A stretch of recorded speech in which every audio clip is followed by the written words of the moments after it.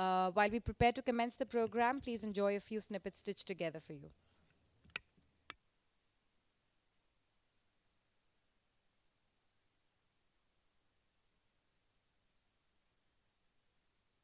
India has a rich maritime history starting from the Vedic period. The Indian Ocean has always been regarded as an area of great significance, and India is central to this ocean. Vedic literature has numerous references to boats, ships, and sea voyages. The Rig Veda is the oldest evidence on record that refers to Varuna, the lord of the sea, and credits him with the knowledge of the ocean routes which were used by ships. The epics Ramayana and Mahabharata have references to ships and sea travels. Even the Puranas have several stories of sea voyages. The beginning of India's maritime history dates back to 3000 BC. During this time, the inhabitants of the Indus Valley civilization had maritime trade links with Mesopotamia. The excavation at Mohenjo-daro and Harappa has revealed ample evidence that maritime activities flourished during this period. The discovery of a dry dock at Lothal in Gujarat, which dates back to 2400 BC and is regarded as the first such facility anywhere in the world equipped to berth and service ships. The age of the Nandas and Mauryas saw an extensive maritime trading activity that brought many nations closer to India. The maritime activities of the Mauryas paved the way for Indian emigration to Indonesia and other surrounding islands. There is evidence that Ashoka's son Mahendra and daughter Sanghamitra had sailed from Tamralipti in West Bengal to Ceylon carrying a sapling of the holy banyan tree as a gift for spread of Buddhism. Ashoka also sent envoys to various kingdoms in Southeast Asia using the sea route. The Satavahanas in 200 BC to 220 AD ruled the Deccan region, which controlled the east coast of India along the Bay of Bengal and had healthy trade with the Roman Empire. The Satavahanas were the first native Indian rulers to issue their own coins with inscription of ships. The golden age of India, the Gupta Empire, stretched across northern, central and parts of southern India between 320 to 550 AD. Farhan, on his way back to his homeland in 413 CE, sailed from Tamralipti in Bengal and 14 days later reached Ceylon, where he embarked for Java and passed through Nicobars and the Strait of Malacca to reach the Pacific. And there is much more to be told about Indian maritime history. Keep watching this space as we come up with more stories on Indian maritime.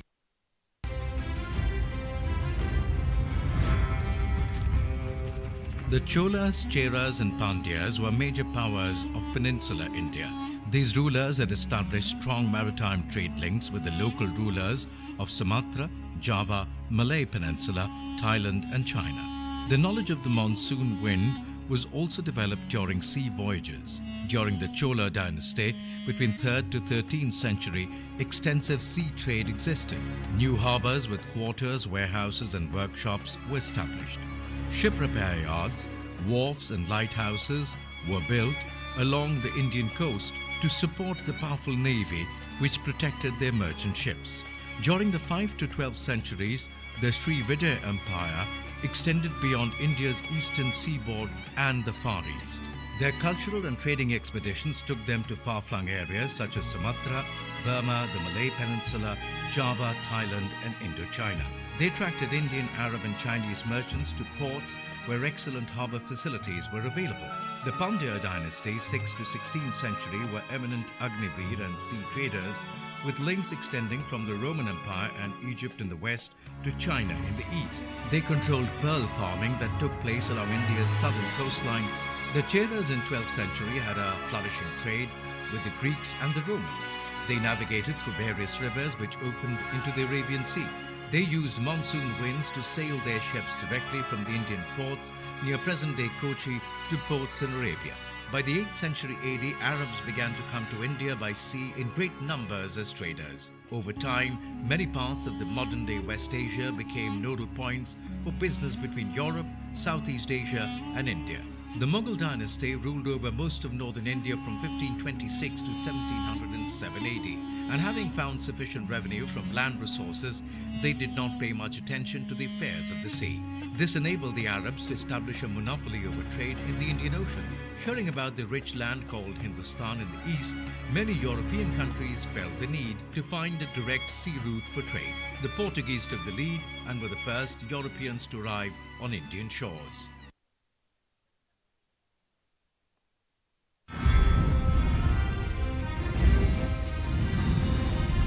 India's maritime history began a new chapter with the arrival of Vasco da Gama, who sailed from Portugal around the Cape of Good Hope in Africa to arrive at Calicut in Kerala in May 1498. Portuguese set up factories at Calicut, Cochin, Goa, Surat and other west coast ports. They also took control of important ports like Hormuz, Socotra, Aden and Malacca to effectively seize the Indian Ocean trade flow, thereby dispelling the Arab monopoly over trade in the Indian Ocean region. The Zamorans, with their capital at Calicut, a major trading port, had flourishing trade over land and through seas. The Zamorans resisted the Portuguese for over a century with the tactical acumen and valor of Kunjali Marakkars, who are credited with organizing the first naval defense of the Indian coast. Portuguese governor in Kochi, Albuquerque seized Goa and its surrounding areas by defeating the Sultan of Bijapur in 1510. Thereafter, Goa became the headquarters of the Portuguese India. The Dutch East India Company sailed their first merchant fleet and reached India in 1595. They did not challenge the Portuguese and conquered the forts of the Malabar coast around 1661 and established Dutch Malabar to protect Ceylon from Portuguese invasion. The East India Company was founded in England on the 31st of December 1600. A ship of the company, Hector, under the command of Captain William Hawkins, arrived at Surat. Emperor Jahangir granted captain permission for trade and also promised other trading facilities. At that time, the Portuguese were the dominant European power in India, so they did not appreciate the British arriving in India and affecting their trade.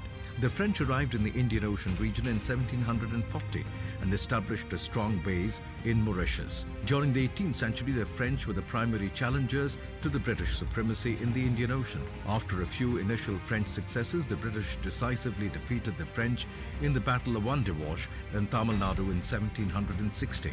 The British knew the importance of the seas. In addition to taking over provinces over land, they also established a naval force which protected their sea trade and also kept adversaries at bay.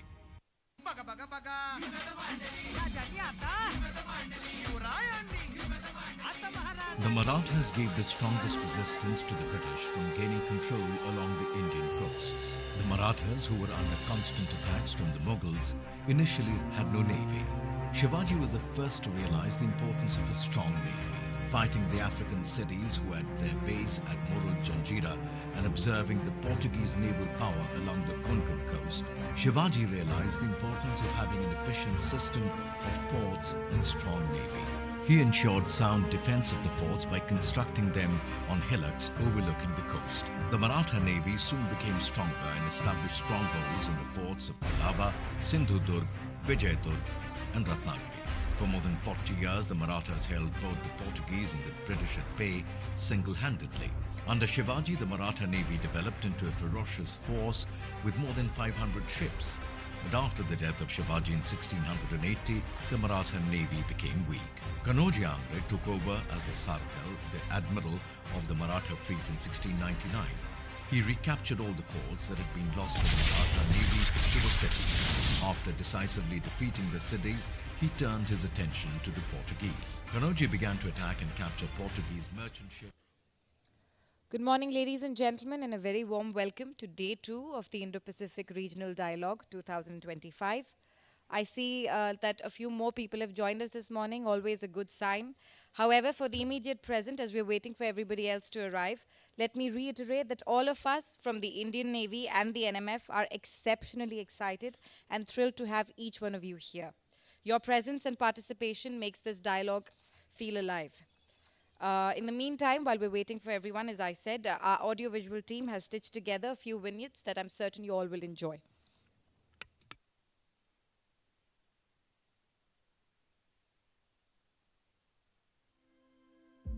Over the last few years, the world's coastal areas have suffered devastating weather events.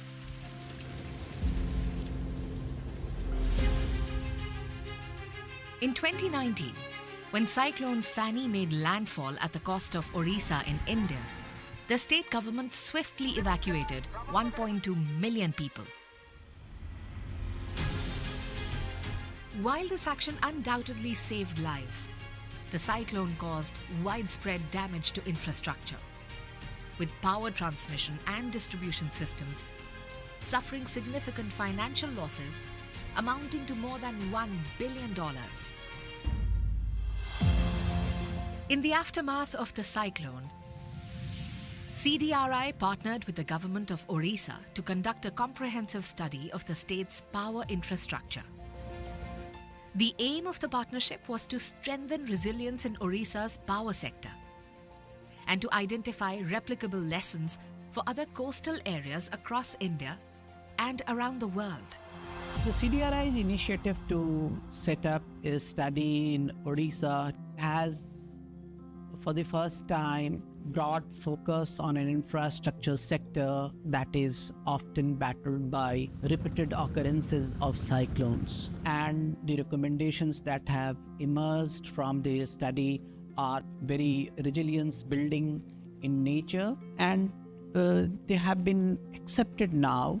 And we are now at a stage where many other states and the countries can benefit from the study and its recommendations. It is a very distinct contribution of the CDRI for which it must be congratulated. The study highlighted the susceptibility of the power infrastructure, which left both the power supply and connected critical services such as healthcare, supporting communities in coastal areas vulnerable. Easily replicable methodologies for enhancing power sector resilience in coastal regions were developed through 2 stages of the study.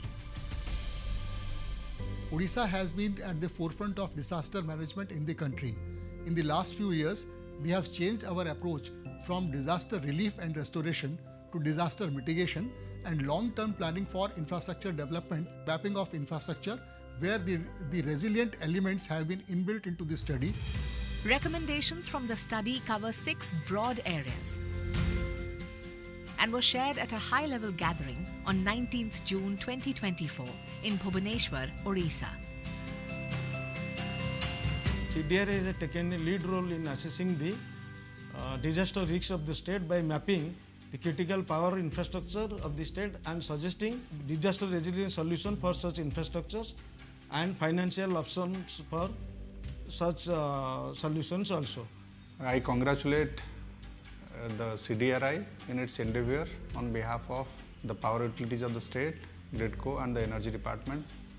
And I also see the recommendations of the study, the comprehensive study which has been conducted by CDRI will immensely help the state in creating a disaster resilient power infrastructure in the state.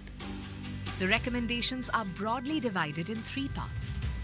Resilience in numbers, climate risk data, codes and standards. Strategic resilience, risk-informed governance for the power sector. Enhancing resilience, innovative financing solutions for adaptive preparedness. Members with similar geographies can adopt these methodologies and recommendations to enhance the resilience of both new and existing infrastructure. The path forward for disaster-resilient power infrastructure involves a comprehensive strategy that integrates use of advanced climate data, robust governance frameworks, collaborative development of emergency response and financial preparedness plans. I would like to extend my heartfelt thanks to all our partners and stakeholders who contributed to the successful completion of this study. Your contributions have been vital in creating a roadmap for building resilient power systems in coastal regions across the world. CDRI is committed to sharing these lessons and recommendations, particularly with our members with extensive coastal areas. Thank you.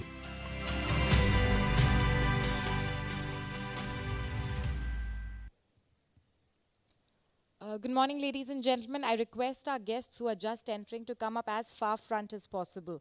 Our ushering team will guide you. Please come up and join us in the middle and front rows.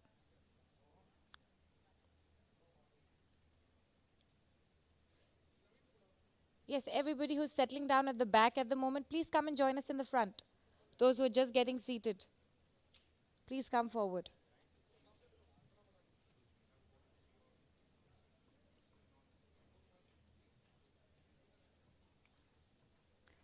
I request the NMF's ushering team to please guide everybody to comfortable seats up in the middle and front rows, as far up front as possible.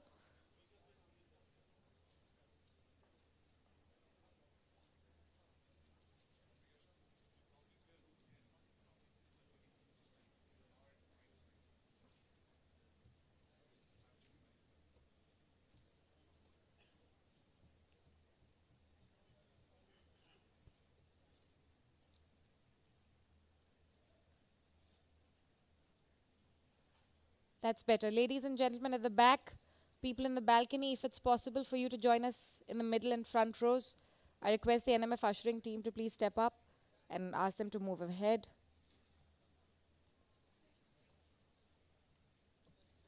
While we wait for everyone else to join us, I will hand back over to the AV team to play a few videos for you.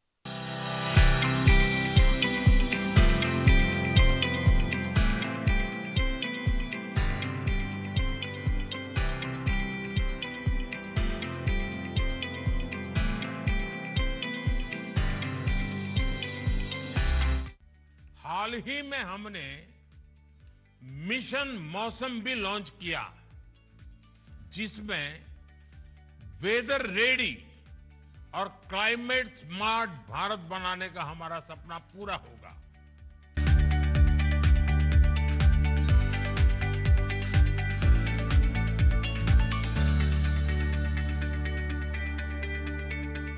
अब मैं आदरणीय प्रधानमंत्री जी से अनुरोध करता हूं कि पृथ्वी विज्ञान मंत्रालय के एचपीसी कंप्यूटिंग सिस्टम्स को रिमोट का बटन दबाकर लॉन्च करने की कृपा करें।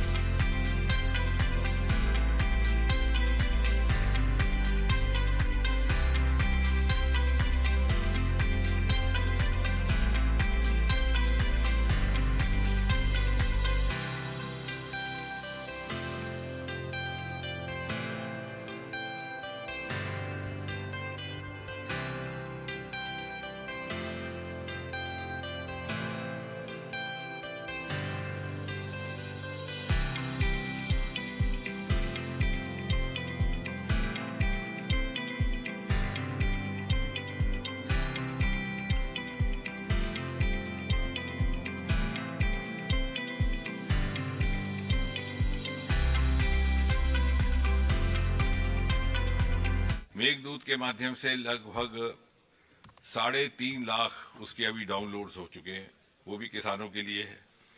इसी तरह से एक और ऐप है हमारा मौसम। अब मेरा ये बातें इसलिए कहने का तात्पर्य है कि ये सब उपलब्ध है, जो मैं कह रहा हूं कोई नया नहीं है। अगर आप अपना स्मार्टफोन उठाएंगे उसमें सब है।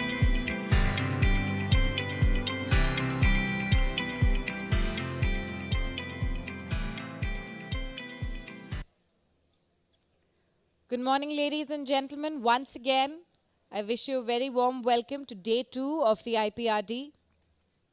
Before we dive into today's sessions, a few gentle reminders. Please ensure that your mobile phones are muted always. Kindly avoid interrupting speakers during their presentations.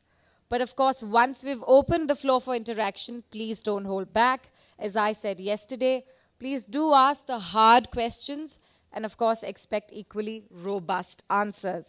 A quick note, the biodata of all speakers and moderators is in the event booklet which was handed to you during registration. Thank you so much for your cooperation. We will begin our program shortly. In the meantime, I hand over back to the EAV team who have stitched together a few vignettes for your visual appreciation. The tides of the Indo-Pacific are rising, not just in force, but also in consequence. Disruptions and partnerships echo across continents, sending ripples across the oceans, as fragility and ambition now sail side by side. Here, time doesn't just move forward, it folds. And then it resets. The future can't wait, but it can be redesigned at the Indo-Pacific Regional Dialogue 2025, where nations converge to build capacity, transforming chaos into coordination and enhancing shared capabilities to rewind risk before it becomes reality. From undersea cables to floating economies, from port resilience to climate security, the architecture of tomorrow is being drawn right here. Join the brightest strategic minds from across the globe as they craft the future of the Indo-Pacific, ensuring the building of capacity and enhancement of capability across the region. At the Indo-Pacific Regional Dialogue 2025.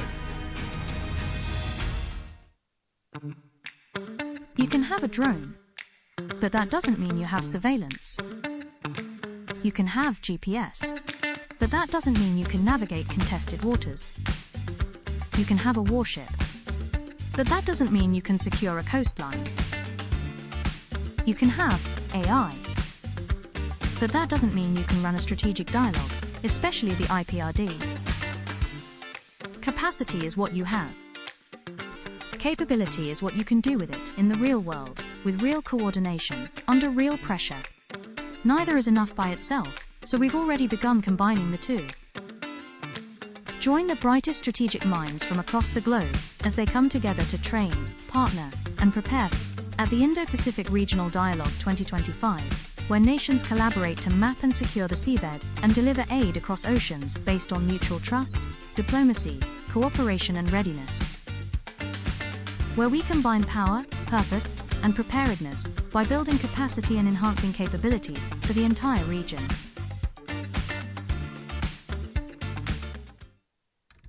The Indo-Pacific doesn't open with force. It opens with precision, with the right alignment, with a code. Each region, each challenge, powers a different tumbler in the lock. First, capacity, infrastructure, equipment, and cutting-edge technology. Next, capability, training, systems, and shared frameworks. Then, trust, partnership over dominance. And finally, foresight on climate, commerce, and conflict. How do island nations secure their futures when the sea itself is shifting? And what if the seabed becomes the new frontier of foreign policy? How do we ensure that the oceans connect what lies divided on land? Don't just watch as we crack the code. Let's step through that door together. Join the brightest strategic minds from across the globe as they turn the key and unlock the future at the Indo-Pacific Regional Dialogue 2020.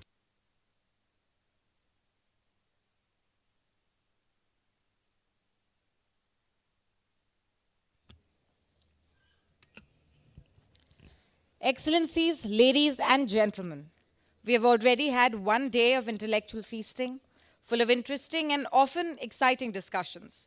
And with our appetites now well whetted, we look forward to once again being intellectually stimulated and given an altogether scintillating experience. I'm thrilled to see quite so many of you join us today. Allow me to introduce myself once again. My name is Priyasha Dikshit.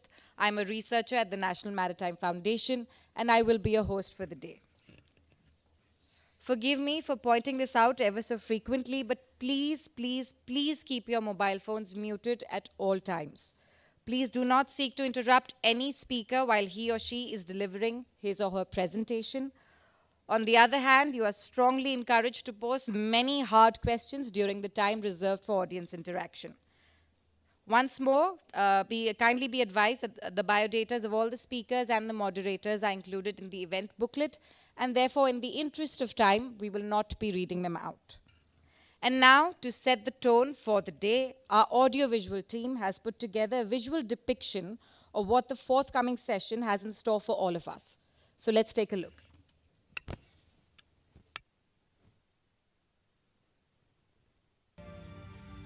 Welcome to Day 2 of the Indo-Pacific Regional Dialogue 2025, where we dive beneath the surface, tracing the invisible currents that bind continents, the infrastructure that carries our economies, and the ideas that turn seas into systems.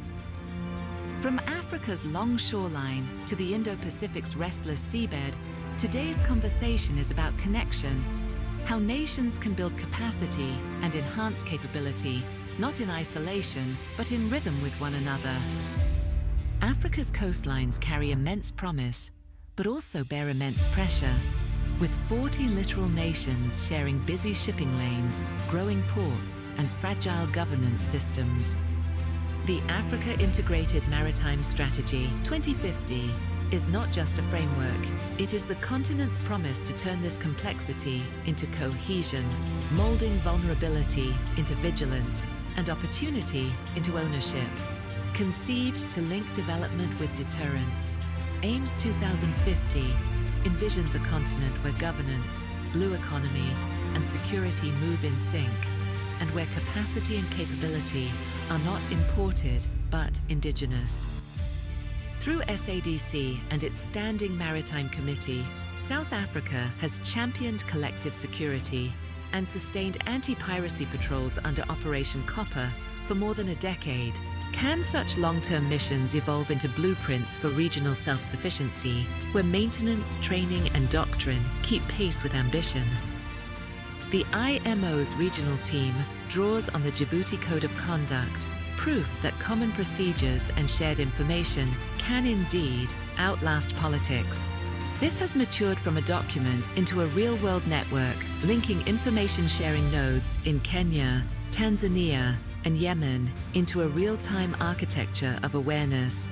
Could cooperation be codified deeply enough to resist turnover and turbulence? Could such coordination now expand beyond reporting into shared operations, shared responsibility, and joint response? India has long anchored maritime security in the Indian Ocean, but this definition is evolving. She now champions a shift to developing the seas, empowering African partners to craft and manage their own maritime strategies, maritime operations centers, and connect with India's IFC-IOR network. Could Blue Economy collaboration become the bridge between capability and confidence? Could development diplomacy become the next wave of strategic cooperation? From archipelagic Indonesia, we see that unity is not the erasure of diversity, but its orchestration. With governance structures that unite ministries of maritime affairs, investment, defense, and environment, Indonesia models the very coordination AIMS 2050 seeks. Can we learn from Indonesia's challenges and success in building cohesion across islands, institutions, and interests? Through it all runs one current. Capacity builds presence, but capability builds confidence. If capacity and capability are the twin engines of cooperation, resilience is the compass that keeps it on course.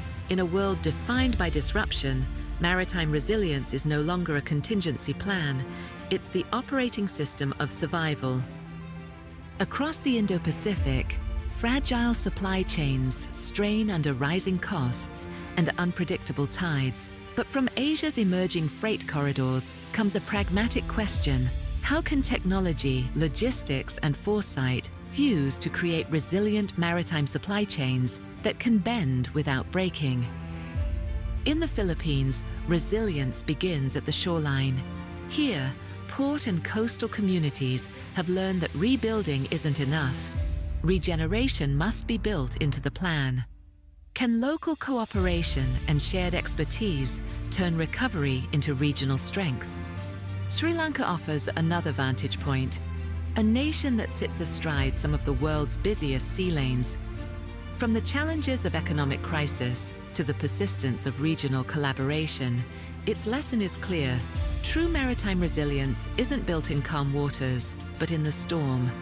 And from the Republic of Korea, where shipyards and diplomacy intersect, we see how cooperative approaches in training, maintenance, and technology transfer can make regional capacity building more than policy. They make it practice. Can India and South Korea together chart a model for Indo-Pacific resilience that others can follow?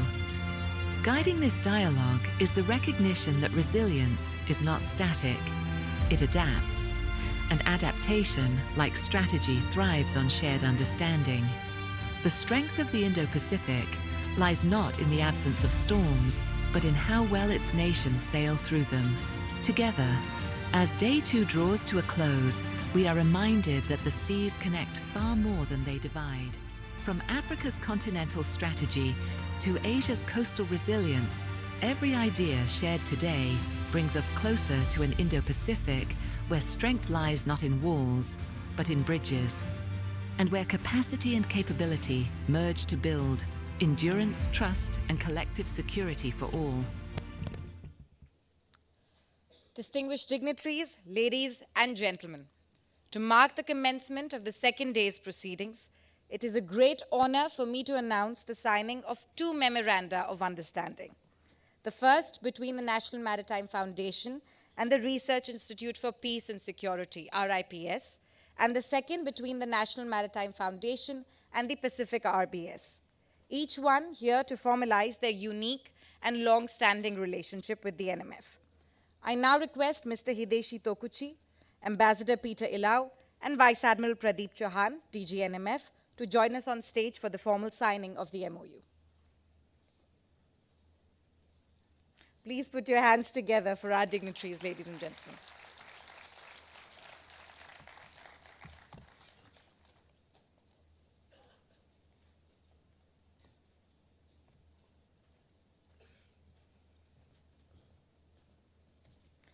Mr. Hideshi Tokuchi is the president of the RIPS, the oldest think tank in Japan solely dedicated to security studies. The mission of RIPS is to analyze complex security issues in the Indo-Pacific region and beyond, to provide recommendations and challenge those problems. Established in 1978, it has a distinguished history of conducting research for more than 45 years. The Pacific RBS, led by Commodore Peter Elau, likewise, is based in Port Moresby. It provides consultancy training in risk management, business development, and maritime security.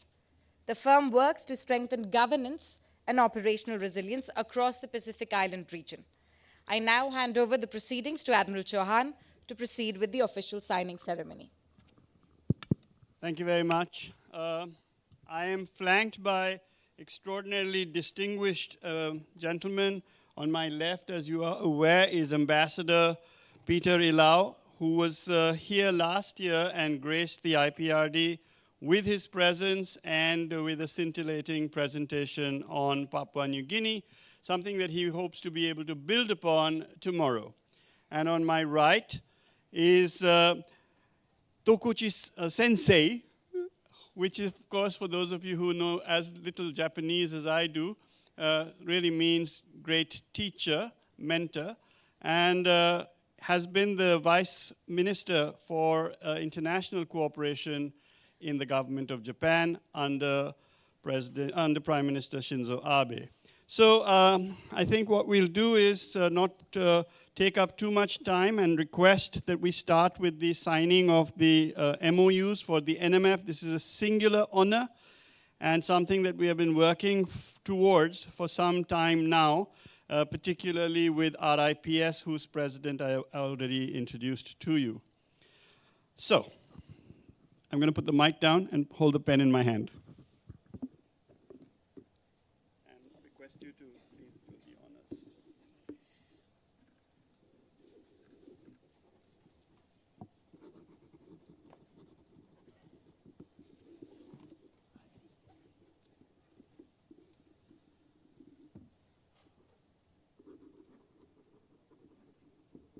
And first we'll exchange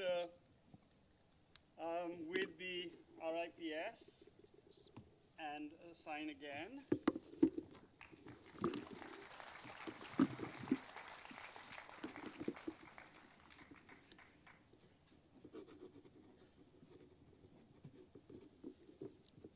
And then exchange with Pacific RBS. There you go.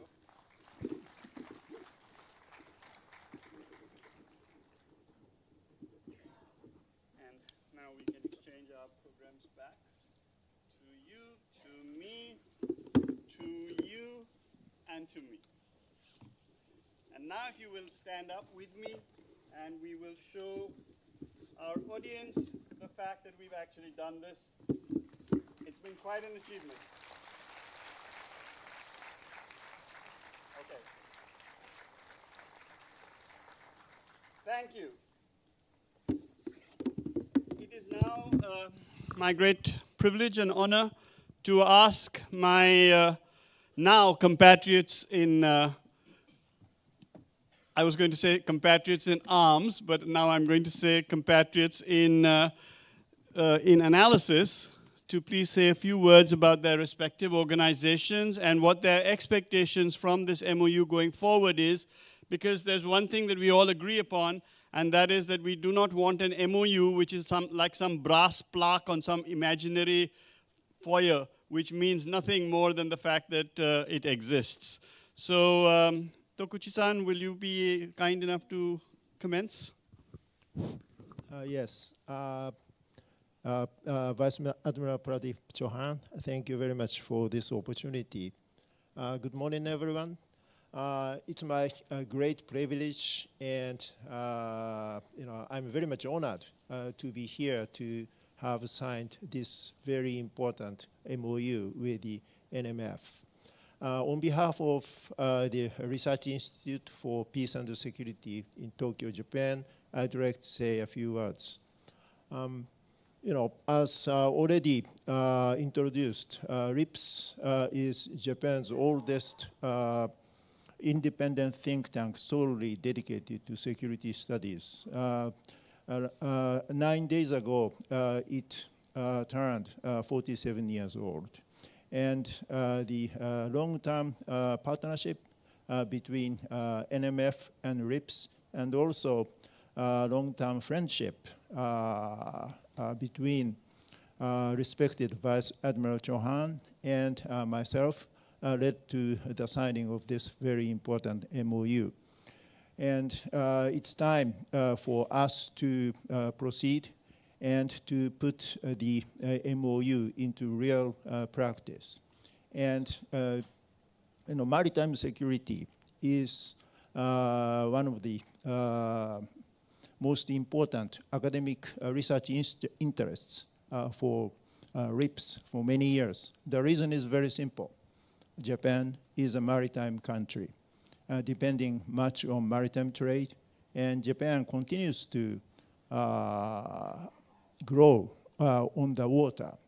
And 2 months ago, the Japanese government and the Indian government signed a joint declaration on security cooperation. It renewed the old one, which was signed in 2008.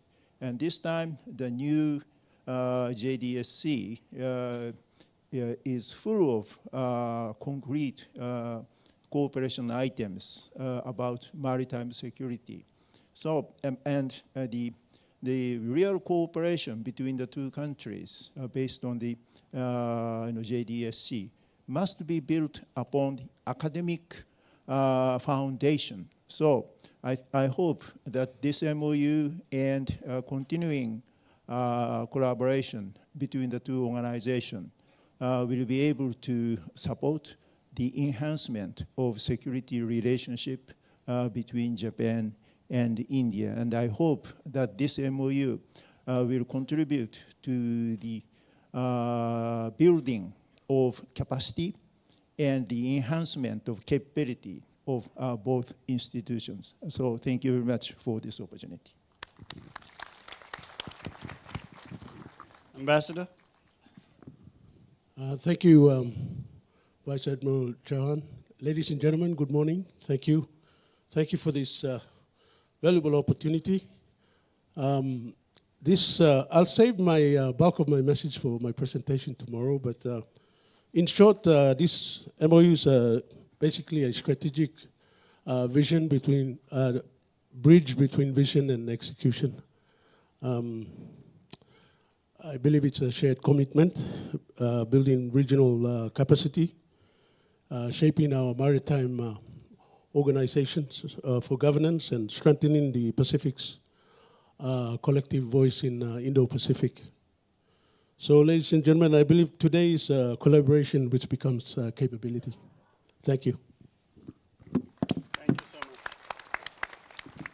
much. For myself and for the National Maritime Foundation, speaking with the kind permission of my chairman, Admiral Karambir Singh, who is present with us here today, I want to emphasize that the government of India has of late thrown a gauntlet down, saying that track 1 is moving faster than track 1.5 in many areas. Now, this is a deeply grievous wound for us in our mental thinking that we are actually shaping the policy dialogue. It is also a very timely reminder that no organization, whether RIPS or NMF or Pacific RBS or any other, can afford to sit on its laurels and bask in the glory of past achievements. We are, as the Navy has a good saying, you are only as good as your last alongside. And nobody cares about how many brilliant things you did before that. It is this one that counts.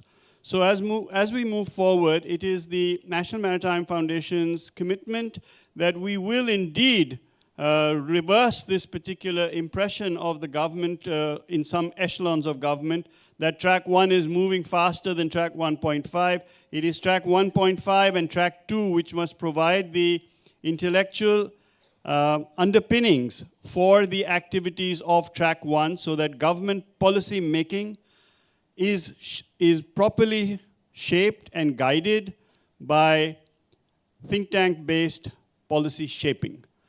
We cannot do this alone, neither in the case of Japan, nor in the case of Papua New Guinea, nor indeed in the case of any other country. We need to do it in collaboration, and once again, as I mentioned yesterday, our largest hope, our strongest desire rests in and is manifested by the student communities of all our countries. Because it is the youth that will carry us forward. We have already brought the service and the country and the navies and maritime security to wherever we could. And now we will pass the torch on to each of you. And I'm delighted to see that there are so many young students, both from the National Cadet Corps as well as from the Goliath schools. I'm also delighted to see a more than fair sprinkling of Indian Air Force uniforms here today. And once again, whenever we run into problems, we always go to the Air Force, and they always say in Hindi, they always say, "Hum hai na." So not to worry. Once in a while they say, "Hum hi hai na," but for the most part, we are deeply honored by your presence, both students, National Cadet Corps cadets, Indian naval officers, and members of the distinguished members of the audience for having witnessed this particular MOU signing and for bearing witness to the fact that we intend to move faster than track 1 is moving. Thank you very much.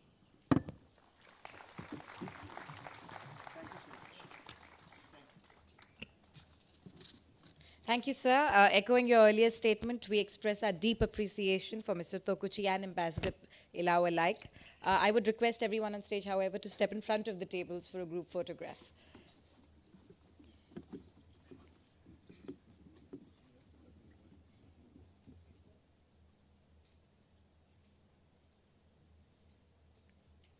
And with that, ladies and gentlemen, I request everyone to join me in thanking our esteemed signatories as they resume their seats in the audience. Thank you, sir. Excellencies, ladies and gentlemen, it is now my privilege to invite on stage Vice Admiral G. Ashok Kumar, PVSM, AVSM, VSM, former National Maritime Security Coordinator, National Security Council Secretariat, on stage to deliver his special address. He's being accompanied on stage by Chairman NMF and DG NMF. Ladies and gentlemen, please give Admiral Ashok Kumar a big hand as he comes upon stage along with the Chairman and DG.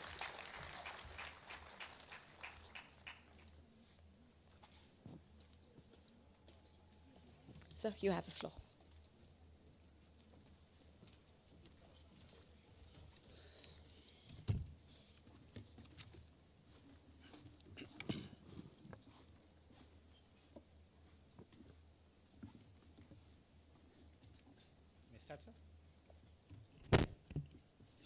Can you hear me? Can you all hear me? Okay, great. Admiral Karambir Singh, Vice Admiral Bilu Chauhan, dignitaries of the stage, ladies and gentlemen, boys and girls. I understand NCC kids are also here. It's a pleasure for me to be here this morning, and I thank the National Maritime Foundation for having invited me to deliver this special address today. First of all, I'm so happy to see the IPRD grow from strength to strength with every edition. And I've been lucky to be a part of this IPRD as I have been in the past as well. The theme for this IPRD is extremely crucial. Capacity building and capability enhancement. And of course, there's a long line of the theme, but essentially capacity building and capability enhancement. And why this is so apt and so timely is because today we live in an era where maritime interests are constantly growing. The dependence of each of the countries on the seas is also constantly growing. And so is the complexity of maritime threats that are there out at sea, threatening maritime security. Because of this, capability enhancement and capacity are the most required elements of addressing maritime security threats today. Having said that, let me just quickly cover why maritime interests are so important to us. We all know, we have heard this time and again, 80% of global trade is maritime in nature. And those contribute quite handsomely to the GDPs of each one of our countries. Similarly, if you look at various other blue economy sectors, whether it is fisheries, whether it is oil and natural gas, whether it is seabed minerals, whether it is dependence on the undersea cables for international communication, whether it is just the ports, which are literally the gateway to economies of each of our countries, whether it is the fishing harbors. India, for instance, has more than 3 lakh fishing boats registered in our country. So all this are actually so crucial for any nation's economy. And yet, what has happened is that the threats have constantly evolved too. The more the interests have grown, the more the threats have evolved. And today, in addition to the traditional threats of piracy, gun running, smuggling, or illegal human migration, IUU fishing, we also have maritime terrorism, which continues to evolve, continues to be, try to be one step ahead of the security forces which are trying to fight them. Similarly, we have threats of missiles and drones coming and hitting merchant ships hundreds of miles into the sea. We have undersea cables which get cut once in a while. I mean, if you look at the example of what happened in the Gulf of Aden, it happens ever so frequently, and more than 60% of the times it is because some merchant ship has dropped anchor and dragged the undersea cable along. Every connect between Asia and Europe is through undersea cables that pass through the Gulf of Aden, through the Bab el-Mandeb, where the depth is only about 180 meters. So when an anchor runs out from a merchant ship, it is surely bound to hit. In early 24, we had a situation where 3 cables in a matter of 1 week were cut. We kind of got together to understand how does it impact us. Yesterday, one of the speakers, Dr. Krishnan, he said as to how internet will continue to run in his country. I suspect whether in India it would, or in a lot of Asian countries it would, if all the cables were to be cut. Of course, there is rerouting possible if, say, a couple of cables were to be cut, because there are a number of private operators involved too. And we did call for a multi-agency meeting with all of them and understood what the repercussions were. If everything were to be cut, then what happens? So there are solutions which we have found. So these evolving threats will continue to challenge us. Now, if you look at even the climate change, which was the first session yesterday, we now have increasing numbers and frequencies of cyclone. Just one of them has hit the Andhra coast last night.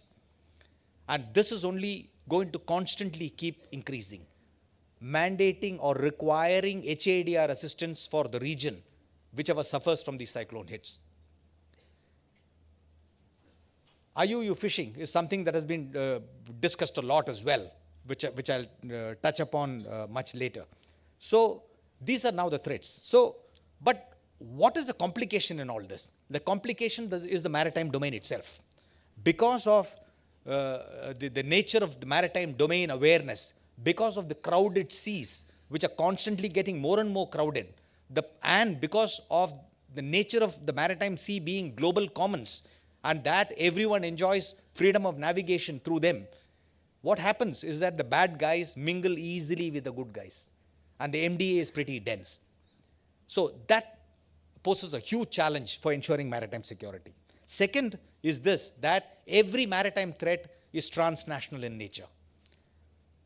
Some threat affecting a particular country is not a problem only for that particular country. A piracy attack on a ship in the Gulf of Aden is not a problem only for Somalia or for Yemen, which are the littorals of Gulf of Aden. It is for everybody. It is not without reason that there are so many countries which are deployed, so many navies that are deployed in the Western Arabian Sea. This transnational nature of threat necessitates everybody to be involved, because unfortunately any local problem does not remain local in the maritime domain. It has got international repercussions. And so therefore, there is no option but for us to have a multinational approach in addressing maritime security threats. Take the case of cyclone. Yesterday's cyclone with a 5-degree course alteration could have landed up in Bangladesh. A little more and it could have been Myanmar. So transnational threats require multilateral solutions. So collaboration is the key. I've dropped the word cooperation from my speech. So this is where, when we talk of multilateralism and collaboration for ensuring maritime security, this is where it starts to get complicated. Because when you look at various countries in the region and beyond, the capacities and the capabilities that each one of them have is vastly different. And therefore, the contribution that they can bring to the table in fighting maritime security threats is vastly different too. And yet, one nation's weakness can actually impact upon the other because of the threats being transnational. The other complications are the multi-agency nature of maritime security. Even within this country, if you see something like 27 different agencies and ministries and departments and states and the center are all involved in various aspects of maritime security. And domestic legislations, orders, and these quite often work, or at least sometimes work, at cross purposes to each other. So these are the challenges in ensuring maritime security. And all these have to be looked at from the national perspective, a regional perspective, as well as a global perspective. Let me just briefly touch upon each of these one by one. Firstly, when I look at the national picture, the government of India in the recent past has taken numerous steps to address maritime security. One major step which I think, which I'll credit the government for, is to establish the post of National Maritime Security Coordinator. As I mentioned, maritime security is a multi-agency thing, and therefore multi-agency coordination was always a challenge. The National Maritime Security Coordinator is able to get all the agencies together. In fact, a forum that has been created by the NMSC is called the Multi-Agency Maritime Security Group, in which all the ministries, departments, security forces and agencies that are involved with the maritime domain, as well as the coastal states and union territories, all of them are at the same table discussing issues maritime security. In fact, all the coastal states today also have a state maritime security coordinator who attends these multi-agency maritime security group meetings. And there are a number of other issues that this MAMSG has managed to push. If I were to just give you some examples, we did not have position indication transponders on our fishing boats for many, many years. Now, almost all mechanized fishing boats, position indicating transponders have been fitted, which works on satellite GSAT-6, which is up there. Similarly, the PANSCOL, pre-arrival notification of security for all the merchant ships, are now a mandatory requirement before any ship approaches any Indian port. This has made it possible for navies and the Coast Guard to know clearly if a ship which is heading to a port is legally allowed to be heading to the port or not. We have the National Maritime Domain Awareness Project and the Common Operational Picture. I mean, much was said about NMDA or the Maritime Domain Awareness yesterday and having a common operational picture. This NMDA and the Common Operational Picture enables all security forces to have one picture of the maritime domain. Similarly, the CNS yesterday mentioned about Nishar. Nishar has also been exploited in order to enhance better communication between security forces within the country. The Navy, Coast Guard and the Marine Police today are on Nishar dashboard and 24/7 available for each other. AIS transmissions, the UNCLOS only mandates that ships above 300 tons are to have an operational AIS fitted. It did not say you have got to transmit on them. So, but the DG Shipping of India has currently dished out an order in order for every merchant vessel transiting through Indian waters to have AIS transmitting. Otherwise, there is also a fine. So, these are just few examples that I wanted to give you about what actions have been taken in order to enhance maritime security in the country. When it comes to acts and orders, the Maritime Zones of India Act 1976 had some omissions when you compared that with the UNCLOS, basically because the MZI Act was 1976 and the UNCLOS was 82. So there was a 6-year gap. And so that has now been corrected by revising the MZI Act 1976, and it is in the final stages of approval. Similarly, 2025, if you were to look at it, 2025 was literally a golden year for the maritime sector in India. In fact, 5 old orders, existing for over 100 years have been revised and published by the Government of India. If you look at the Indian Ports Act 1908, the Merchant Shipping Act of 1958, there's the new Coastal Shipping Bill, there's a Bill of Lading, and also there is a Carriage of Goods by Sea Bill, all of which have been passed in 2025. We also finally now have, for the last about 3 years or so, a Marine Anti-Piracy Act. The navies and coast guards are now empowered to act against pirates. So these are just a few examples that I wanted to give domestically. When it comes to regionally, like it was said yesterday a number of times, the Navy treats Sagar and Mahasagar as the maritime policy of this country. In fact, almost all the actions taken both by the Navy and the Coast Guard are in line with Sagar and Mahasagar. And there are a number of things that the navies and the Indian Navy and the Indian Coast Guard do. EEZ patrols, exclusive economic patrols for many countries in the region.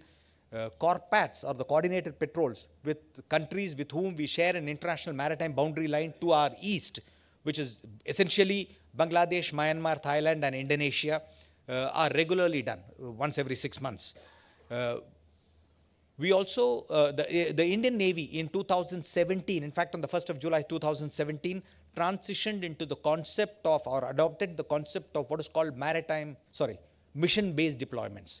The mission-based deployments now has an Indian naval ship on a near continuous presence in vital choke points across the Indian Ocean region. And this has actually enabled the Indian Navy to fight these kinds of maritime crimes more efficiently, to undertake collaborative efforts with our friendly foreign countries.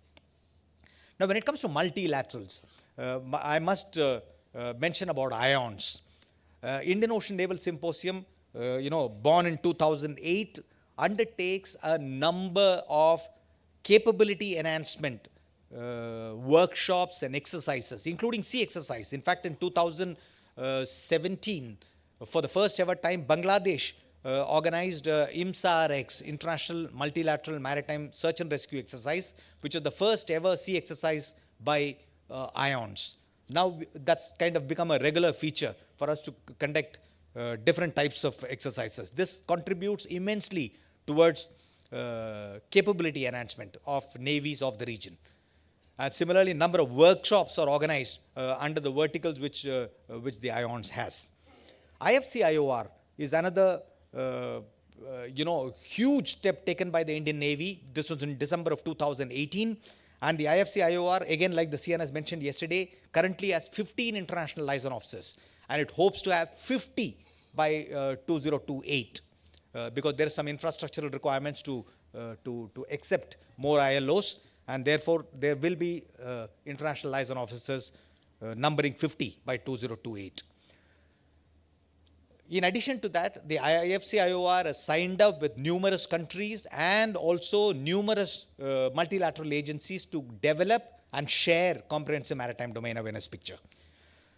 The latest entrant into all this is the BIMSTEC Experts Group meeting on maritime security. This started in 2022, and there are numerous measures that have been taken. Today, we have got an international liaison officer in the IFC-IOR from every BIMSTEC maritime nation, starting from Sri Lanka, Bangladesh, Myanmar, Thailand, and that's it. So these are the BIMSTEC maritime nations. So every country has got a ILO there.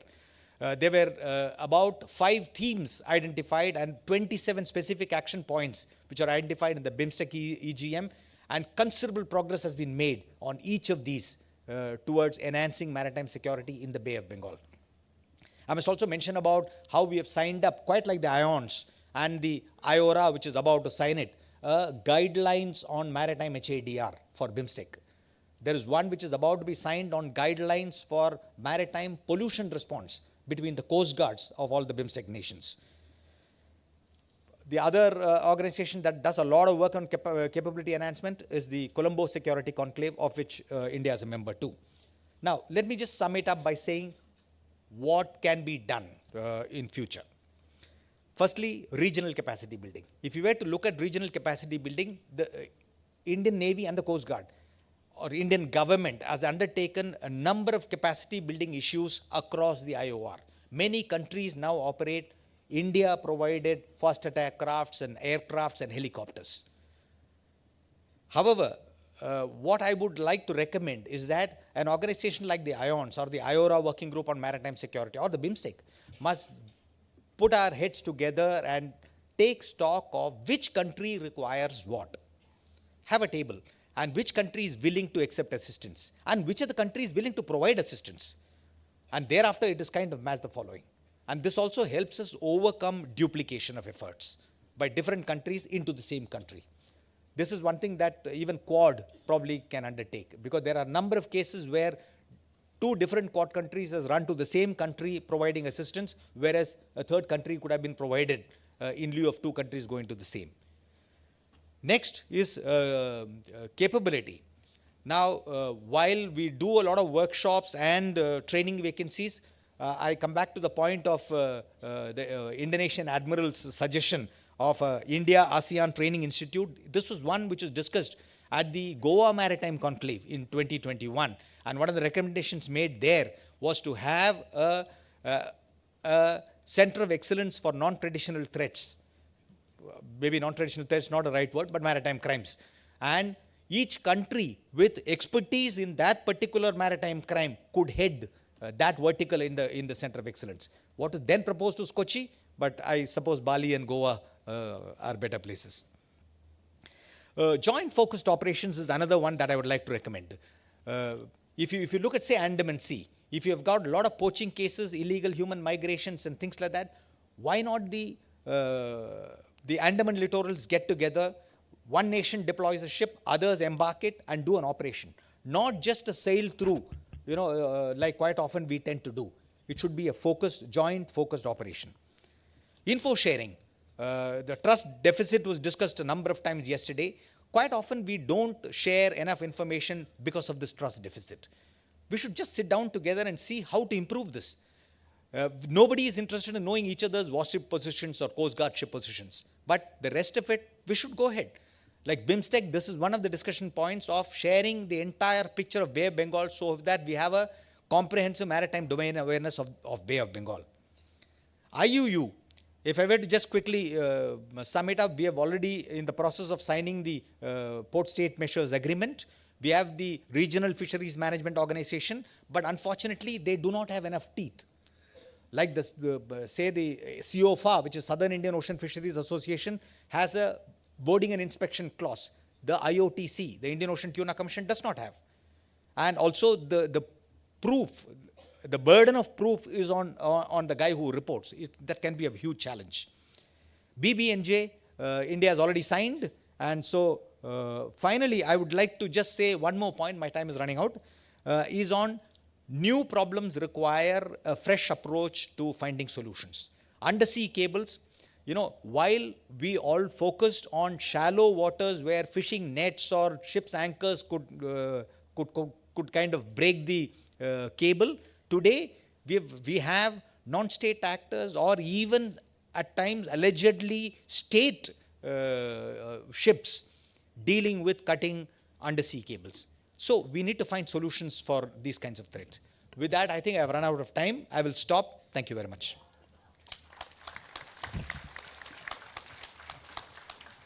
Thank you very much, sir. Ladies and gentlemen, we will now open the floor for a brief audience interaction.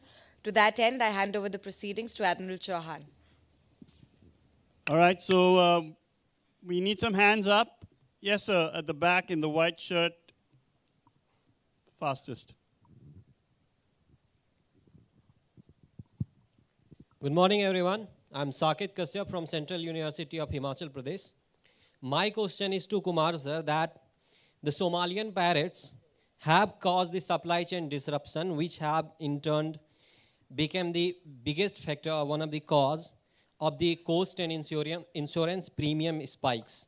So my question is, so what are the policy steps that India can individually take, and what can be the collaborative steps by the globally and the regional countries to end the piracy from its roots?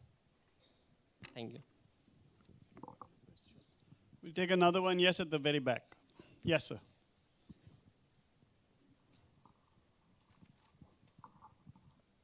Good morning, sir. My name is Ayush Bhardwaj. I'm from Rashtra Raksha University. So, sir, my question is, sir, as National Maritime Security Coordinator, so what institutional and legislative asymmetries which most critically impede the establishment of a unified real-time maritime domain awareness architecture, integrating Navy and Coast Guard and State Marine Police, and furthermore, sir, how can NMSC framework institutionalized secure interoperable data sharing ecosystems while reconciling the imperatives of national security classification, technological standardization, and multi-agency accountability? Thank you so much, sir.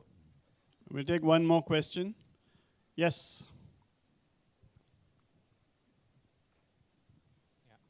Good morning, everyone. I'm Puran Singh, a PhD scholar currently working on the environmental governance.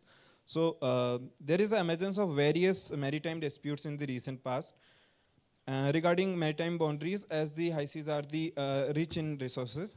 So my question is, what is the progress and the measures for resolving such maritime disputes and oceanic resource sharing in high seas? Okay, we'll take these three and see how we go and whether there's any time left for any others. Okay, first piracy. I think individually and collectively, there is a lot being done to fight piracy off the coast of Somalia. In fact, if you see organizational structures and deployments, there are huge numbers. One is that the Indian Navy has been deploying there since October of 2008. And it has been a continuous deployment. Right from then, as we speak, there is a ship which is present at the Gulf of Aden. And because a collaborative effort was required, the Indian Navy was earlier participating in shared awareness and deconfliction with all the other navies. But currently, we have also joined the Task Force 150 as a part of CMF. And so collaboration in fighting piracy is at its highest when it comes to that region. That is one. Second question on MDA and data sharing. I think I briefly mentioned about the project which is currently on called the National Maritime Domain Awareness. What happened was that earlier it was kind of service specific. Then it became international. A lot of Navy started sharing information. We kind of did not foresee not the necessity, but the complications of sharing within security forces in country. Because firstly, the information which is available, the Navy has got certain information, the Coast Guard has got certain information, the Marine Police as of now do not, but there are other things like the coastal radar chain, the national AIS chain and things like that, which also give you a picture. The National Maritime Domain Awareness aims to integrate all this. We already have it integrated as a part of the IMAC, where the IFC IOR is. The IMAC is internal to India. The IFC IOR is external to India. So the IMAC already has this. The NMDA is one step further. It will get all kinds of inputs from various sectors within country and also be able to provide a common operational picture to everybody across the board. So there will be concerns in the sense that the Navy does not want to share, say, its aircraft carrier portion. Fair enough. It will not be shared. Similarly, if somebody else does not want to say some particular thing, it is just arriving at what needs to be shared. and getting it all together and sharing it.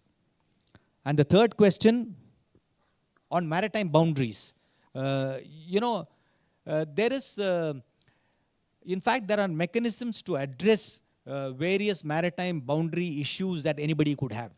A great example is one that we had with Bangladesh. And when the judgment or the ruling which was given was that the line will be somewhere in between our claim and Bangladesh's claim, both countries happily accepted them and moved on. We looked at it. I mean, there are some media reports to suggest that we have lost half of our claim. And similarly, in Bangladesh, media reports were that we have lost half of our claim. Instead of looking at, we have gained half of their claim. And they've gained half of, our claim. So that's the only way to go. I really think you need to be matured enough. And once you've gone for an arbitration, whatever the judgment be, it should be acceptable. Thank you very much. We'll take one last question from the ILO, the International Liaison Officers.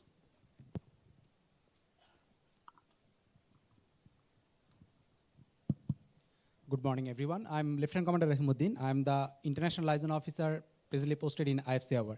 First of all, thank you, Admiral Sir, for your thought-provoking insights. Sir, I'm fully on board with you regarding especially 2 points, all the points, and especially 2 points. One is IUU fishing is not only hampering one country or the host country, but also the adjacent country. And the second point is that one of the main reason of trust deficiency is the information cocoon or the information isolation.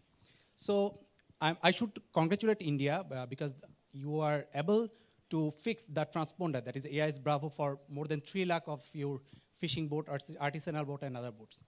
But the issue is, when we talk about the common operational picture, you might have the picture of entire your fishing fleet, but your adjacent country doesn't have. And they are the victim of the IUU fishing. I'm not talking about only India to Bangladesh, or even from Bangladesh also the fishing boat comes to the India.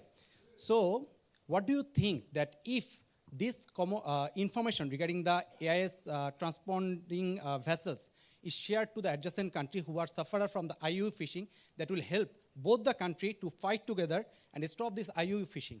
What is your view on this? And if it is the case, then why it is not shared yet? Thank you.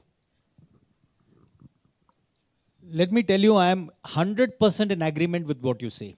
In fact, I had also briefly mentioned about as to how BIMSTEC, one of the agenda points that we discussed was to share comprehensive maritime domain awareness information with each other so that we have a complete domain awareness of the Bay of Bengal. Because Bay of Bengal, each of us have such good relationship with each other. It is easy to share, and I am completely, let me also tell you this, in a lot of cases, what happens is that the Coast Guards have their hands full. I don't know whether we have an Indian Coast Guard officer here, but the Coast Guards have their hands full, not only preventing your boat from entering our EEZ, but also from ensuring that our boats don't go into somebody else's EEZ, So there is a endeavor to ensure that IUU fishing does not happen.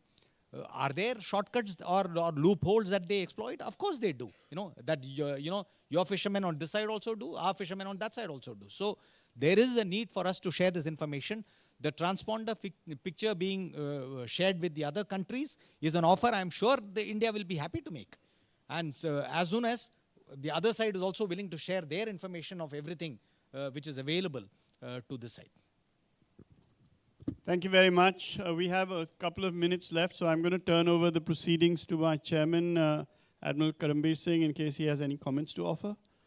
No? Then it remains for me to thank Admiral Ashok Kumar and thank the audience for those particularly insightful questions. I'm very grateful that the audience is interactive enough, and I'm also obviously very grateful to the fact that the Admiral is capable of not only inciting the questions, but of answering them as well. So I'll hand over the proceedings back to Priyasha. Thank you, sir. Ladies and gentlemen, in continuation of the book release effected yesterday, I have the privilege to now present to this August gathering an NMF publication that once again reflects the scholarship of the National Maritime Foundation. This one entitled Quantum Era Warfare. the result of a research project under the NMF. This book is authored by Mr. Atul Tripathi and Commodore Manish Sinha, whom I'm delighted to invite on stage. Ladies and gentlemen, please give them a big hand. This book examines the contours of future warfare through the lens of quantum technology.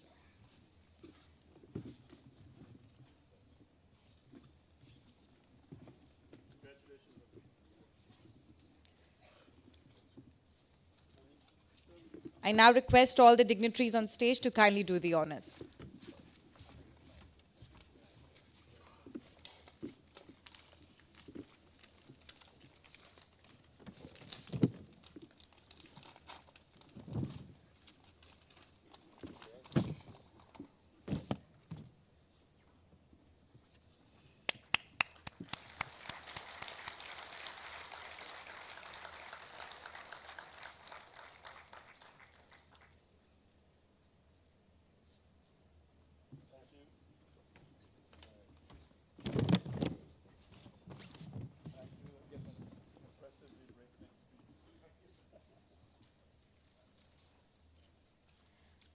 Thank you very much.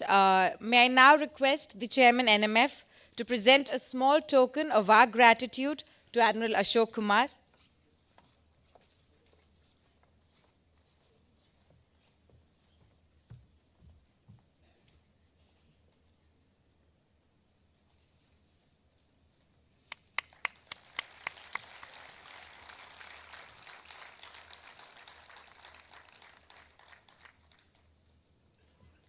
I request all dignitaries on stage to pose for a group photograph.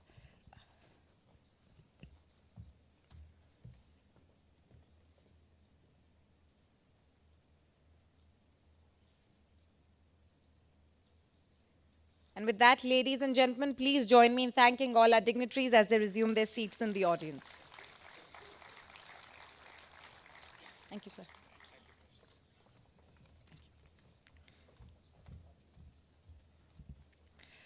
With this, ladies and gentlemen, we step into the second professional session. I would now request the moderator and speakers of professional session 2 to join us on stage. We have a remarkable lineup, ladies and gentlemen. Captain Mark Blaine, Mr. Kiruja Misheni, who is going to join us online, Ms. Manpui Saivi, and Rear Admiral Surya Viranto.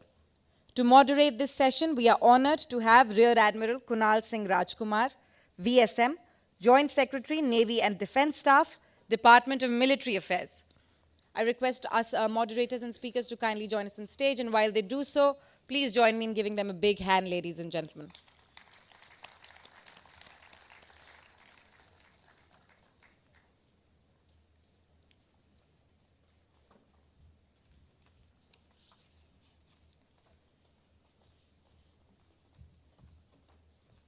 As we have the session chair on stage now, sir, I hand over the proceedings to you.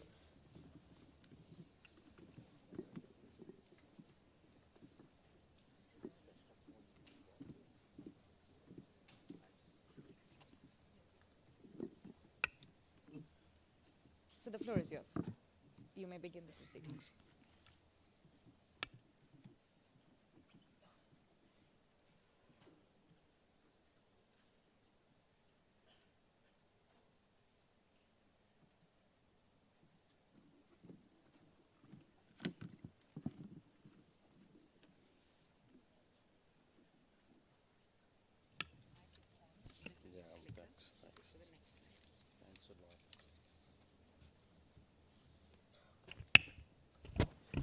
Can you hear me all? Okay. Admiral Karambir Singh, Chairman NMF, former Chief of the Naval Staff, Admiral Pradeep Chauhan, Director General NMF, present and retired flag officers, ambassadors, distinguished guests, ladies and gentlemen, especially the younger audience behind, and my distinguished fellow panelists. Good morning, everyone. Let me begin by thanking NMF to give me this opportunity to moderate this session on strengthening the Africa Integrated Maritime Strategy 2050, which we'll refer to as AIMS 2050. I'll keep my brief very simple and basic, and I'm happy to do that because there is a lot of young audience here. And I begin by sharing a fact which at least I found amazing. And what you see on the screen is a cell called mitochondria. What does mitochondria have to do with the session? Well, mitochondria are membrane-bound cell organelles. Organelles are a specialized subunit within a cell that generates most of the chemical energy needed by us to power biomechanical reactions. The point is that if mitochondria stops working, cells die, we die. And now I refer to the renowned physician, biologist, Pulitzer Prize-winning author, Siddharth Mukherjee, who wrote the book, The Gene and Intimate History. And he says, and it is a scientific fact, that all humans, male or female, inherit their mitochondria from their mothers. It is the woman, not the man, who carries the mitochondrial genomes of all future descendants in her cells. He goes on to say that, and science states that, our mitochondrial lineage can be traced, as you can see the black figure going up, to a single human female who existed in Africa about 200,000 years ago. She is the common mother of our species. We do not know, he says, we do not know what she looks like, although her closest modern-day relatives are women of the San tribe from Botswana or Namibia. Mukherjee says, and I completely agree, that the idea of such a founding mother is endlessly mesmerizing. In human genetics, she is known by a beautiful name, the mitochondrial Eve. This astounding scientific fact, which I read a few years ago, strikes a deep reverential chord when this thematic session is about the mother continent, to strengthen Africa's integrated maritime strategy 2050. So now I'll come to the core topic. Please allow me to cover some basics. Basics are always a wonderful way to begin with. So Africa is the second largest continent, covering 1/5 of the total surface area of the Earth. She is bound by the seas on all sides, as you can see. The total land area is 30.36 million square kilometers, and the continent measures 8,000 kilometers north to south, 7,400 kilometers east to west. Africa has 54 countries. Mind the number, it's a very large number. These are the 54 member states of the UN, which is the highest for any continent. 38 of them are coastal or island states, and the remaining 16 are landlocked, which to begin with at least is a disadvantage because you don't have access to global waterways. It's not an enduring disadvantage, but to begin with. And I thought at that stage, let me just contextualize it with some other union. Africa Union has 55 countries. And European Union came to the mind, and we keep hearing this, at least I have heard, that it's difficult to get a decision quickly from the European Union because it is, after all, a number of 27 countries getting together to get their consensus done. And look at Africa. She presents a far more complex scenario, 3 times larger than the continent of Europe. Africa Union has 55 countries, 54 member states, but 55 because I believe the Sahrawi Arab Democratic Republic is also included. But if I'm wrong, please pardon me for that. Compared to 27 in the EU, Africa has a significantly larger and younger population compared to the EU. And EU's population is roughly half of, Europe's population is roughly half of Africa. Africa is exceptionally diverse, linguistically more than 2,000 distinct languages, representing nearly 1/3 of all languages spoken worldwide. And of course, ethnic and cultural groups as shown on the slide. Africa has a variety of ecosystems. Look at it, deserts, rainforests, savannas, alpine highlands, whereas Europe has primarily a temperate climate and lacks the diversity. It has diversity, but not as much. And overall, the economic development is far more uniform and mature in the EU compared to Africa.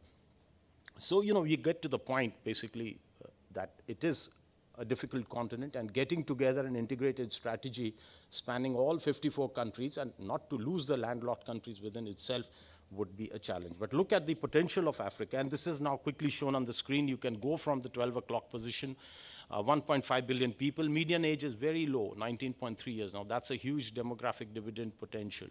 30% of global mineral reserves, 8% of natural gas, 12% of the world's oil, 40% of the world's gold, 90% of the world's chromium and platinum, approximately half of the world's reserves of cobalt, and 60% of manganese. 65% of the African arable land is not cultivated, and this is something that the Prime Minister, Honorable Prime Minister himself pointed out where we can help.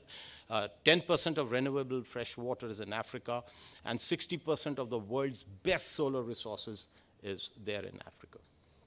On the maritime front, 30,500 kilometer coastline. I think I'm wrong. There are some figures that state much more, but nonetheless, it's a figure to say it's a huge coastline, not as indented as Europe's, but a huge one, an EEZ of 13 million square kilometers. And we all know how much of unexplored wealth is lying on the sea, the subsea, and the subsoil. We also had Admiral Ashok Kumar talking about how IUU fishing has been endemic to the problems of Africa in particular.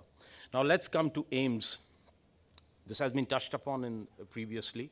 AIMS was envisioned to be a forward-looking blueprint with an overarching vision as shown on the screen to foster increased wealth creation from Africa's oceans and seas by developing a sustainable, thriving blue economy in a secure and environmentally sustainable manner. What makes the AIM strategy distinctive is its integrated approach that touches upon three key dimensions, that is the security, governance, and development. And this brings me to the 12 strategic objectives that AIM Strategy 2050 brought out. These are shown on the screen. You can have a quick look at that, please. Synergy and coherence, maritime awareness, environment protection, and others. And that brought me to the IPOI, which has got the 7 pillars as shown. The small insets in blue are the one that the IPRD has already covered. And I found complete congruence in the strategic objectives of AIM strategy with what the IPOI is trying to achieve. And therefore, this congruence of strategic thought and intent is a good thing. But when I did an open source background check, since the release of the strategy, AIM strategy in 2012, I noted that there was progress on some of the areas which is marked in a green tick, some partially, but many others had not progressed adequately. But for that, I have the distinguished panelists who will explore this topic and give us insights, recommendations that we can take forward, while I give you just a little time to go through what's on the screen. I just draw your attention to the bottom, say the Combined Exclusive Maritime Zone of Africa, the Department of Maritime Affairs, Integrated Maritime HR Strategy. A number of these initiatives are there. The blueprint is fantastic. It's the delivery part of it which is being worked upon. So quickly over to my fellow panelists. We will have first Captain Mark Blaine from the Stellenbosch University of South Africa. He will take us through the Africa Union and how the AIM strategy links with the AU. He will also cover aspects related to the Southern African Development Community and South African views, focusing on the Western Indian Ocean. Mr. Kuraja Misheni, I think, is joining us online. He will cover the part from the Maritime Safety Division that he belongs to of the Djibouti Code of Conduct and give his perspectives on strengthening the AIM strategy using the Indo-Pacific cooperation mechanisms. Ms. Muapue Saiwai, she's just joined us from abroad. She landed up today at 3 o'clock and she's here. That's remarkable on your part to be here, and of course how important the topic is for all of us over here. So thank you so much for that. And she will be speaking on how, on India's engagement with Africa, and I again go back to the 10 founding principles that the Prime Minister enunciated in Uganda in 2018. And finally, we will listen to Admiral Surya Viranto from Indo-Pacific Strategic Intelligence, Jakarta. The Admiral will speak on how Indonesia, the world's largest archipelagic nation, could strengthen Africa in the maritime domain. That brings me to the end of my brief, and I now hand over to Mark to take on the proceedings. Thank you so much.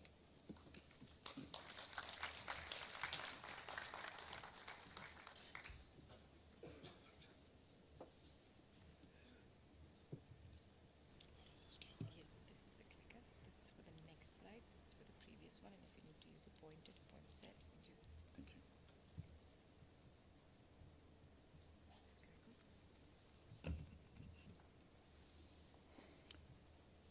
Good afternoon, everybody. And if I can stand on the protocol as observed, Thanks to the National Maritime Foundation for inviting me to do this presentation. So I'm going to look at South Africa's perspective on the AIMS 2050 and how we work from there. And in my scope, you will see that I will focus on Africa, move towards Southern Africa, and then look at South Africa's involvement and how we see AIMS 2050 and how we also involved in making that work. So some of the information has already been stated by the moderator, but suffice to say that there are 54 member states in the African Union. We spoke about the coastline, and maybe just at the bottom there to say that the second largest continent with vast urbanization, specifically along the coastal belts, where the population is, of course, working on the coastal areas.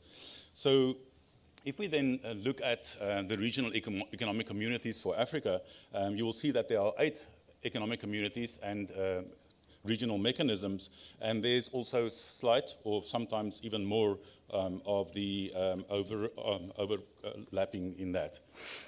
So we need to understand that with the significant overlap, there will be some of the countries which will have dual purposes.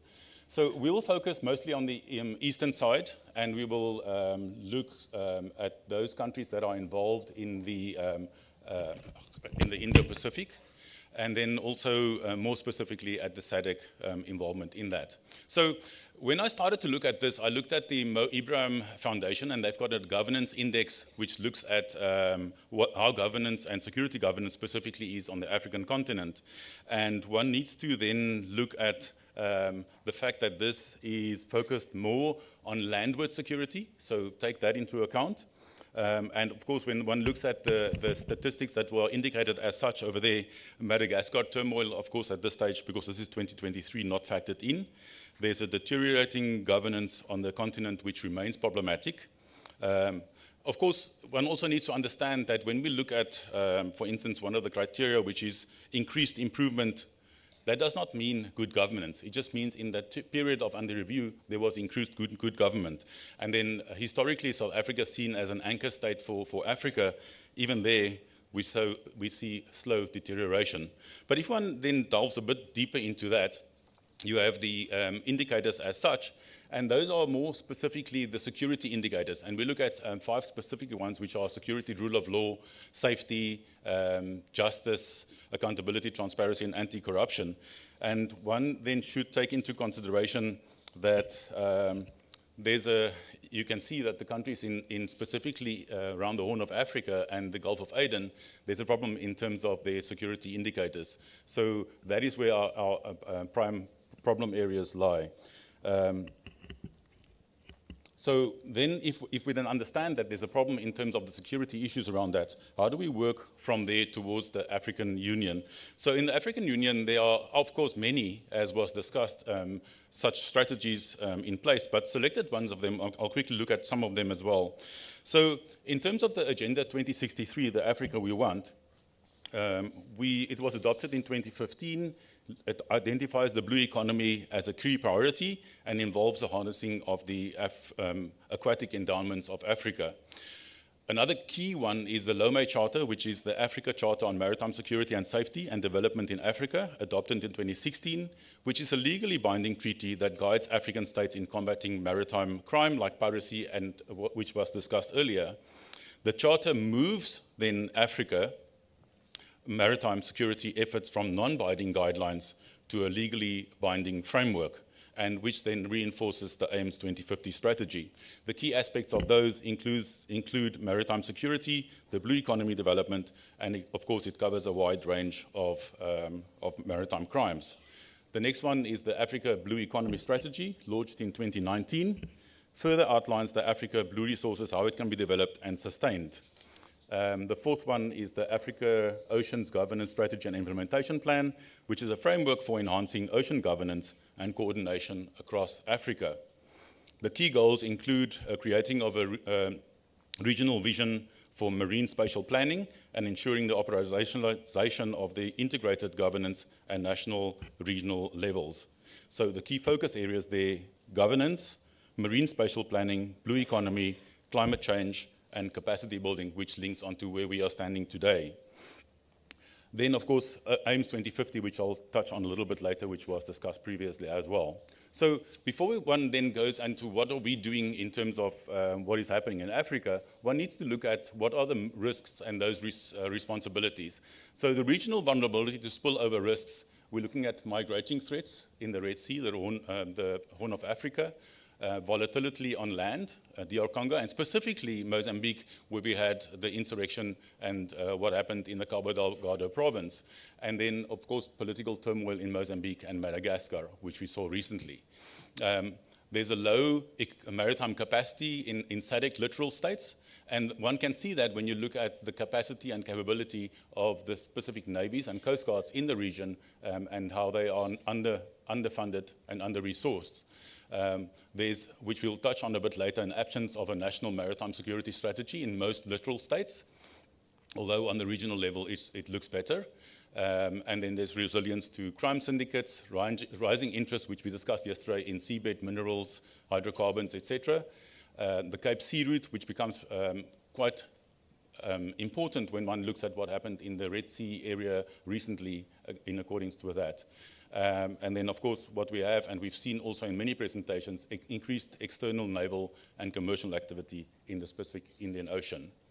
So AIMS 2050, when you have a look at the Africa Peace and Security Architecture, there are the AU Commission, the Panel of the Wise, the Continental Early Warning System, African Standby Force, and the Peace Fund. And when you delve deeper into that, you'll find that that was basically designed for landward security. So when Africa normally looks at security, it is normally an inward focus in terms of the land area. So to try and attempt to fill this void, we created the African Integrated Maritime Strategy 2050. So in 2009, the AU Commission was tasked to create a strategy with the regional economic communities and mechanisms involved. And it's a broad framework to exploit the maritime domain for the protection of and wealth creation for that. The objectives, I think some of the objectives were already covered by the moderator. I'm not going to delve into that. But then in terms of the strategic actions that this AIMS 2050 needs to address, is the combined EEZ for Africa. And we saw that on the slide by the previous speaker, that is really not in place yet, but although it's a work in progress. Interagency transnational cooperation and coordination on maritime safety and security, which is basically what this conference is also about, and creation of the regional maritime operational centers in all RECs and mechanisms. So the task force, the AIMS 2050 task force was established, and the Department of Maritime Affairs was created. But the problem, as we saw in the previous speaker slides as well, is that although we have that office, we don't really have people staffed in there. We don't have an HR strategy to staff those specific instances. So as we stand at the moment, important institutions are not yet created. It's not politically or institutionally integrated into the security architecture. And one must then look at this from the perspective of Africa looking at landward security as the most important part of their security. But there is a plan of action, and there is operationalization of this specific plan. And from my perspective, when I look at the AIMS 2050, the initial start of this plan, was it supposed to be a top-down or bottom-up approach? And from my perspective, when we look at look at the strategies for the regional economic communities and also the specific countries, then somewhere there's a disconnect in terms of where we got to where we are standing today. It does have its shortcomings, but it does highlight the maritime security agenda and contributes specifically to the reduction of sea blindness. So what about SADC then? If that's Africa, where do we stand on SADC? We've got the SADC organ on politics, defense, and security, and then, of course, the ministerial committee thereof. One level down from that, we've got the SADC Standing Maritime Committee. And for me, that is one of the good stories to tell from the SADC in terms of the maritime domain. And once we go further through this presentation, you'll see that at many places I touch on the Standing Maritime Committee, where they are involved in many of the issues. So there's also the Integrated Maritime Security Strategy, I'll get to a little bit later. Fisheries monitoring, which was discussed, Southwest Indian Ocean Fisheries Commission, and also the SADC Secretariat, which are all involved somehow in the maritime sphere. So if one then takes this a little bit down further and say, okay, so what is SADC doing in terms of trying to link up with AIMS 2050 to get there? So there's the Integrated Maritime Security Strategy and also the South African strategy, which I'll touch on here as well. So in terms of the SADC strategy, the initial strategy was designed in 2010, roundabout, when we had the height of piracy in Somalia. We had some piracy incidents in the channels, and the Standing Maritime Committee was tasked to draw up the strategy. The initial strategy then, which was approved, was very narrowly focused on piracy. Go a few years further, and this strategy needed to be adopted because it wasn't just piracy. Piracy was going down, but we had other maritime crimes and terrorism, etc., increasing, and this needed to be updated.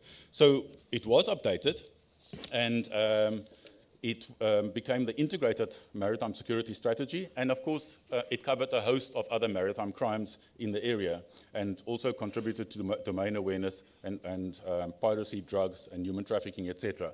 So in terms of the South African strategy, maybe I can also mention here before we get to the end, is that the strategy is a work in progress. We do not have an integrated maritime security strategy in South Africa yet.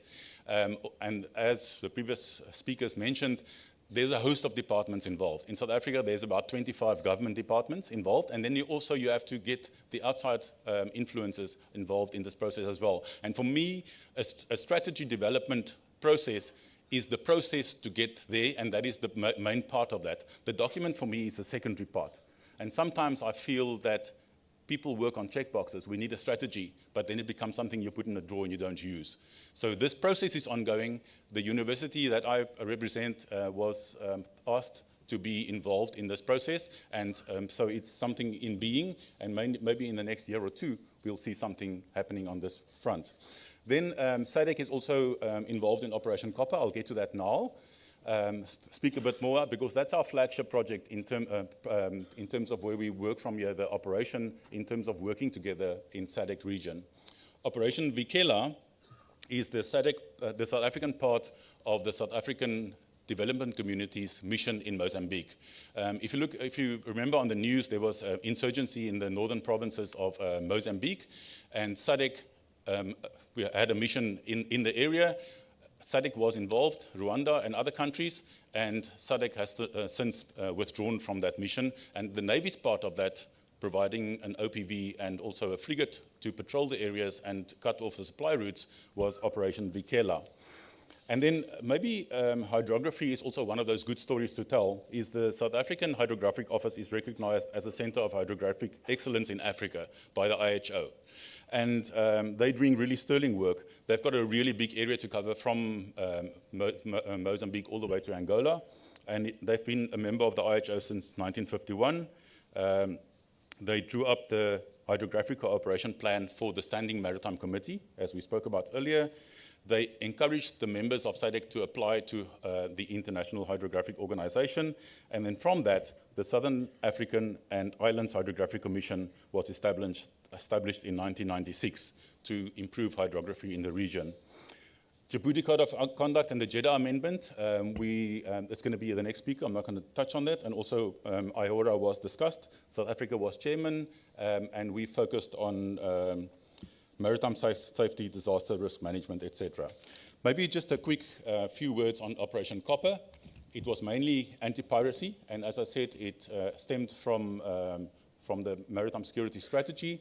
There was a tripartite MOU between South Africa, Mozambique, and Tanzania. Tanzania withdrew due to various reasons, but it's got specific military strategic objectives, and we can go into that specifically on the questions if you want. And it commenced in 2011 during the height of piracy. And at this stage, what happens, South Africa used its platforms, frigates, patrol boats, etc., and used Mozambican personnel on board when operating in the Mozambican waters. Initially for a period of 1 year, and was lately extended to 2026. those are the areas of operations. Initially, the northern part there you'll see in Pemba, and that's where and Nakala. We had a forward operating base in Pemba and operated from there, and in the secondary area to the south. And since then, the forward operating base has been disbanded, and we then operate from South Africa. So for bilateral cooperation on the SADC front, we've got Operation Copper, which we spoke about. And then, of course, South Africa also has some operations with other navies in the area. In this case, we can look at Interop East and West, which is scheduled by the Standing Maritime Committee. And SADC member states are invited then to provide personnel where South Africa provides the platforms to do those patrols and exercises up in the east and the west coast. We've got Atlas Sur, which is South Africa and South American navies, working also a yearly exercise, focusing on combined operations and working together. Good Hope, which is South Africa and Germany, yearly exercise, where mostly in South African waters.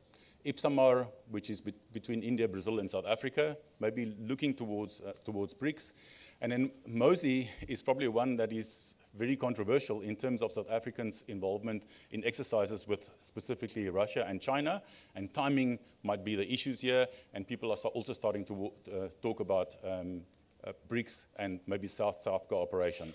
And then lastly, Shared Accord, which with South Africa and the USA, 2020 to 2023, looking at HADR types operations. So South Africa is already involved in many other operations and providing its forces and providing its platforms in order to be able to cooperate and capacitate.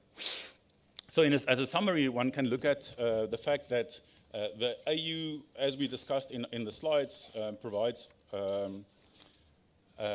a vast productive maritime landscape, as we discussed. It has maritime threats that stems from weak governance on land and sea. So one needs to understand that insecurity at sea does not just happen on its own. It stems from insecurity at land. And at some stage, you have to attempt to solve the insecurity at land before you'll get to the sea area.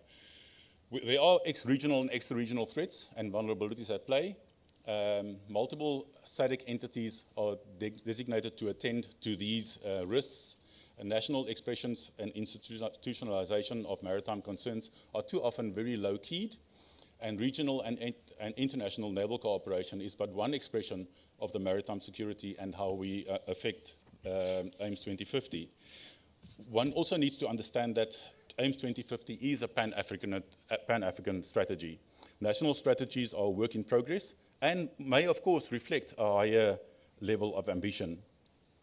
Operation Copper, as I discussed, provides a proven operation, capability or cooperation endeavor, and could well be utilized to further this specific agenda. We require external partners to also understand the political context of the African states and tap into their local expertise. Capacity building and enhancement remain a key for success. Thank you very much.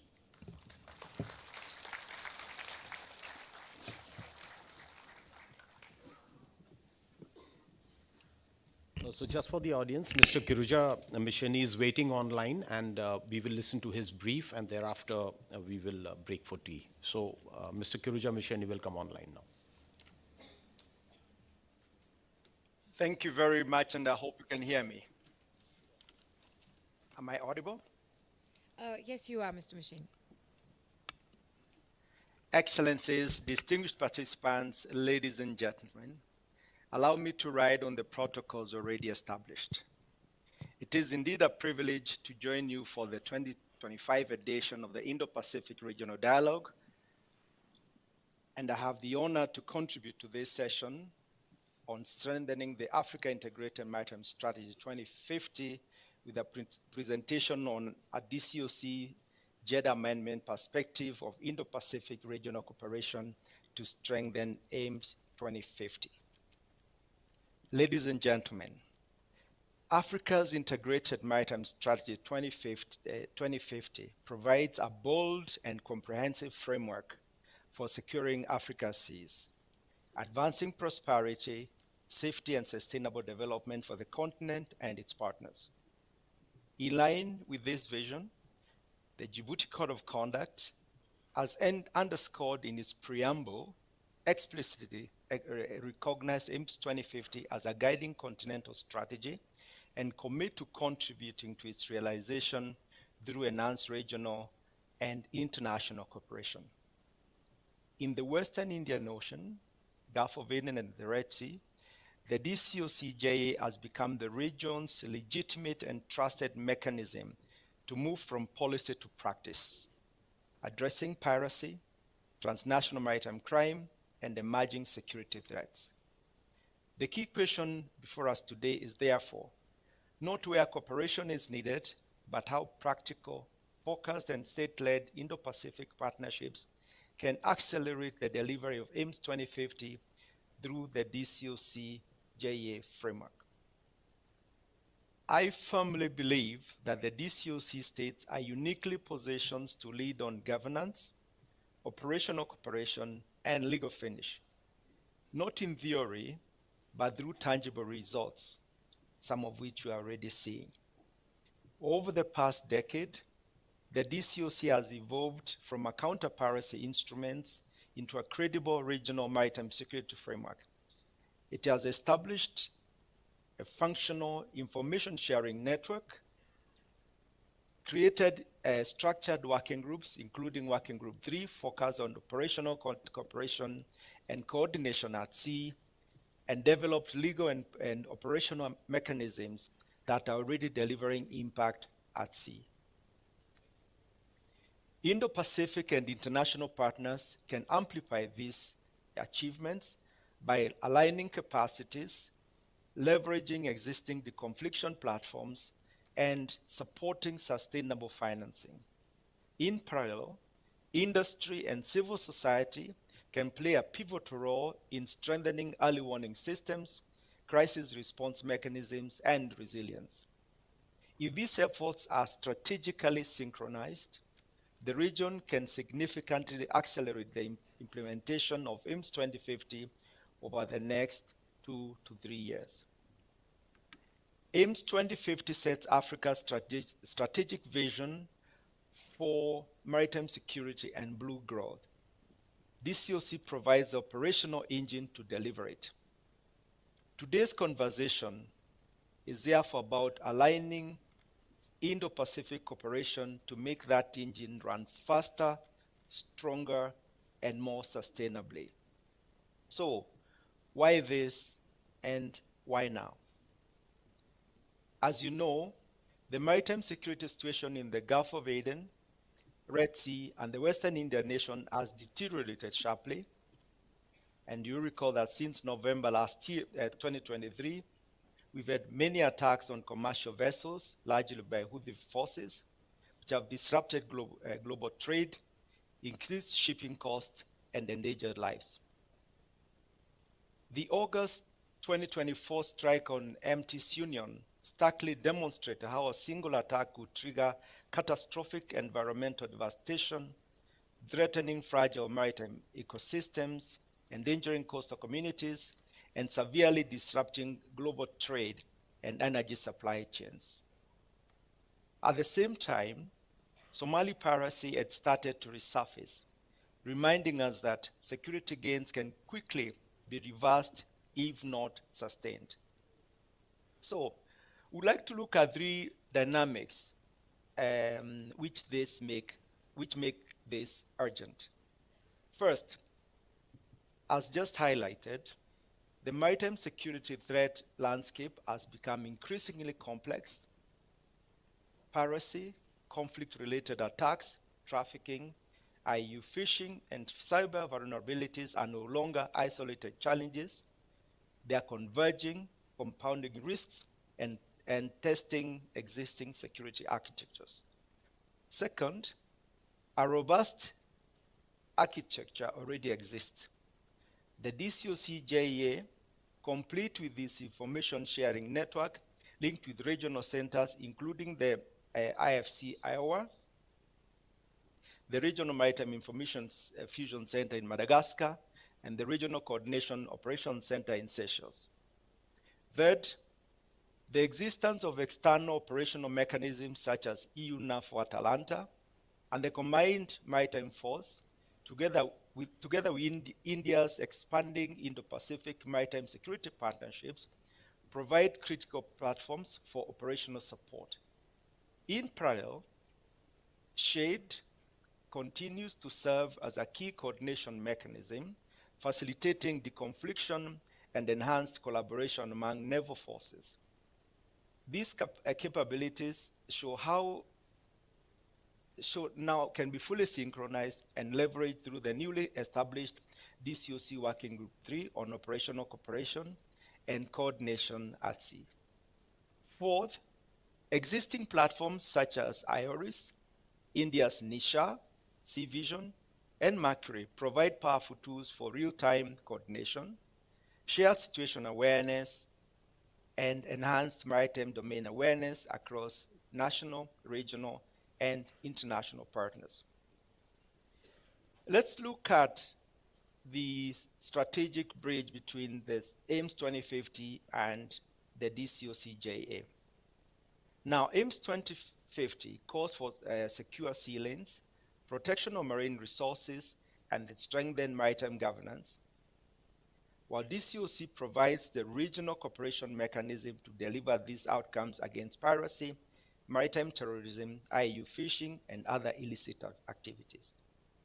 The DCOC has already advanced this agenda by establishing working groups, enhancing information sharing, coordinating capacity building, and enabling joint operations. The bridge between vision and the delivery lies in operational cooperation and legal finish, donor alignment, and industry integration, synchronized through the DCOC-JA. Now let's look at the DCOC cooperation model with Indo-Pacific. Now, we'll introduce here an idea for 3 pillars. And pillar 1 is operational cooperation at sea. This anchored on the DCOC Working Group 3 concept of operation. Now, this focuses on joint operations, SOPs for information routing, patrol coordination, evidence handling, and synchronized naval deployments.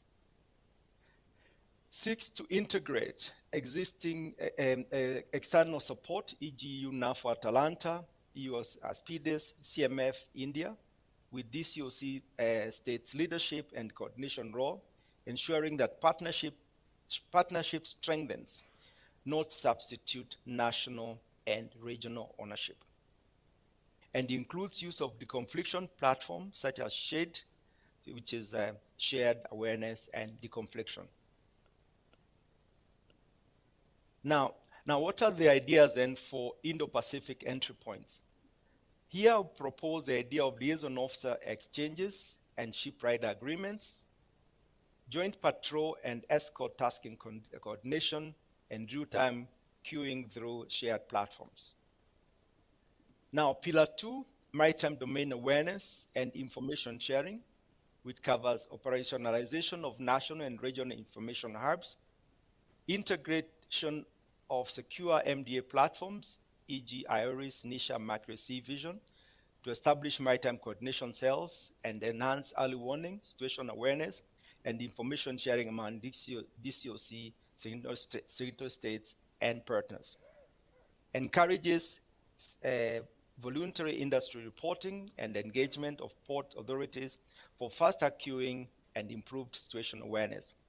Now here, the ideas for Indo-Pacific entry point will be technology transfer and training of on MDA tools, joint data sharing protocols and incident reporting standards, interconnection of Indo-Pacific and Western Indian Ocean reporting networks. And then pillar 3, the legal finish, resilience and industry partnership. And here we're looking at supporting the rule of law and sustainable blue economy, aligned with AIMS 2050.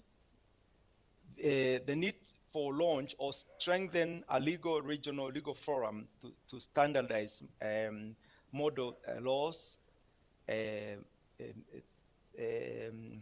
maritime law enforcement frameworks, and evidence chain of custody, SOPs, in coordination with UNODC. Then institutionalization of public-private maritime security forum with shipping, offshore operators, and insurers. And then integration of cyber resilience baselines, humanitarian assistance and disaster relief exercises, and protection of critical infrastructure. And then promotion of transfer agreements, ship rider opportunities, and legal fellowships to strengthen prosecution outcomes. Now, here, where do we get the Indo-Pacific entry? We look at ideas for legal fellowships again, and support with capacity building, co-fund exercises and cyber tabletop drills, industry partnerships for resilience and reporting integration. Why is this important? This model provides a coherent interface between African coastal states, Indo-Pacific partners, and industry, transforming fragmented support into a structured, state-led, and sustainable cooperation framework. It aligns operational capability with AIM's 2050 objectives, enabling faster response, better deterrence, and stronger legal accountability. Now, what's changed? What current developments must we integrate? First, the strong and growing naval presence of international partners in the region, including EU ASPIDES, alongside UNAF Atalanta, Combined Maritime Forces, India, and other deploying nations, reflects the goodwill and commitment of international community to support regional maritime security efforts. However, historically, many of these deployments have been planned and executed with only minimum coordination with regional states, limiting strategic alignment and shared ownership. The newly established DCOC Working Group 3 provides an opportunity to change this dynamic by serving as a regional interface for these operations, ensuring sovereignty, enabling structured burden sharing, and maximizing both deterrence and information flow through closer coordination and joint operations planning. Second, the indicators of piracy resurgence demand sustained vigilance.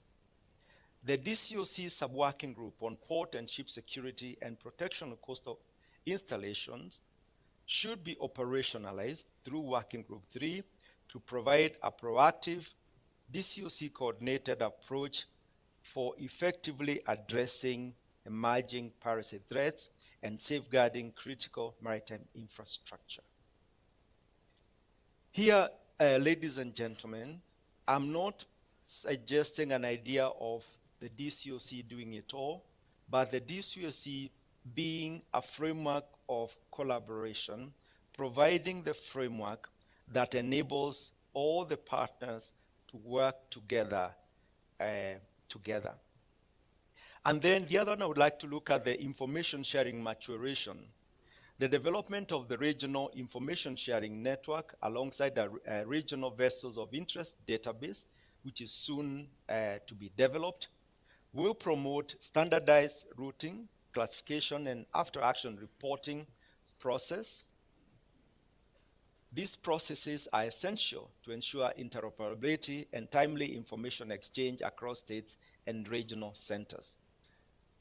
Now, what are the concrete actions that we'd like to see in the next year or two? First of all, for the DCOC states, we recommend the prioritization on implementation of the IMO model on the whole of government approach to maritime security. And this entails the establishment and operationalization of national maritime security committees to strengthen interagency coordination, the development of national maritime security risk registers to enable informed decision-making and prioritization, and the formation of national maritime security strategies to provide a clear strategic framework. Together, these elements operationalize the pillars of governance, legal and institutional framework, maritime domain awareness, and coordinated operational response. Ladies and gentlemen, I would like to highlight that this program was developed after a lot of lessons learned, where it was established that coordination at national level remained weak, and that you really cannot have effective regional cooperation without effective coordination at national level. And that is why Article 3 of the Jeddah Amendment, which covers all these areas, the measures to be implemented at national level, was included when it was being drafted. Second, to institutionalize through legislation the National Maritime Information Sharing Centers, as well as the National Maritime Security Committees. And then third, connect the NMSCs to RMIFC and RCOC, as well as IFC Iowa, and then maintain a 24/7 watchkeeping and ensure incident back posting within 24 hours, as well as nominating Working Group 3 planners. And then commit assets to at least 2 Working Group 3 multinational exercises per year, so ship riders, patrol days, search and rescue drills, etc., etc. And ladies and gentlemen, I would like to highlight that some of these suggestions I'm making are what are contained in the roadmap for the Working Group 3. I would be very happy to share both the report of the Working Group 3, as well as the roadmap and the concept of operation, because I think it is in the interest of everyone interested in the operations in the region to be familiar with the recommendations that I've made.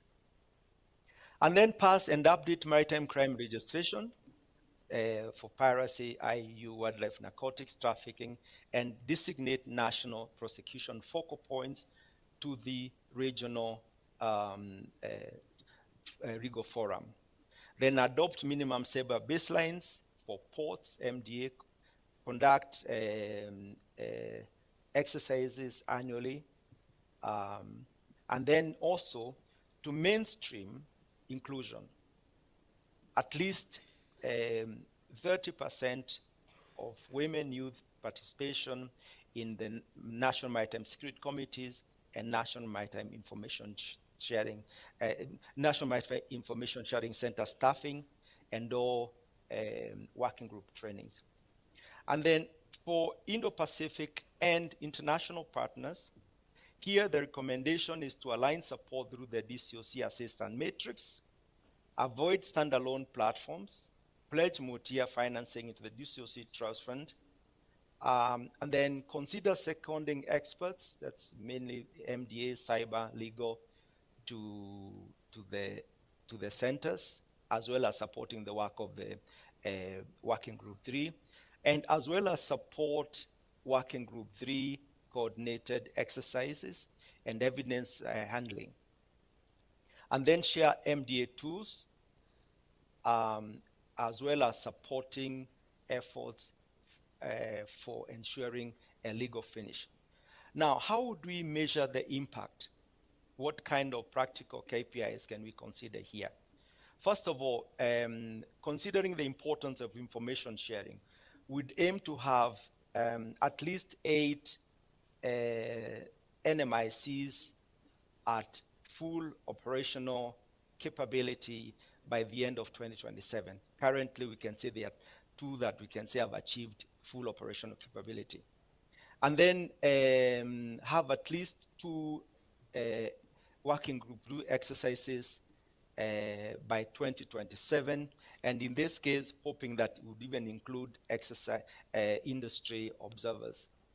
Other ideas would be to align donor assistance through the matrix, and then industry participation and voluntary reporting, having at least 50% of major carriers by 2027, and then cyber SOPs integrated, from 0 to about 10 by 2027.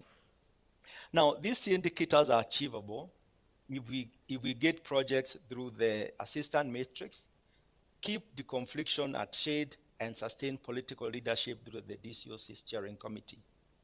I would now like to look at governance and risk mitigation. So first of all, on sovereignty and ownership, the DCOC working group serves as the African anchor for the operational coordination with navies and industry. On deconfliction and transparency, use SHADE for calendars and after-action reports, publish an annual Who Does What donor map. For legal finish safeguards, regional legal forums standardizes evidence and maritime law enforcement with a commitment to reduce catch and release. Then cyber tech guardrails, there's so open standards, minimum controls, and then for sustainability, the use of the DCOC's trust fund and national cost sharing, train the trainer pipelines and internalize skills. Now, ladies and gentlemen, in conclusion, I would like to say that AIMS 2050 reminds us that upward of 90% of Africa's trade moves by sea. Securing maritime corridor is a development imperative, not just a security task. If DCOC states lead on governance, operations, and legal finish, and if Indo-Pacific partners align through DCOC mechanism, then within 2 years, we can show tangible results, more capable NMISCs, regularized joint operations, successful prosecutions, resilient ports and MDA networks, and a trusted, structured partnership with industry. This is how DCOC-JA perspective makes AIMS 2050 real. From strategy to sea, from commitment to cases, from patrol days to livelihoods protected. Thank you.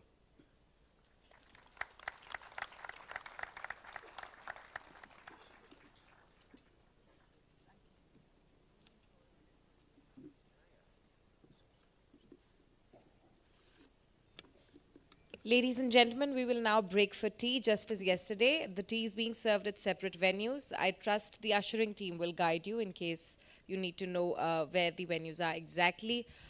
Please reassemble here at 11:30 sharp.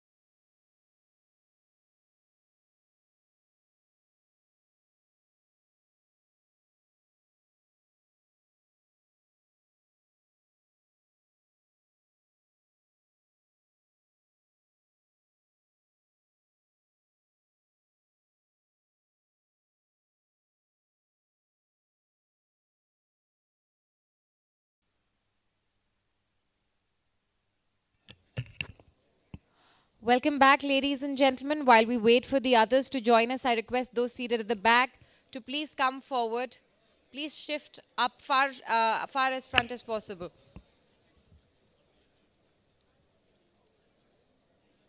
I request the NMF's ushering team to please guide all our guests to comfortable seats. Those seated in the balcony particularly, ladies and gentlemen in the balcony, if possible, please join us in the middle and front rows over here.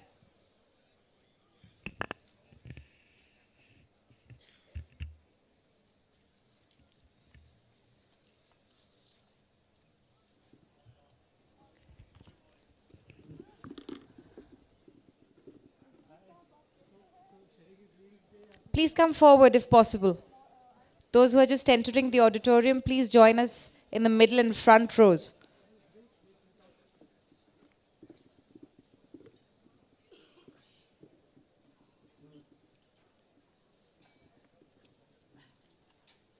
I see a few holidays in the middle. Ladies and gentlemen, if you could be so gracious as to please move forward.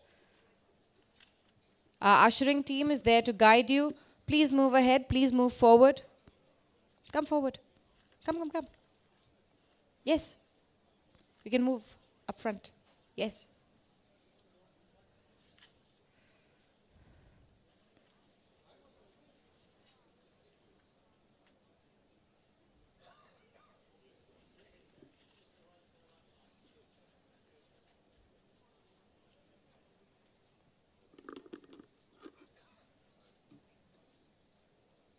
Yes, that's better.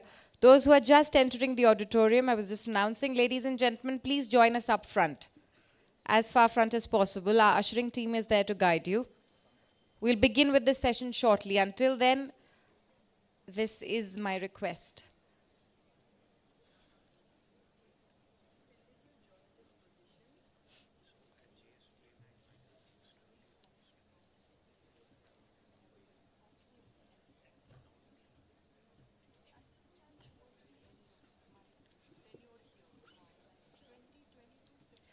I urge everybody to find comfortable seats in the middle and front rows.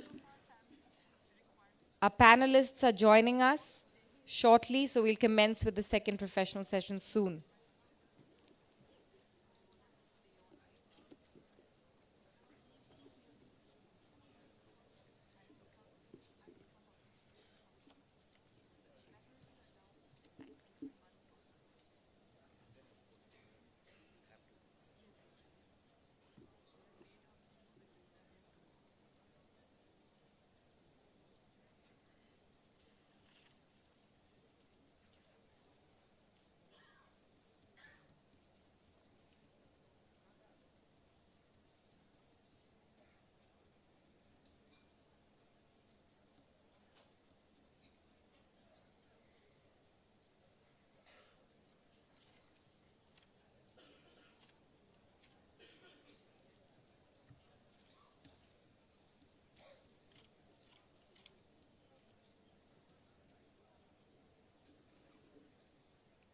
All right, while we wait for everybody else to join us, I will once again, I'm really sorry I keep repeating this request, but I request those seated at the back to please join us in the middle and front rows, particularly the ladies and gentlemen in the balcony.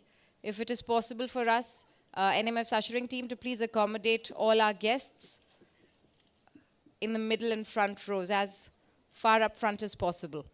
Until then, I hand over to the AV team.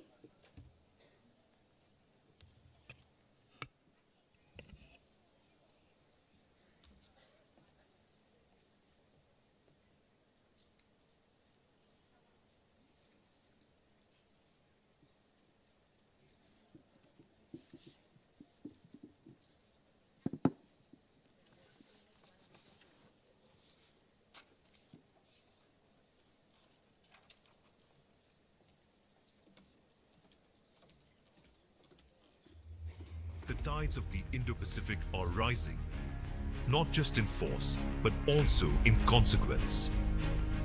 Disruptions and partnerships echo across continents, sending ripples across the oceans, as fragility and ambition now sail side by side. Here, time doesn't just move forward, it folds. And then it resets. The future can't wait, but it can be redesigned at the Indo-Pacific Regional Dialogue 2025, where nations converge to build capacity, transforming chaos into coordination and enhancing shared capabilities to rewind risk before it becomes reality. From undersea cables to floating economies, from port resilience to climate security, the architecture of tomorrow is being drawn right here. Join the brightest. All right, ladies and gentlemen, I hope everybody's refreshed. Everyone's had a good cup of tea or coffee. With that, we have our panelists have already joined us on stage. So I'll hand over the proceedings to Admiral Rajkumar. Sir, you have the floor. Sir.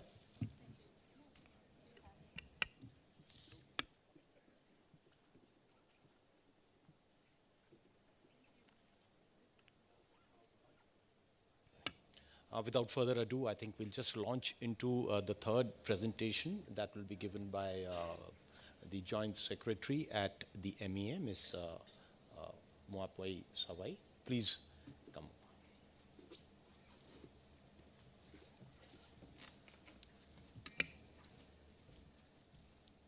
Thank you so much. I congratulate Chairman NMF, Admiral KV Singh, and Vice Admiral Pradeep Chauhan, and the team in National Maritime Foundation in hosting this IPRD 2025, which we've been looking forward to, and thank you for inviting me.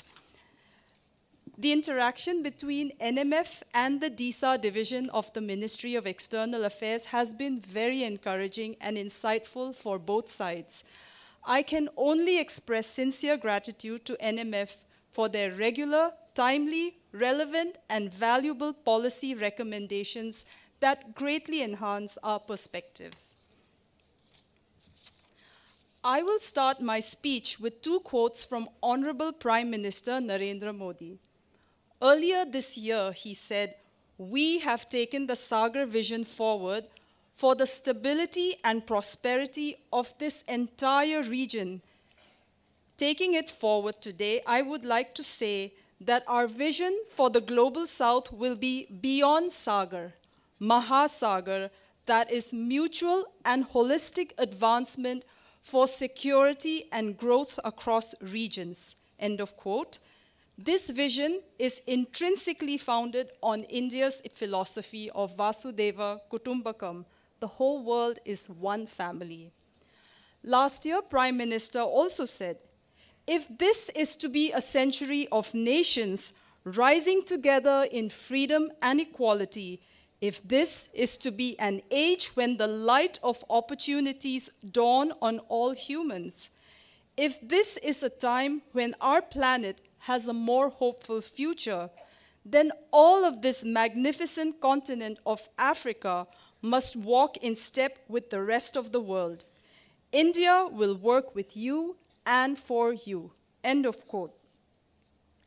India's engagement with Africa has been guided by the 10 principles enunciated by our Prime Minister, which reaffirm that Africa's goals and agenda are India's priority. India believes in an inclusive, demand-driven development cooperation by way of building local capacity and creating local opportunities, ensuring that African countries not only benefit from investments, but also develop self-sustaining growth ecosystems. India is committed to the overall development of Africa by keeping our markets open, sharing our experiences with the digital revolution to support Africa's development, improving delivery of public services, spreading education and digital literacy in Africa, strengthening African agriculture, and working with African nations, and I highlight now, to keep the oceans open and free for the benefit of all nations.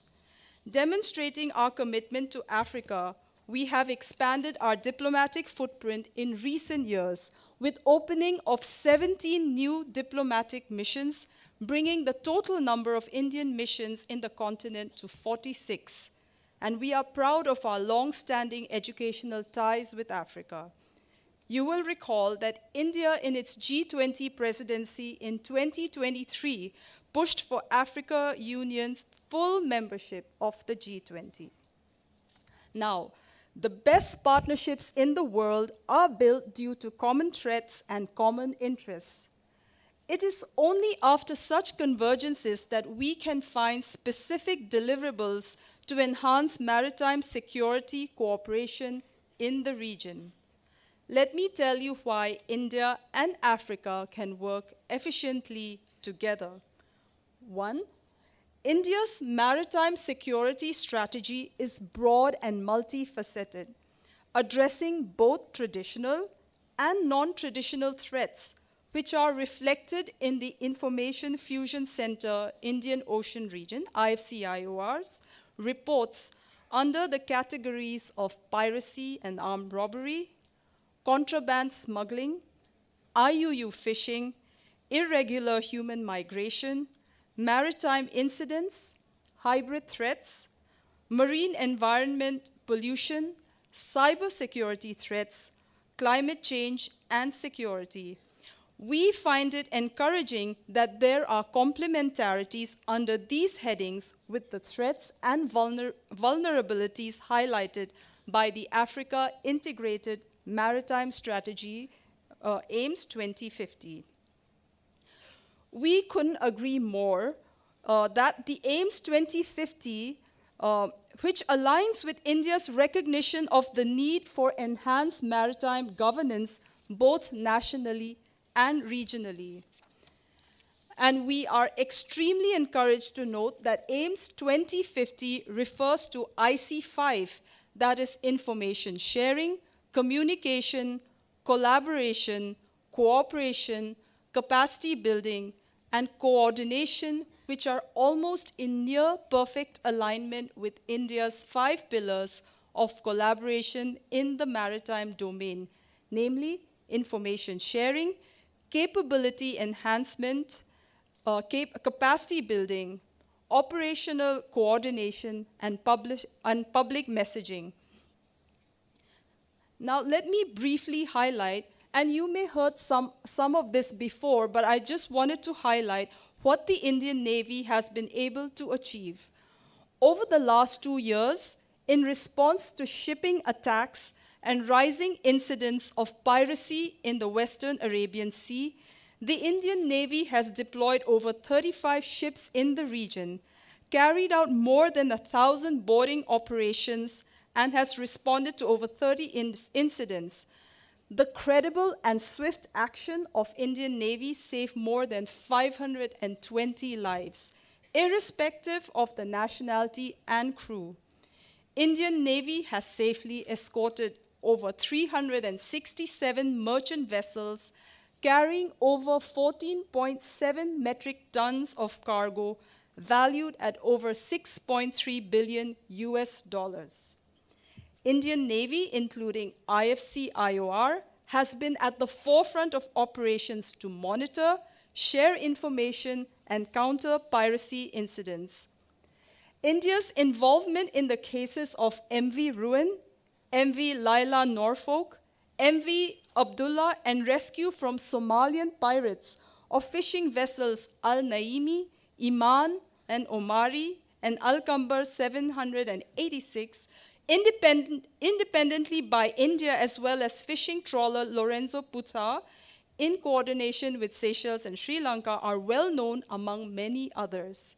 In addition, India has executed and continues to carry out numerous boarding ops against suspicious vessels in the area to thwart piracy attempts. India is following up on anti-piracy operations with appropriate legal finish by trying the pirates in India under the landmark Maritime Anti-Piracy Act 2022. However, the problem is so huge that we admit that we cannot do it alone and we need partners. Thus, we work bilaterally, we work quadrilaterally, plurilaterally, and multilaterally. We are an active member of Contact Group on Illicit Maritime Activities, CGIMA. We are chair of the Expert Working Group on Maritime Security in BIMSTEC, observer in DCOC-JA, Indian Ocean Commission and Western Pacific Naval Symposium. We are also a friend in the G7++ Friends of Gulf of Guinea construct. Our joining the combined maritime forces based in Bahrain as a member offers opportunities for greater cooperation in the region. We look forward to leading the combined task forces in CMF soon. We actively engage in ASEAN-centric fora and initiatives such as the Indian Ocean Rim Association and the Indian Ocean Naval Symposium, apart from the Indo-Pacific Oceans Initiative. I will highlight how India is working with and intends to support Africa under the 5 pillars, including through the maritime constructs which pertain to Africa, such as DCOC-JA, CGIMA, G7++ FOG, with the Yaoundé architecture. Pillar 1, information sharing. We aim to enhance information sharing among partner states with an eye toward developing a common operational picture across the region. Our IFC-IOR at Gurugram has provided a useful platform for developing maritime domain awareness. We are happy that we already have 15 international liaison officers in IFC-IOR. We continue to enhance the infrastructure of the IFC-IOR to facilitate more partnerships, increased scope of information network, greater ability for analysis, and provision for quicker, real-time, actionable information. We are in the process of upgrading further to house more ILOs to enable a broader collaborative architecture. We are happy to extend the support of IFC-IOR to all in the region and beyond. We are extremely fortunate to have heard from Mr. Kiruja Micheni, Project Manager DCOC, earlier today. And last month, the first ever rotational DCOC International Liaison Officer from Kenya, his name is Major Brian, representing all DCOC-JA member states, has been inducted into IFC-IOR.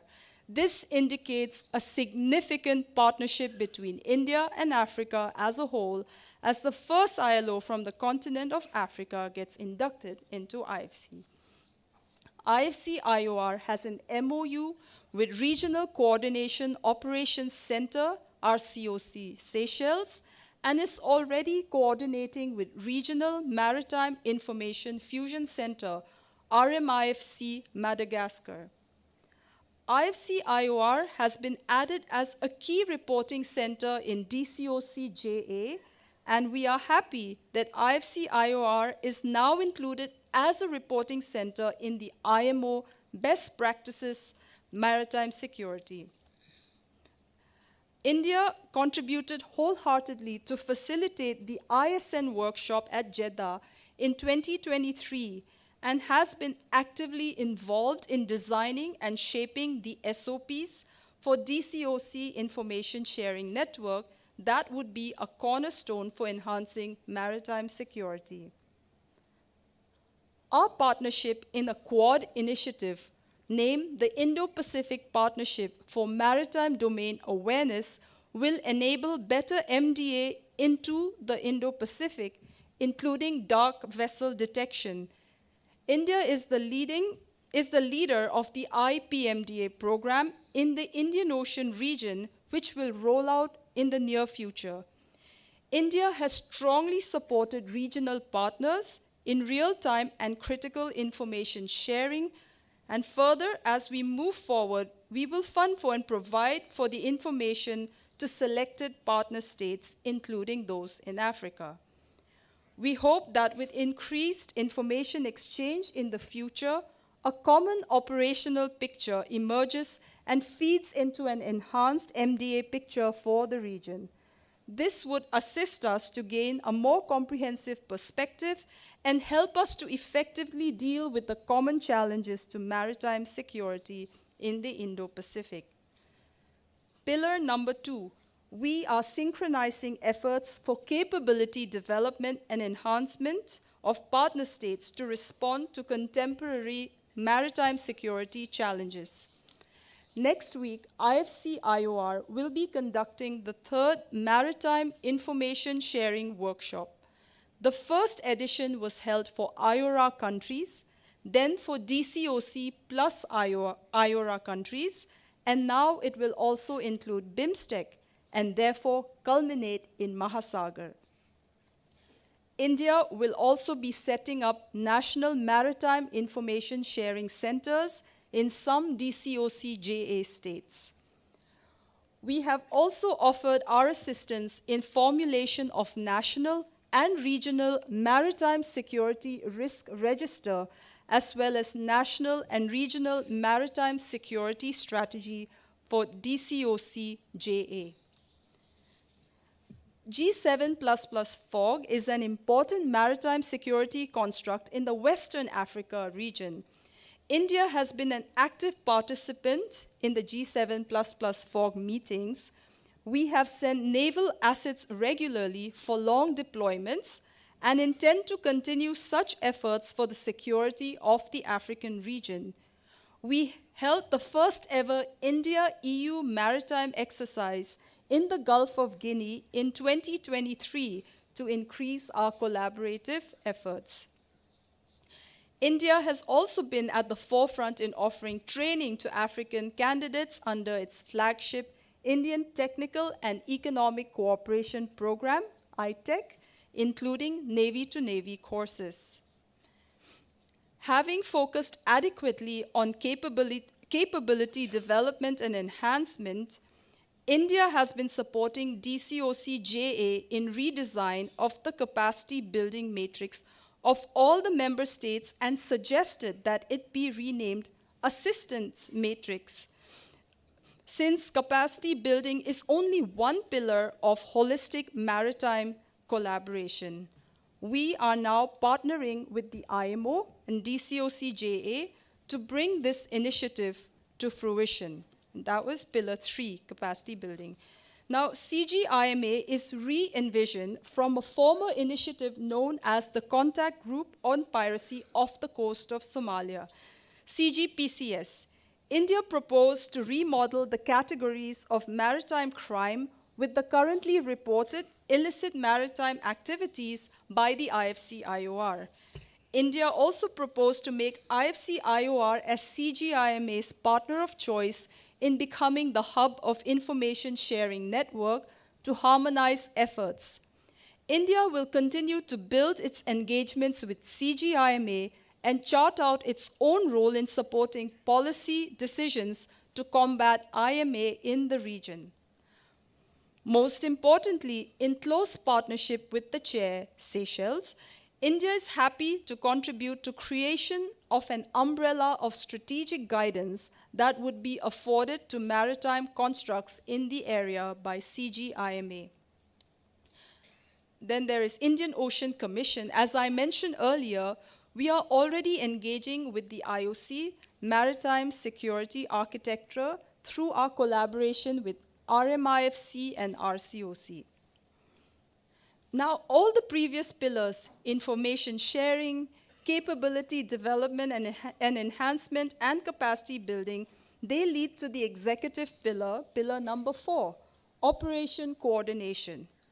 In September, we participated as a comprehensive delegation in the inaugural event of the setup of DCOC-JA Working Group 3 on operational coordination in Mombasa, Kenya.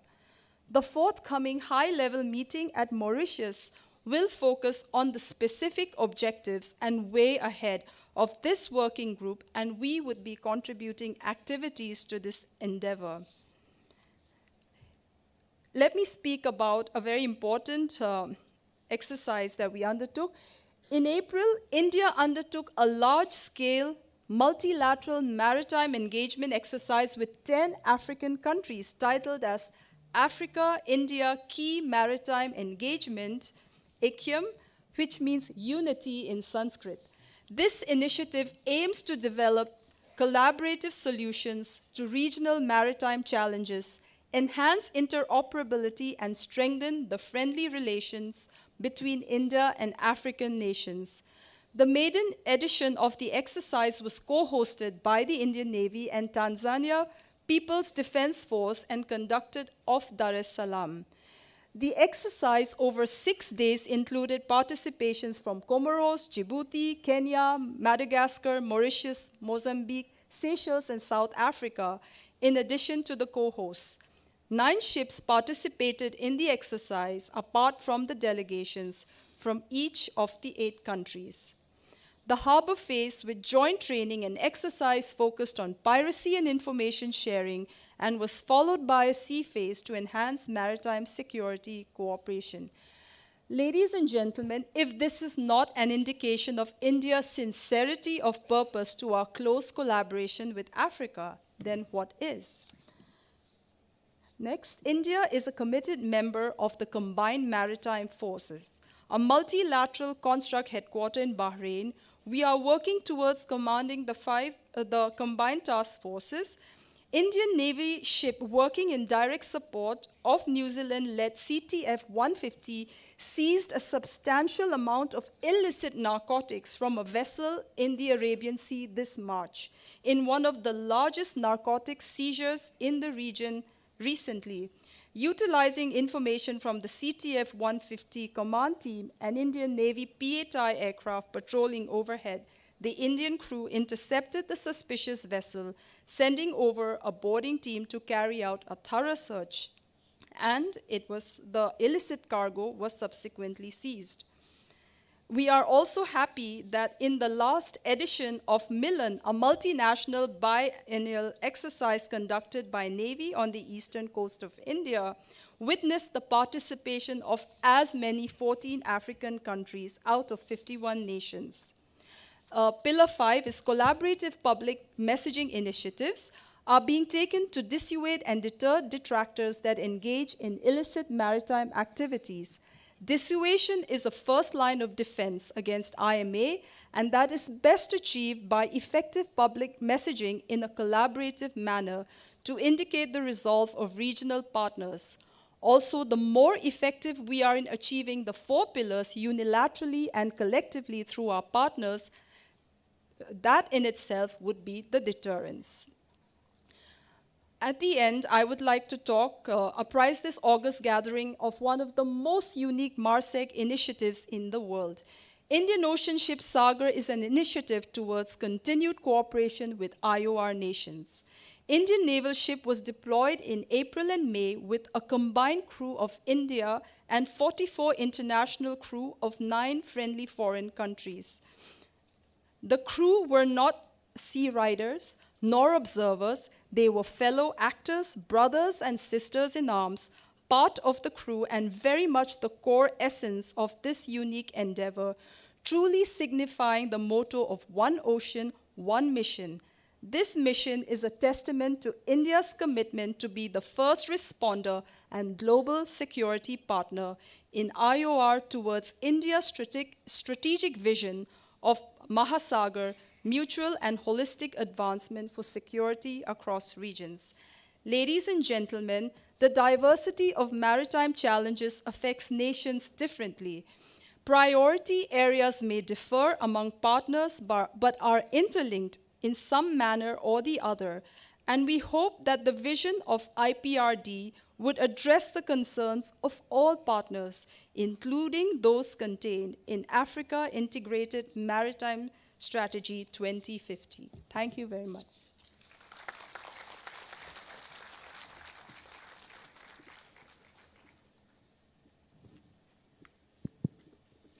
Thank you so much to the Joint Secretary, Ms. Sayavi, for a wonderful brief on starting from Mahasagar to all the pillars that the Indian government is working upon to increase the engagement in Africa.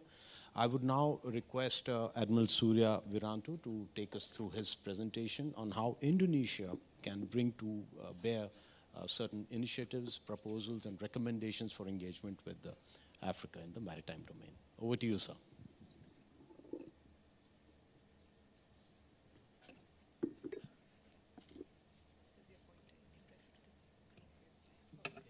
This one next year or next day one.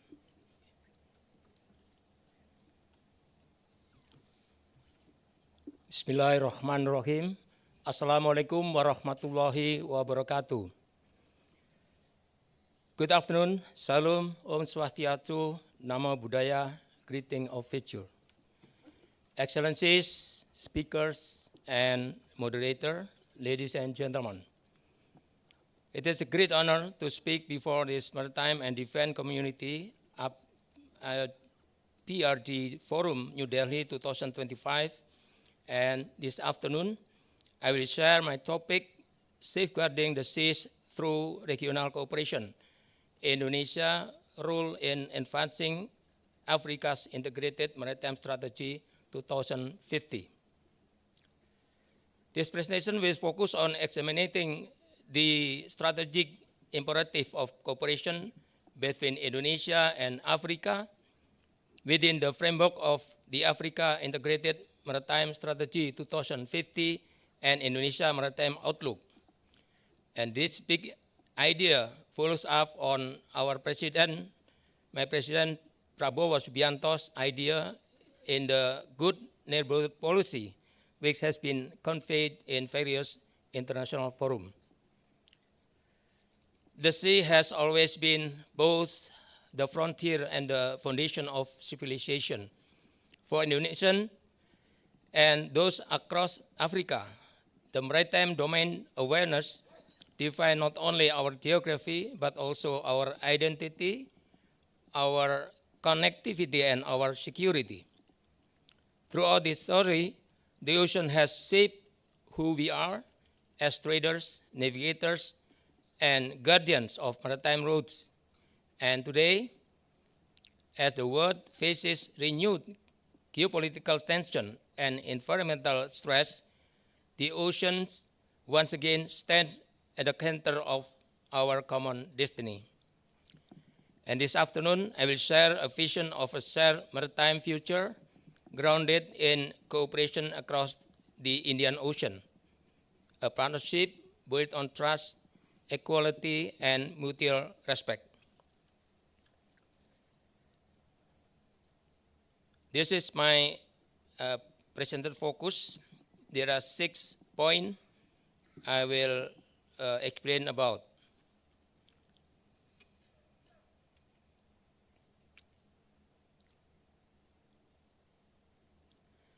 I come to the first point, shared maritime destiny.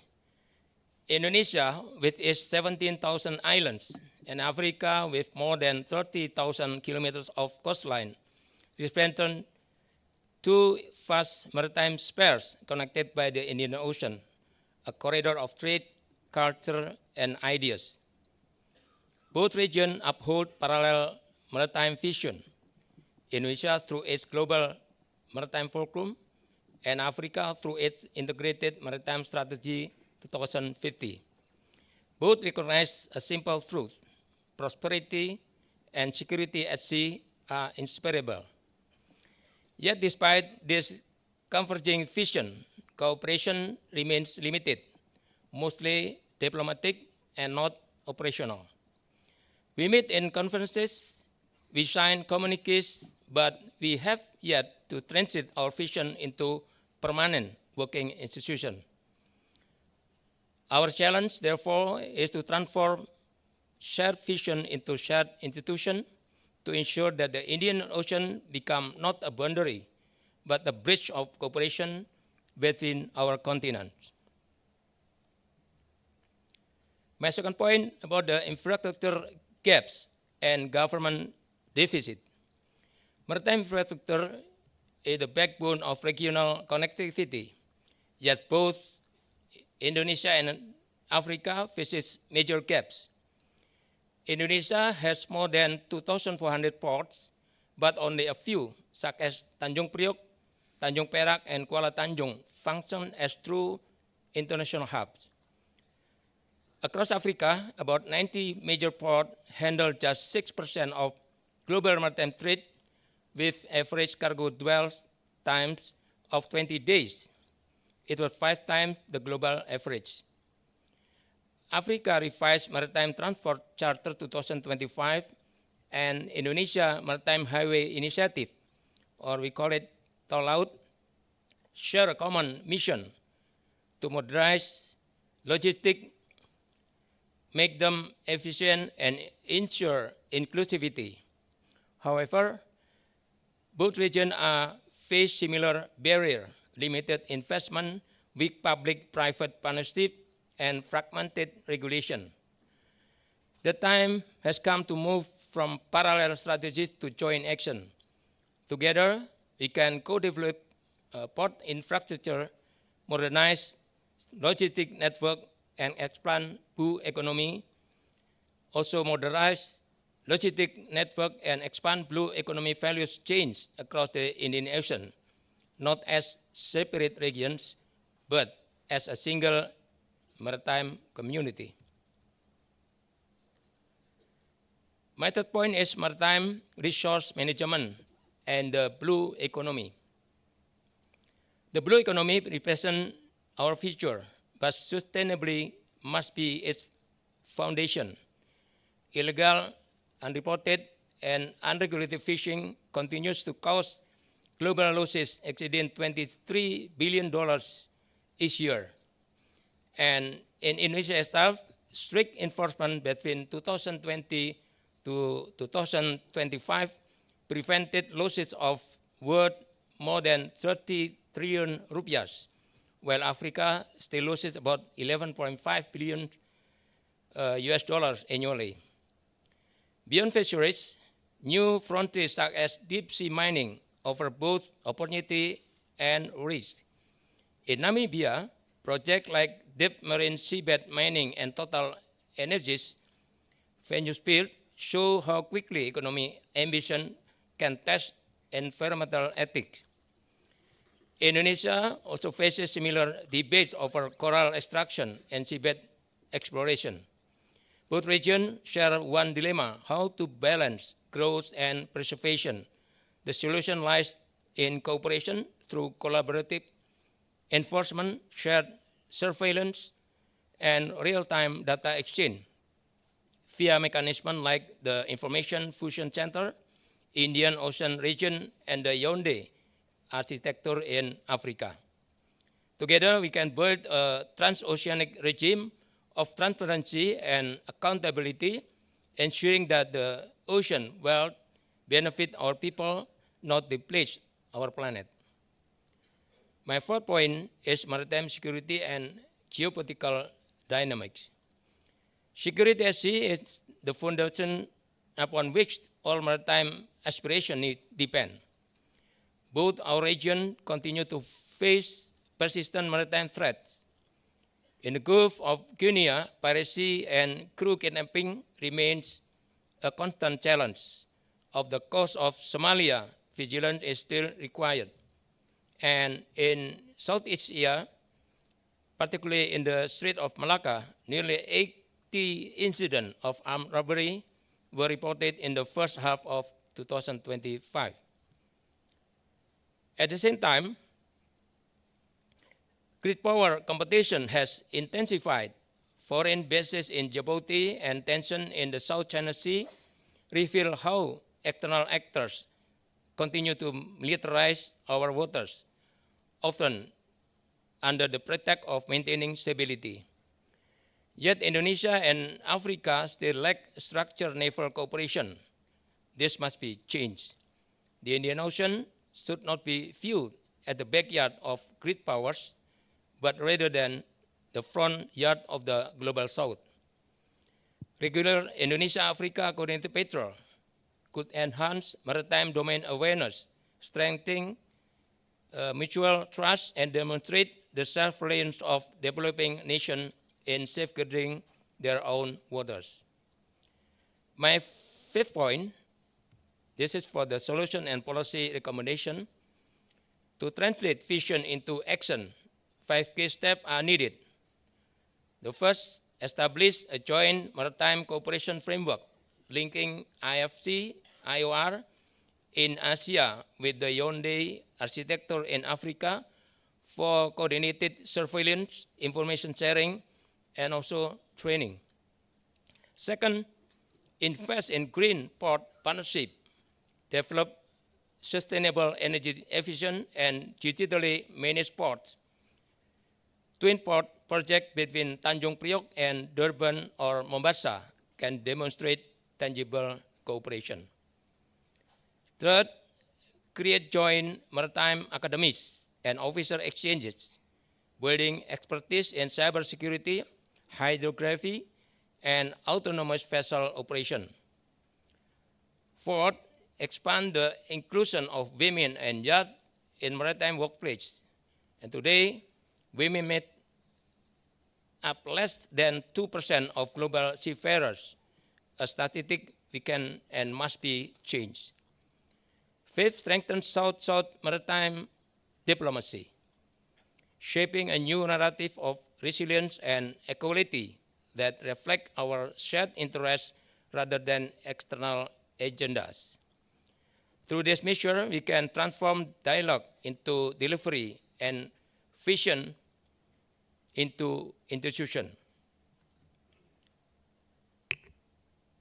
Next slide. Finally, we come to the action and conclusion for a shared maritime future. Distinguished colleagues, the sea between us does not divide, it unites. If Indonesia can sustain annual coordinated patrol with India, surely we can do the same with our African partners. If Africa can implement the AIM 2050 agenda, Indonesia can be its natural partner in developing port, fishery, government, and maritime education. The future of global maritime government will not decided solely in Washington or Beijing, but also in Jakarta, Nairobi, Cape Town, and Lagos. Let us act with conviction to protect our seas, to empower our people, and to build a maritime future that reflects our shared dignity, security, and sovereignty. That's all my presentation. Wassalamualaikum warahmatullahi wabarakatuh. Salam. Om Santi Santi Om. Thank you very much.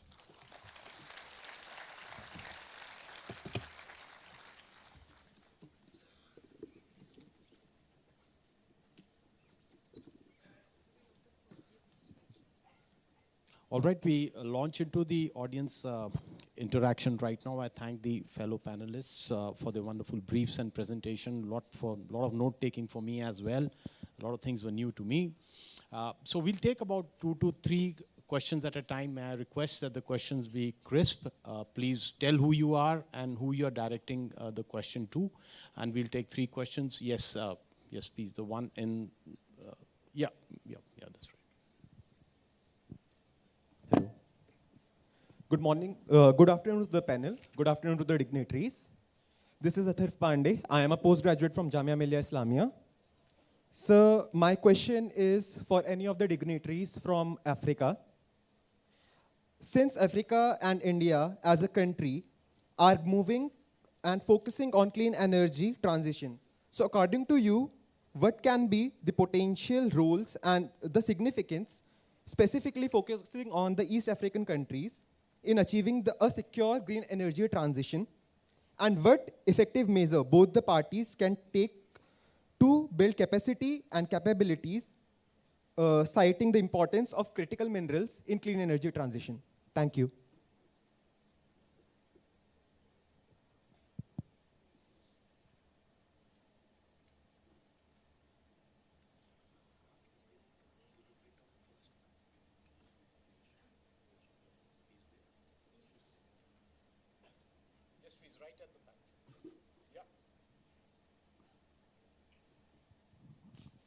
Thank you very much, Chair A question to our panelists from South Africa. you see, if you really look at the countries on the East African coast, or what can be called the Western Indian Ocean, you have some countries that are small island developing states like Comoros, Mauritius, Seychelles, and also La Réunion, which really brings France into the picture. And then you have middle-sized countries like Tanzania and Kenya. But South Africa, in some ways, is of course a BRICS nation, and really is also coming into the category of wanting to develop nuclear power. So how should be the difference in approach of India to all these countries, and is there clearly a one-fits-all size is not going to work in this? And the other question, sir, I'll add to this is many of these countries are Commonwealth countries, which include South Africa. So, I mean, how does this Commonwealth link, including the English language and common governance systems and heritage, how would that be a unifying force for these countries with India? Thank you, sir. Any student? Yep. Yes, please.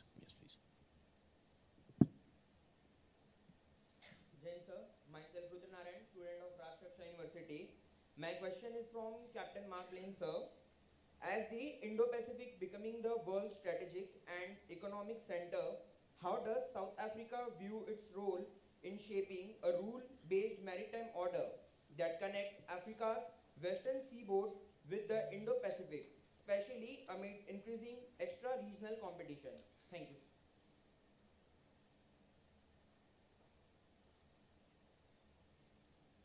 All right, we'll take one more. We'll take one more, then we'll move on to the answers.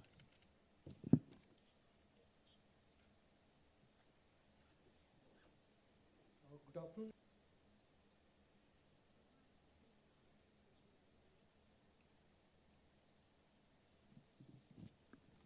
Do we have Mr. Kureja Misheni online? Is he there?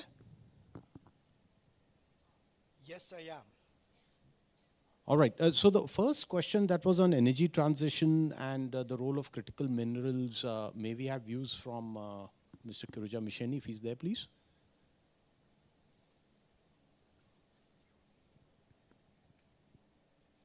He's not there.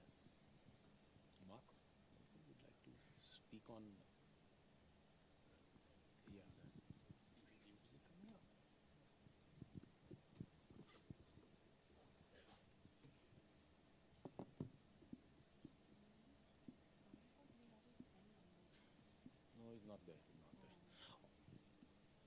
So, Mark, in the meantime, we can come on to the second question, which was on the BRICS nation, and how would how would India approach different nations?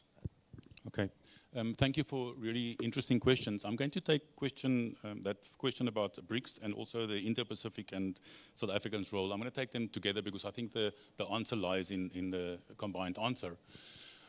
So South Africa sees itself very clearly as part of the global south and also as non-aligned. So from that perspective, it has the idea that these very big fora can be used to drive the narrative. So for instance, when South Africa was the chair of IHORA, it drove the narrative towards capacity building and coordination, etc. So similarly, in BRICS, South Africa has been a leading nation in terms of trying to push to expand the BRICS footprint in order to maybe reflect the global south and the way that the global south then interacts with the rest of the world.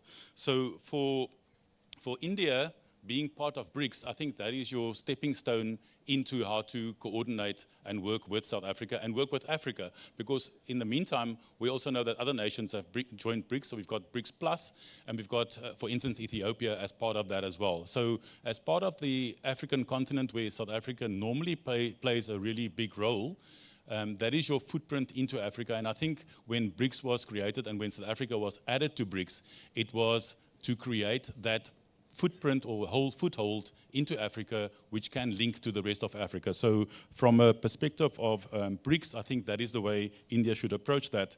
And then when one talks about the rules-based order and how South Africa can use its role there, I think it's similar to that. South Africa uses all its positions in these multiple fora to drive the narrative towards non-alignment, and you can see it in most of its actions as it goes along. So I think Captain Mark has covered both question 2 and 3 together. We come to the question from, oh yes, okay. We couldn't see that, all right. Over to you, Mr. Kiroja Misheni, on a question related to energy transition, the role of critical minerals, and how that convergence challenges could be contended with. Can you hear me now? Yes, we can hear you. Okay, thank you very much. Yeah, thank you very much for that question.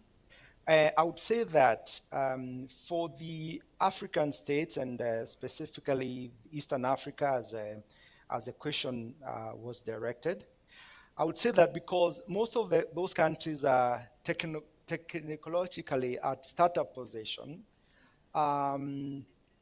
we actually at a very good position, because countries will not be reinventing the wheel.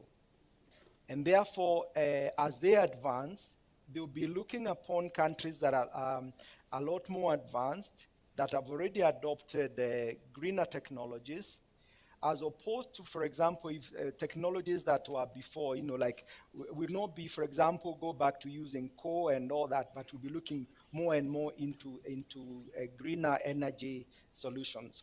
And what we are seeing today is a lot of efforts being done, especially onto solar energy, and also, you can see, as was said earlier in the presentation, African states have the largest potential for solar. So therefore, that is something that actually will play a big part as we move towards, when it comes to sort of like the kind of technology that the countries will adopt. So in Africa at the moment, there's a lot of there's a lot of campaigns also to adopt green energies, and I would want to say that we are in quite a good, we are in a good trajectory as far as that is concerned. So and then I think with regards to energy, for example, if you're looking at oil and all that, Africa has to move with the times. So we're seeing, of course, a lot of especially like e-vehicles and all that. So again, we'll have to just follow the trend, and also focus more on the new technologies as we move forward. I hope that covers what the questionnaire wanted to know. Thank you, Mr. Misheni. I also have Captain Mark, who's going to add a bit on the question number 2, which related to the Commonwealth countries and how to unify them and its relevance. Thank you, Admiral. Yes, there was a question on the Commonwealth and the way how we share, for instance, language, and also the way our governments work, etc. from that. I think one also needs to understand that the maritime domain, especially navies, work very well in that sphere, because one of the things that unify us is the way we work with our operations, and the way that it is general across the world almost. And that is why it's important that when navies work together, that we do this interoperability. So for me, the Commonwealth is something that we can use and not reinvent the wheel, but use that common factors that unite us. And I think when India talks about the Commonwealth, or how to work with other navies and other nations, that is a starting point that should be a good starting point, a good foothold in order to work together in the future.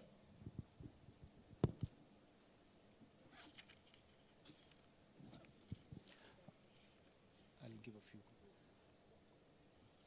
Thank you, Mark. So we come to the question that Group Captain Akshay said, talked about the joint ops piracy where the Air Force and the Navy cooperated. So, you know, one, not to try and sound immodest, but the navies have been, the Indian Navy and many other navies operate on the high seas, international waters, international airspace quite regularly.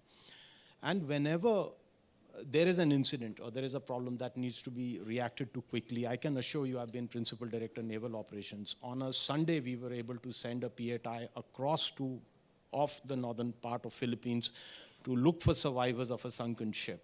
And this was done on a Sunday. So in order to obtain the approvals of the DA for overflights, etc., all was done. This mechanism really works very, very fast when it has to. And when there are standard operating procedures being employed for any exercises or multilateral engagements, the processes are well in place. So while you may have certain views, we can discuss it later on as well, but there is enough cooperation, there are enough mechanisms and standard operating procedures for the operation of for the aircraft and the ships.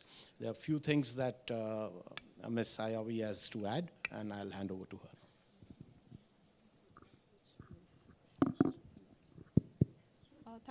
Thanks for the question. Actually, in order to have a successful operation, you need to have information sharing. However, there is a lot of secrecy involved because it has to be a successful operation. So if we are going to go out and disclose a lot of details, it will not work. But the way the SOPs that our moderator has already talked about, they have been working very successfully. And in fact, I wanted to add, and I mentioned it in my presentation also, that we have this Anti-Piracy Act, which gives legal finish. And even Mr. Kiruja Micheni talked about legal finish a lot, because we have completed the entire cycle of information sharing and coordination, everything, until we reach the last mile of legal finish. Thank you. So we've got just about 6 minutes for this part to end. We can take 2 more questions. Let me just, yeah, at the back, I think the one with the beard, sorry. Yeah, that's right. You. Yes, I'm referring to you, the one, the white shirt.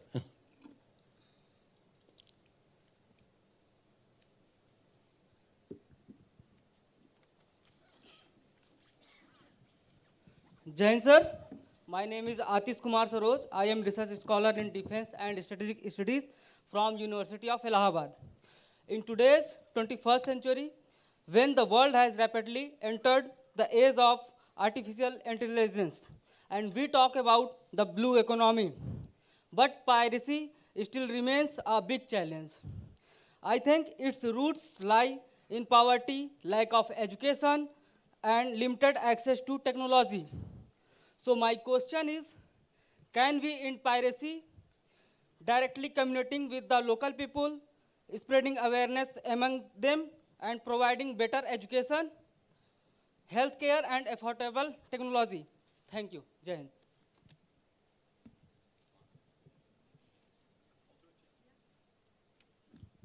Yeah, thank you for a really interesting question.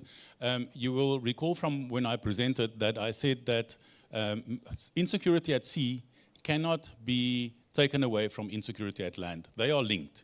So in order to sort out the problems at sea, we really need to look at the problems that are happening on land. And Somalia is a good example in terms of what happened on land and then spilled over into the ocean.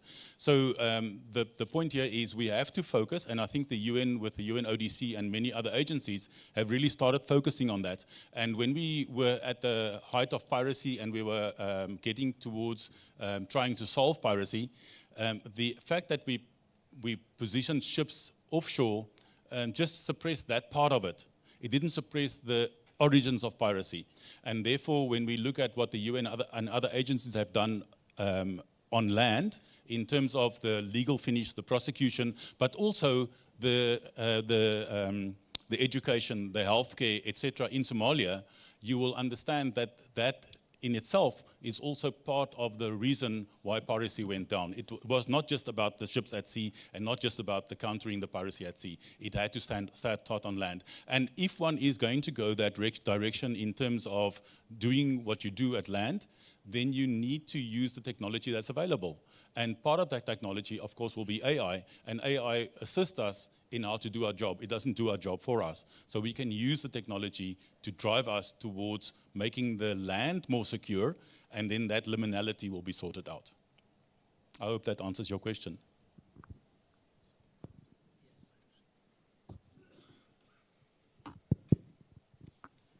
Okay, thank you for the question. I think I will adding some experience from Indonesia.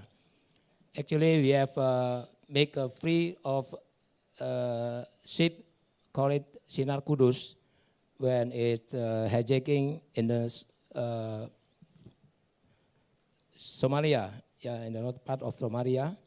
And at the time, we can send the flotilla consisting of fighting ship and also support ship with the marine troop on board the ship. And finally, we can make the hostages free. Yeah. Also in the Malacca Street, yeah, at the time there are so many pirates come from GAM, this organization that would like to free from Indonesia, and they're disturbing all the ships passing the Malacca Street. And we, Indonesia, Malaysia, and Singapore, we conducting Malacca Street Sea Patrol. Yeah. Actually, we divided the strait into two. The northern part is patrolling by Malaysia ship and also Singapore ship. And the eastern part is patrolled by Indonesian warship. We are also sending aircraft from these three countries. Yeah, they give patrol along the Strait of Malacca. When there's southern piracy as well in the our eastern part in Sulawesi Sea, we also set up trilateral coordinated patrol among Indonesia, Malaysia, and Philippines Navy. Yeah. Actually, we get success from these three different places how we combat the piracy. That's my answer. Thank you. Thank you. And just my little two-bit from an overall level. When you look at piracy, I think an important thing to understand is, which it's been explicitly said at a number of places, is that the root of piracy is not at sea, it's on the land. And this has come out a number of times over here by words such as good governance, capability development. So that must be remembered. Unless we resolve that, these things will tend to keep erupting. So with that, I think we've come to an end. Our time is running out. We won't be able to take another question.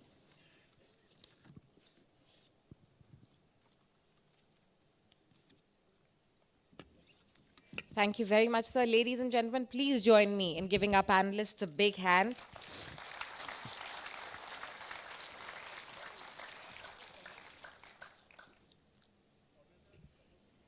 Yeah, my summing up, sorry. So summing up, this is the tough part. So I noted down a few things. Maybe I'll not get into too much of details, but keep the essentials in mind, keep the basics in mind. And one thing that comes to my mind is when we discuss the security of India, or when we discuss the security of Africa, you will find the continental focus, you will find the regional focus, you will find the national focus and relevance in it as well.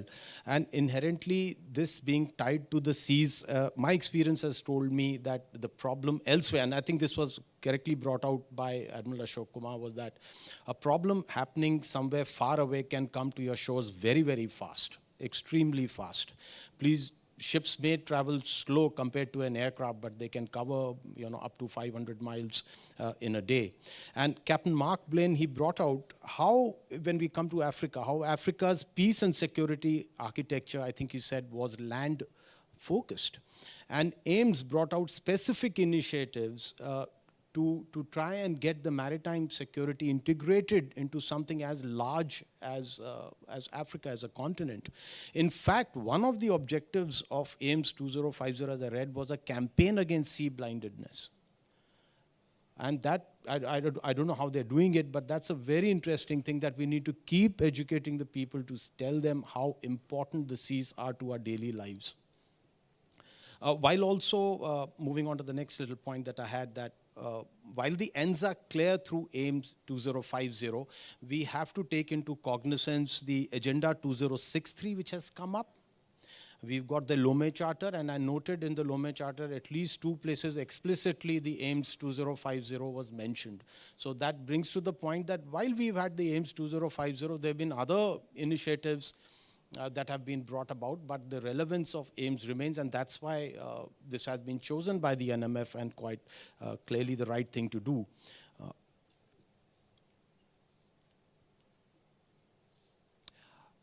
A point that I thought might be worth a mention is that when we look at the ethos of greater good, being a Vishwa Bandhu, Vasudev Kutumbakam, it sounds very idealistic, but on the maritime front, this is again a point that, born out of my personal experience, is that this greater good, or say helping, assisting Africa in capability development, is not divorced from a core national interest. It is absolutely directly connected. And I'll give you an example.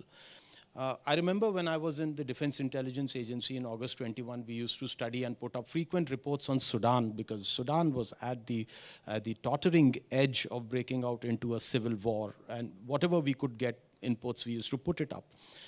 And I was the CSO Ops, Chief Staff Officer Operations in Western Naval Command, when in April 2023, it just blew up.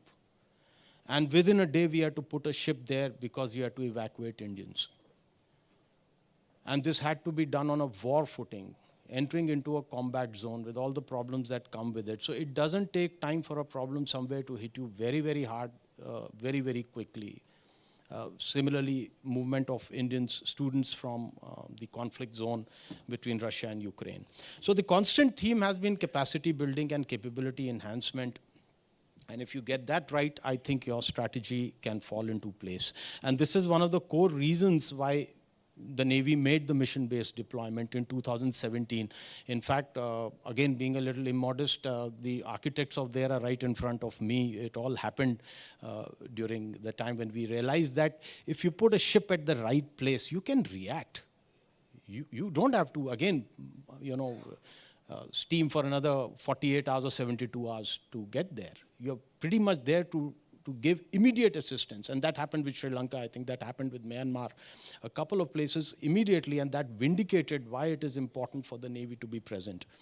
It was very heartening for all of us to hear from Ms. Sayavi about a slew of initiatives in mission mode and the outcome orientation ethos that the MA has brought into, especially, I think, if I remember in the concept note, so you put out do the doing, you've got to get things done, and that's the most important part. Of course, the problem of converting that spirit of collaboration into outcomes is not easy. Even to make an SOP for a combat, for a coordinated patrol with another country takes a lot of effort. It takes a lot of effort of sitting together, discussing what we can do, not do, because of issues related to national sensitivities on embarking people. The Navy is not new to that, but we've matured over a number of years.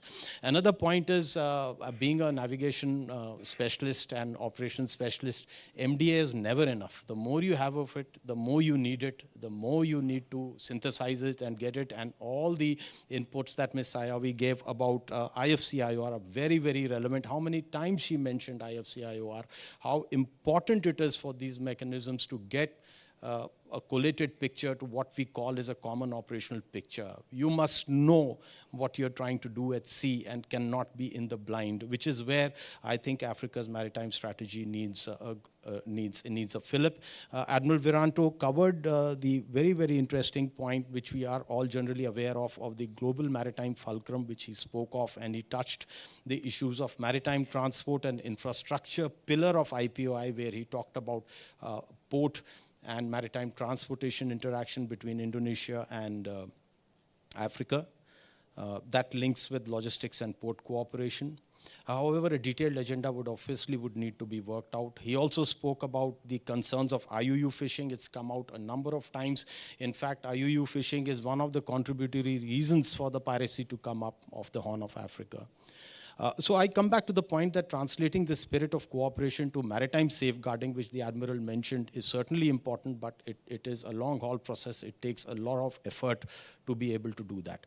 So I think I've rambled on enough. I just noted down these points, tried to put them together. I'm not a patch on Admiral Chauhan, but I'm just trying to put it together right now today. And thank you so much for this opportunity. It's been wonderful to moderate this session. There are a number of things that I've learned. Thank you for your patience, for your interaction and interesting questions. I thank NMF, and I would be going out of my remit, I don't know, but I want to thank Chitali, I want to thank Saz, John. They were really the back-end workers. They helped me at every instance, not only now, but before. You're a great team. Keep the great job going, and hopefully interact more often. Thank you so much. God bless. And just like that, the slightly absent-minded apparition from the ether is back. I'm sure you wouldn't mind joining me once again to thank our panelists. Ladies and gentlemen, I'm delighted to share another proud moment with you all by announcing the release of another publication. This one, entitled Forging Strategic Convergence, India-Indonesia Defense Partnership in the Shifting Indo-Pacific, is the outcome of a successful collaboration between three parties. To that end, I would like to invite Admiral Ashok Kumar onto the stage once more to join us for the ceremony.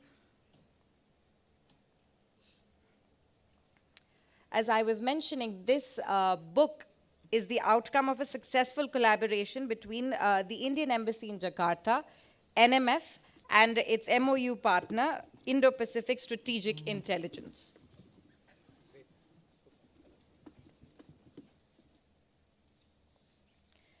I now request all the dignitaries on stage to kindly do the honors.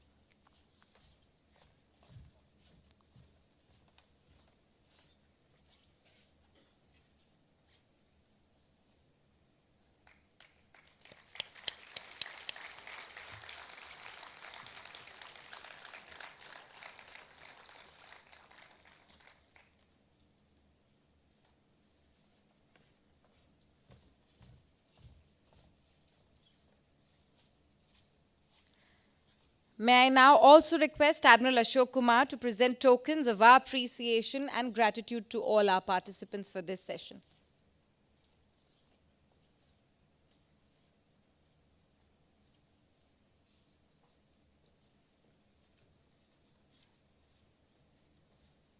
We'll begin with Admiral Surya Viranto.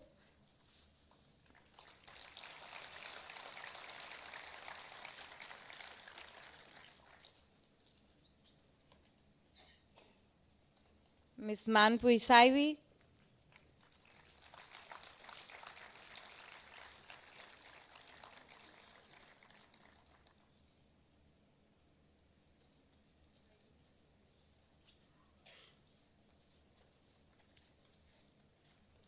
Captain Mark Blaine.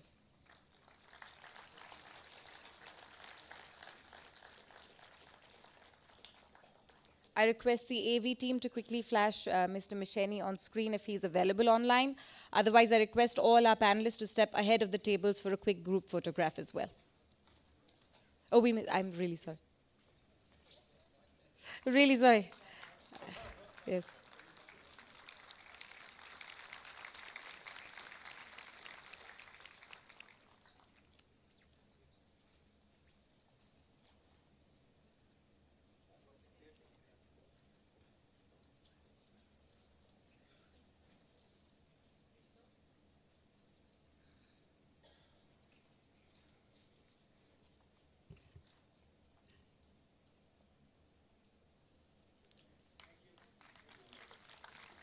I request Admiral Surya Viranto to kindly remain on stage.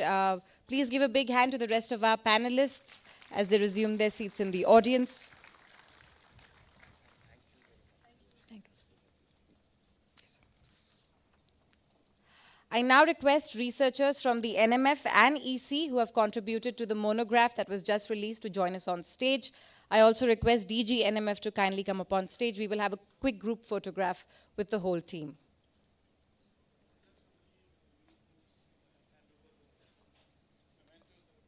Right.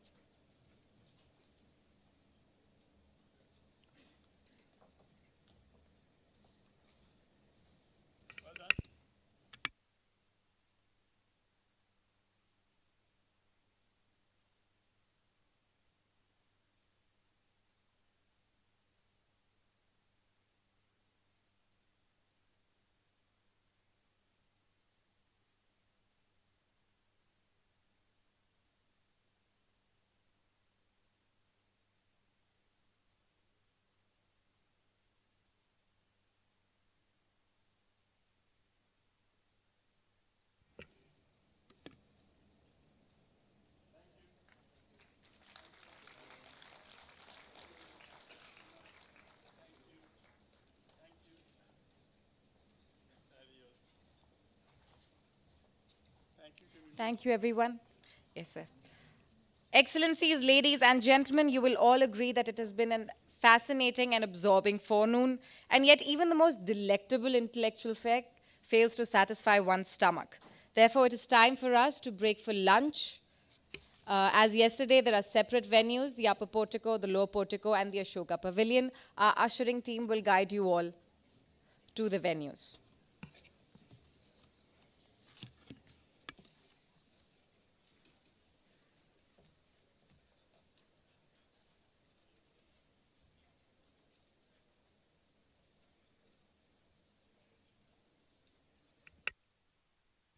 Please reassemble in the auditorium by 1400 hours sharp by 2.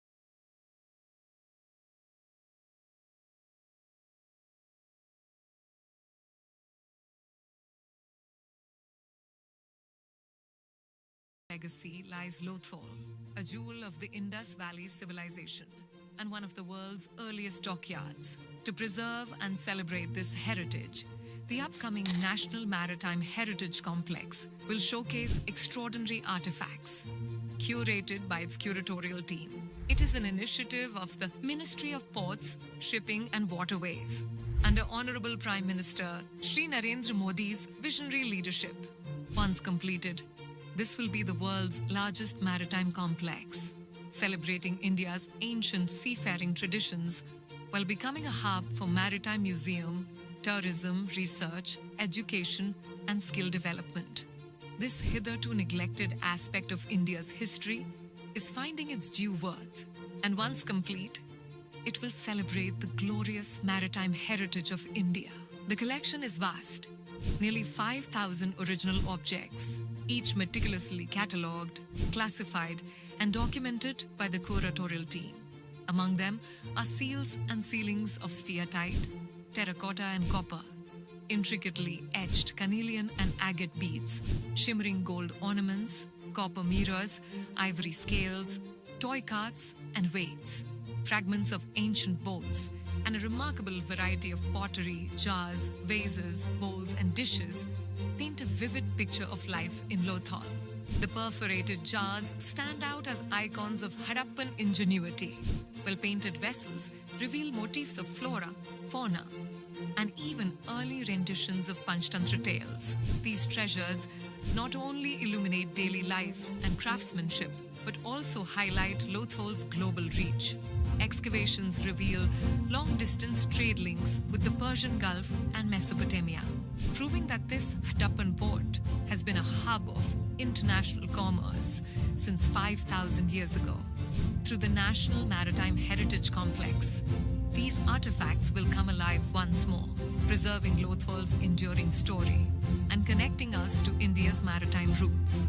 On World Maritime Day, we pay homage to the enduring legacy of India's seafarers, of its significance in South Asian history, and acknowledge the initiatives undertaken by Honorable PM Shri Narendra Modi, guided by the principle of Vikas Bhi, Virasat Bhi. दुनिया का सबसे बड़ा maritime museum बनेगा. Acknowledging the importance of conservation of Ramsar sites, the Honorable Finance Minister in a budget speech of 2023 introduced Amrit Dharohar initiative to promote the unique conservation values of Ramsar sites through its 4 components. Under the nature tourism component, the ministry conducted training programs on alternative livelihood and Paryatan Navik certification to enhance livelihood opportunities for local communities. India proposed the inclusion of 3 cities, Indore and Bhopal in Madhya Pradesh and Udaipur in Rajasthan, for the voluntary wetland city accreditation under the Ramsar Convention. The accreditation will promote the conservation and wise use of urban and peri-urban wetlands and provide sustainable socio-economic benefits for the local communities. The ministry, in collaboration with Central Institute of Educational Technology, CIET, NCERT, jointly developed a series of educational videos to sensitize primary, middle, and senior level school students to the importance of wetland conservation and management. On the eve of World Wetlands Day 2024, India added 5 more wetlands to its existing list of 75 Ramsar sites, taking the tally to 80 Ramsar sites, demonstrating the commitment to the conservation and wise use of wetlands.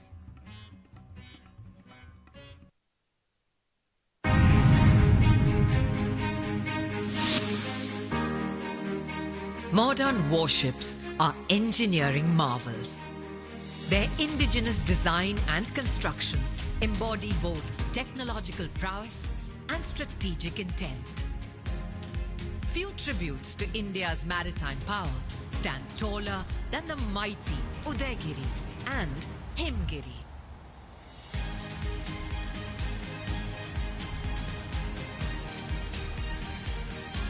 Both warships follow in the proud wake of legends. Their predecessors The erstwhile Udaygiri and Himgiri marked our transformation from a buyer's to a builder's navy. Both warships served the nation with distinction for over 3 decades.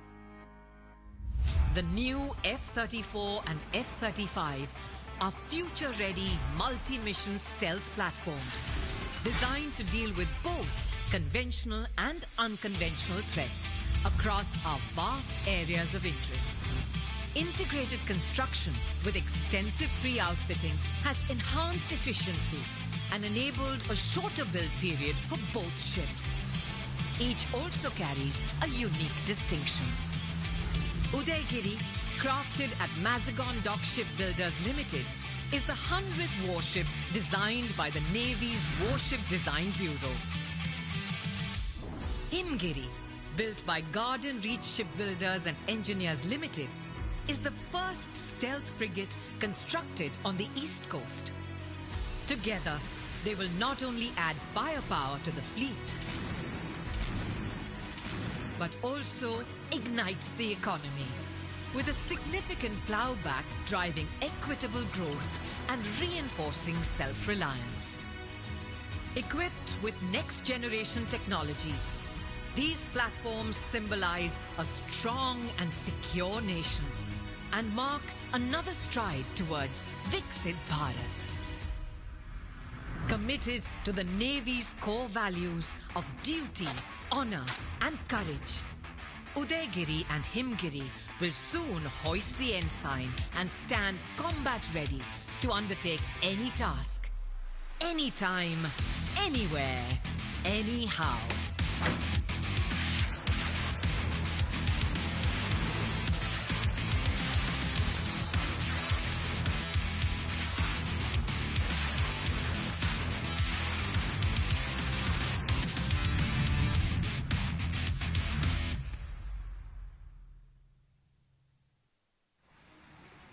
India's fight for freedom is often remembered through marches, movements, and martyrdom on land. But there was another frontier, vast, turbulent, and crucial, the sea. From ancient harbors to colonial ports, India's coastline has been witness to both prosperity and plunder. Long before the challenge to the British Raj, India boasted of fiery naval commanders like Lachit Borphukan and Kanhoji Angre, who inflicted heavy losses on foreign invaders in medieval times. Then came the British, whose grip on India was about political, social, and economic control. The seeds sown during the First War of Independence of 1857 were beginning to bear fruit by the early 20th century as patriotic fervor quickly gripped the nation. In 1906, a bold challenge rose from the southern shores. V.O. Chidambaram Pillai, the fiery patriot from Tamil Nadu, launched the Swadeshi steam navigation company, a direct blow to the British shipping monopoly. He dared to sail Indian ships under the Indian flag, and for that, he paid the price with imprisonment and ruin. But his defiance echoed across the nation. The sea had once again become a stage for resistance. For centuries, India's riches, cotton, spices, indigo, and tea, sailed away in foreign ships. Ports like Bombay, Calcutta, and Madras turned into colonial gateways of exploitation.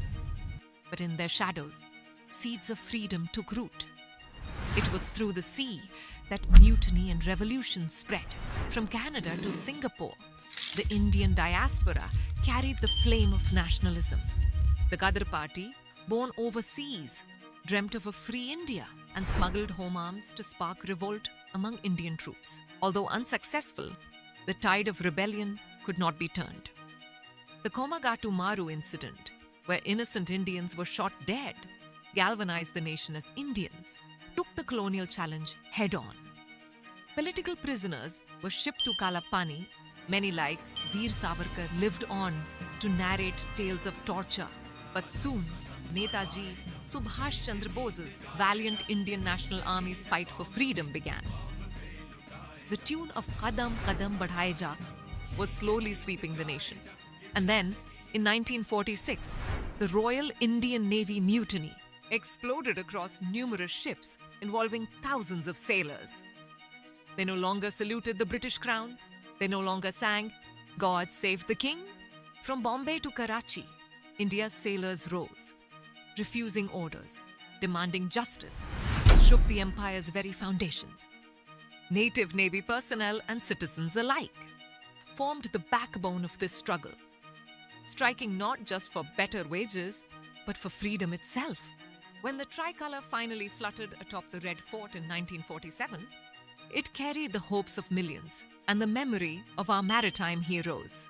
From VOC Pillai to the Royal Indian Navy rebels, the sea was no silent spectator. It was a battlefield, a silent witness. Today, as India builds a vibrant blue economy, we honour those who dreamt and died for a free India, so that future generations could walk in freedom.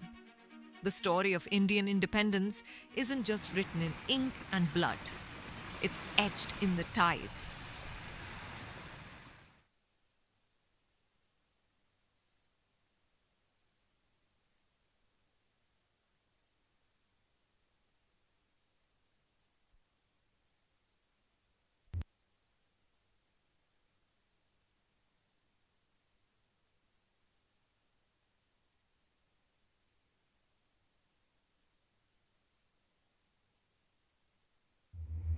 The tides of the Indo-Pacific are rising, not just in force, but also in consequence. Disruptions and partnerships echo across continents, sending ripples across the oceans, as fragility and ambition now sail side by side. Here, time doesn't just move forward, it folds. And then it resets. The future can't wait, but it can be redesigned at the Indo-Pacific Regional Dialogue 2025, where nations converge to build capacity, transforming chaos into coordination and enhancing shared capabilities to rewind risk before it becomes reality. From undersea cables to floating economies, from port resilience to climate security, the architecture of tomorrow is being drawn right here. Join the brightest strategic minds from across the globe as they craft the future of the Indo-Pacific, ensuring the building of capacity and enhancement of capability across the region. At the Indo-Pacific Regional Dialogue 2025. You can have a drone, but that doesn't mean you have surveillance. You can have GPS, but that doesn't mean you can navigate contested waters. You can have a warship, but that doesn't mean you can secure a coastline. You can have AI, but that doesn't mean you can run a strategic dialogue, especially the Iprd. Capacity is what you have. Capability is what you can do with it in the real world, with real coordination, under real pressure. Neither is enough by itself, so we've already begun combining the two. Join the brightest strategic minds from across the globe as they come together to train, partner, and prepare at the Indo-Pacific Regional Dialogue 2025, where nations collaborate to map and secure the seabed and deliver aid across oceans based on mutual trust, diplomacy, cooperation, and readiness. Where we combine power, purpose, and preparedness by building capacity and enhancing capability for the entire region.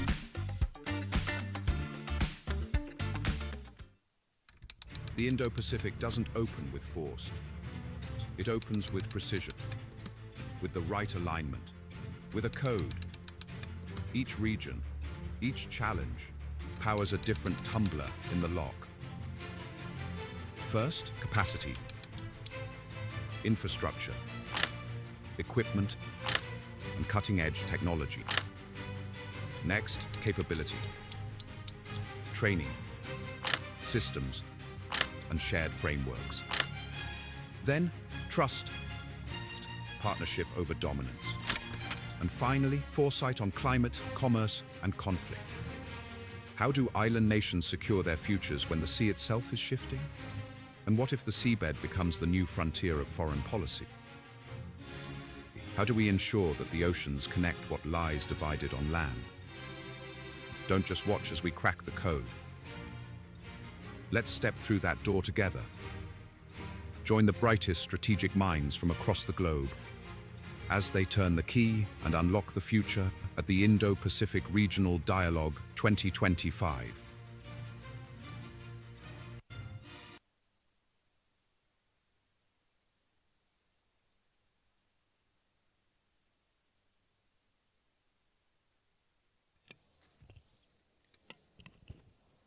Welcome back, ladies and gentlemen. I request everybody to kindly settle down. Do we have everyone in the hall? Welcome back, ladies and gentlemen. As a second dessert, let me join our audio-visual team to get you excited about the next session by showing you some more snippets and refreshing your memory.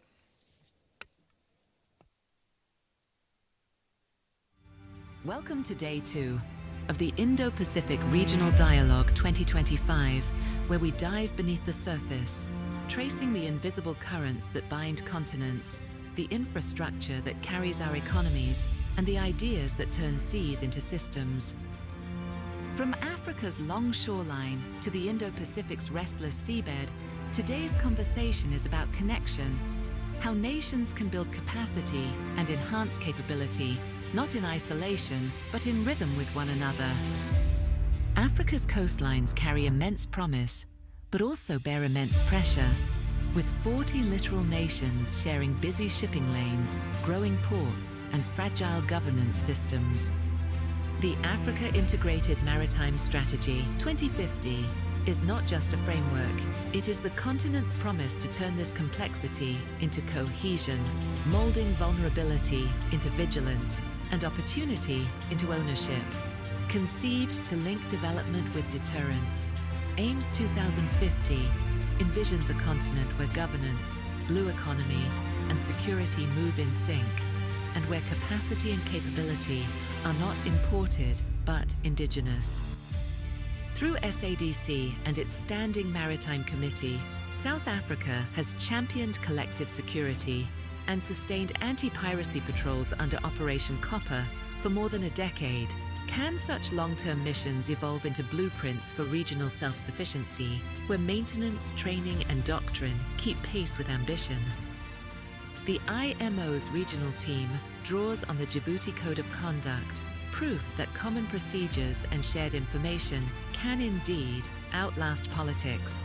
This has matured from a document into a real-world network, linking information-sharing nodes in Kenya, Tanzania, and Yemen into a real-time architecture of awareness.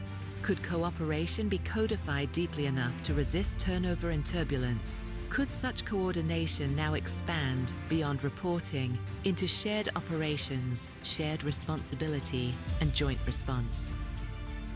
India has long anchored maritime security in the Indian Ocean, but this definition is evolving. She now champions a shift to developing the seas, empowering African partners to craft and manage their own maritime strategies, maritime operations centers, and connect with India's IFC IOR network. Could blue economy collaboration become the bridge between capability and confidence? Could development diplomacy become the next wave of strategic cooperation? From archipelagic Indonesia, we see that unity is not the erasure of diversity, but its orchestration. With governance structures that unite ministries of maritime affairs, investment, defense, and environment, Indonesia models the very coordination AIMS 2050 seeks. Can we learn from Indonesia's challenges and success in building cohesion across islands, institutions, and interests? Through it all runs one current. Capacity builds presence, but capability builds confidence. If capacity and capability are the twin engines of cooperation, resilience is the compass that keeps it on course. In a world defined by disruption, maritime resilience is no longer a contingency plan. It's the operating system of survival. Across the Indo-Pacific, fragile supply chains strain under rising costs and unpredictable tides. But from Asia's emerging freight corridors comes a pragmatic question: How can technology, logistics, and foresight fuse to create resilient maritime supply chains that can bend without breaking? In the Philippines, resilience begins at the shoreline. Here, port and coastal communities have learned that rebuilding isn't enough. Regeneration must be built into the plan. Can local cooperation and shared expertise turn recovery into regional strength? Sri Lanka offers another vantage point, a nation that sits astride some of the world's busiest sea lanes. From the challenges of economic crisis to the persistence of regional collaboration, its lesson is clear. True maritime resilience isn't built in calm waters, but in the storm. And from the Republic of Korea, where shipyards and diplomacy intersect, we see how cooperative approaches in training, maintenance, and technology transfer can make regional capacity building more than policy. They make it practice. Can India and South Korea together chart a model for Indo-Pacific resilience that others can follow? Guiding this dialogue is the recognition that resilience is not static. It adapts. And adaptation, like strategy, thrives on shared understanding. The strength of the Indo-Pacific lies not in the absence of storms, but in how well its nations sail through them. Together, as Day 2 draws to a close, we are reminded that the seas connect far more than they divide. From Africa's continental strategy to Asia's coastal resilience, every idea shared today brings us closer to an Indo-Pacific where strength lies not in walls, but in bridges, and where capacity and capability merge to build endurance, trust, and collective security for all.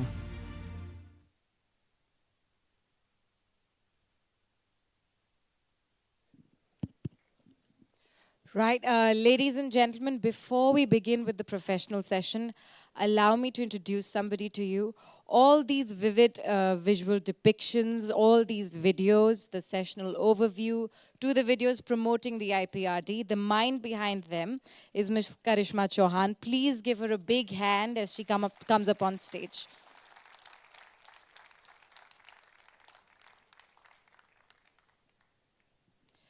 Ms. Chauhan has been working on all these videos tirelessly for the past month or more, and we have been troubling her constantly to make all these changes. She's the most accommodating individual we know. Once again, ladies and gentlemen, big hand.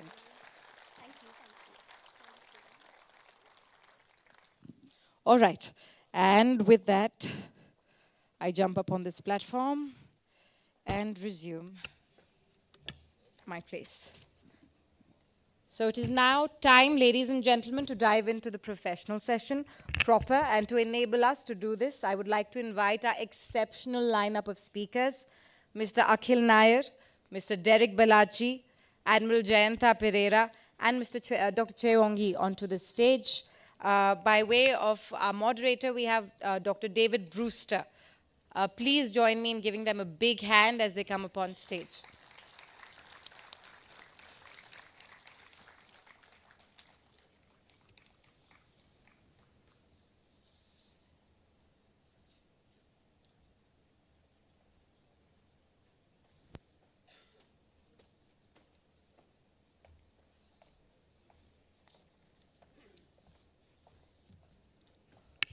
Now that we have all our panelists on stage, there's nothing left for me to do but to hand over the proceedings to Dr. Brewster, wherever you like, sir, from there or the podium. All right.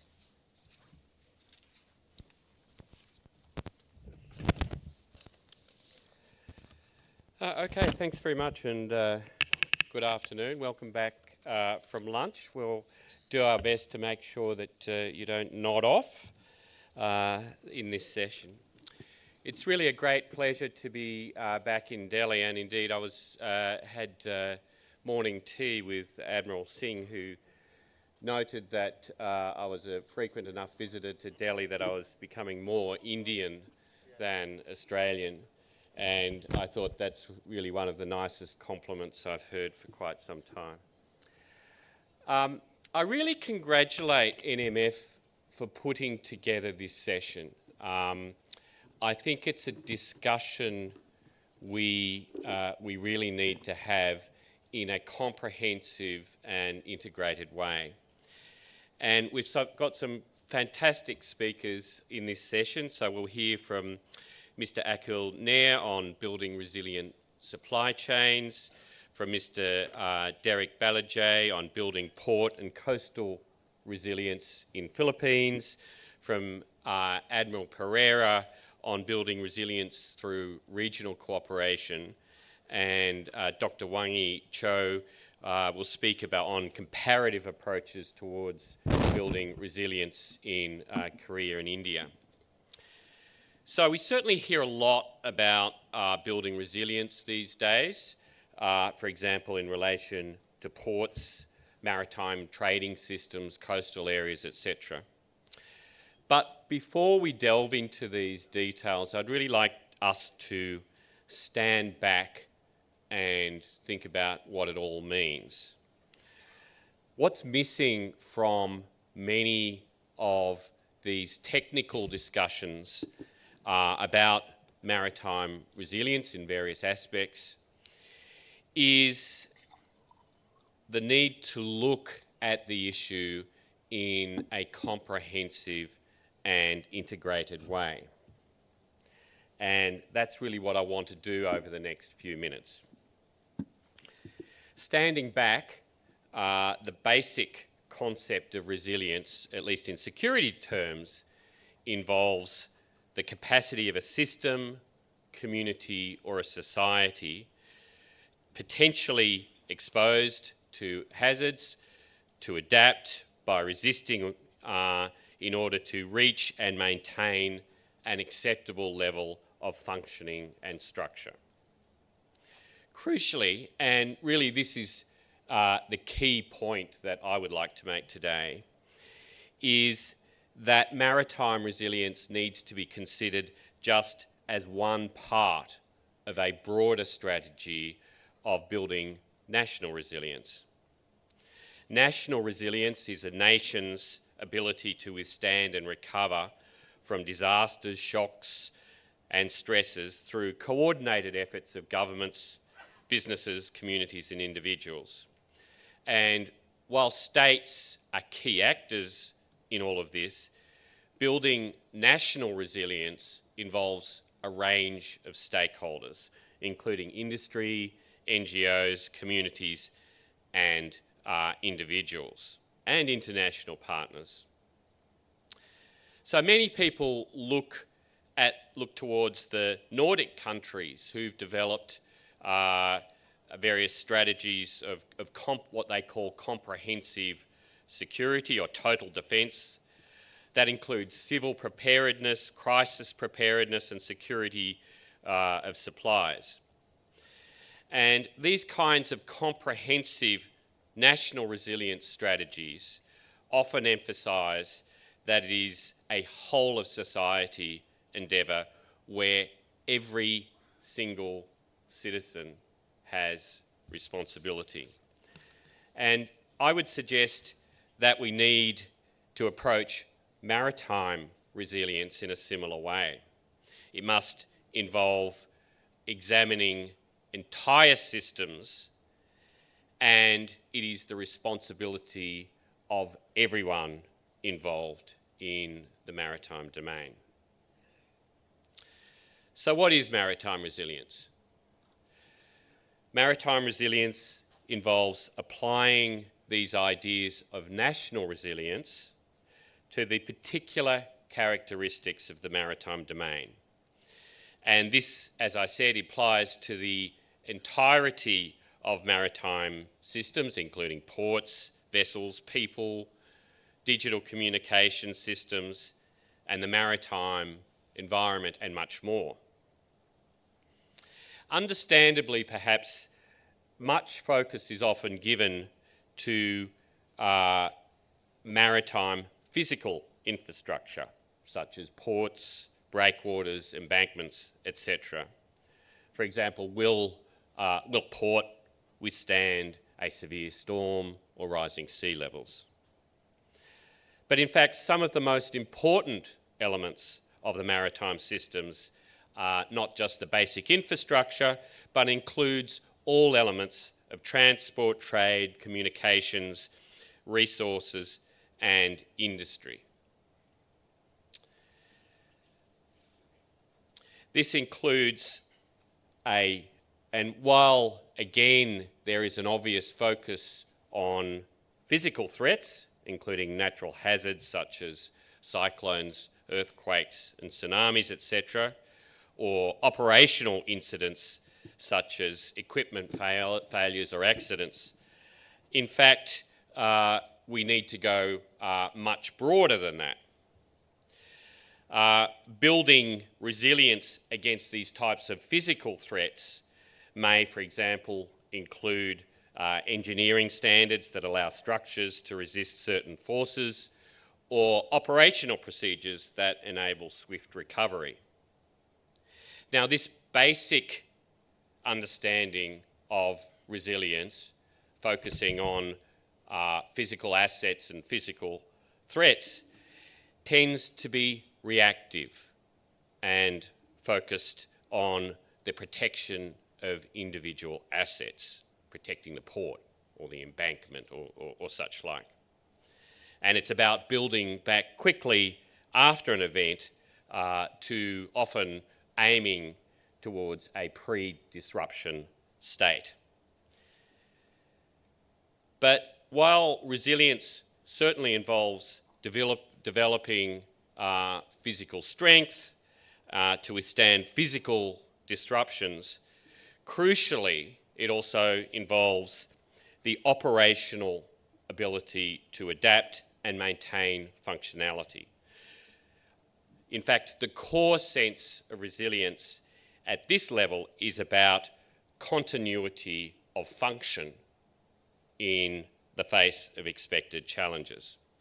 And that's why more sophisticated strategies, resilience strategies, involve much more than just hardening physical assets, but also include developing redundancy in critical systems, establishing alternative operational procedures, and enhancing communications protocols between various stakeholders. A comprehensive approach to maritime resilience also needs to consider interconnected systems and plan for cascading failures from complex threats such as cyber attacks and climate change. Even more advanced resilience strategies also involve designing fundamental systems to withstand disruptions, not just about returning a physical asset to its pre-disruption state. Finally, in relation to disruptions or challenges involving human adversaries, resilience could really just be seen as part of a strategy of denial. How do I prevent an adversary from executing on a threat, or how do I mitigate the consequences of my adversary's actions? So with all this in mind, let's now turn to our distinguished speakers, but I make the request that during our Q&A that we keep in mind two things. Firstly, in relation to any particular threat or challenge or area, how do our plans to develop resilience go beyond just merely addressing the physical challenge or the physical disruption towards building a resilient process? So that's question number one. And question number two, how do these procedures or actions we do in the maritime domain to develop maritime resilience, how does that connect with our broader strategy of developing national resilience? So we'll come back to those questions a little bit later on. But in the meantime, it's my great pleasure to introduce Mr. Akhil Nair, who will be talking about developing resilient maritime supply chains in the Indo-Pacific.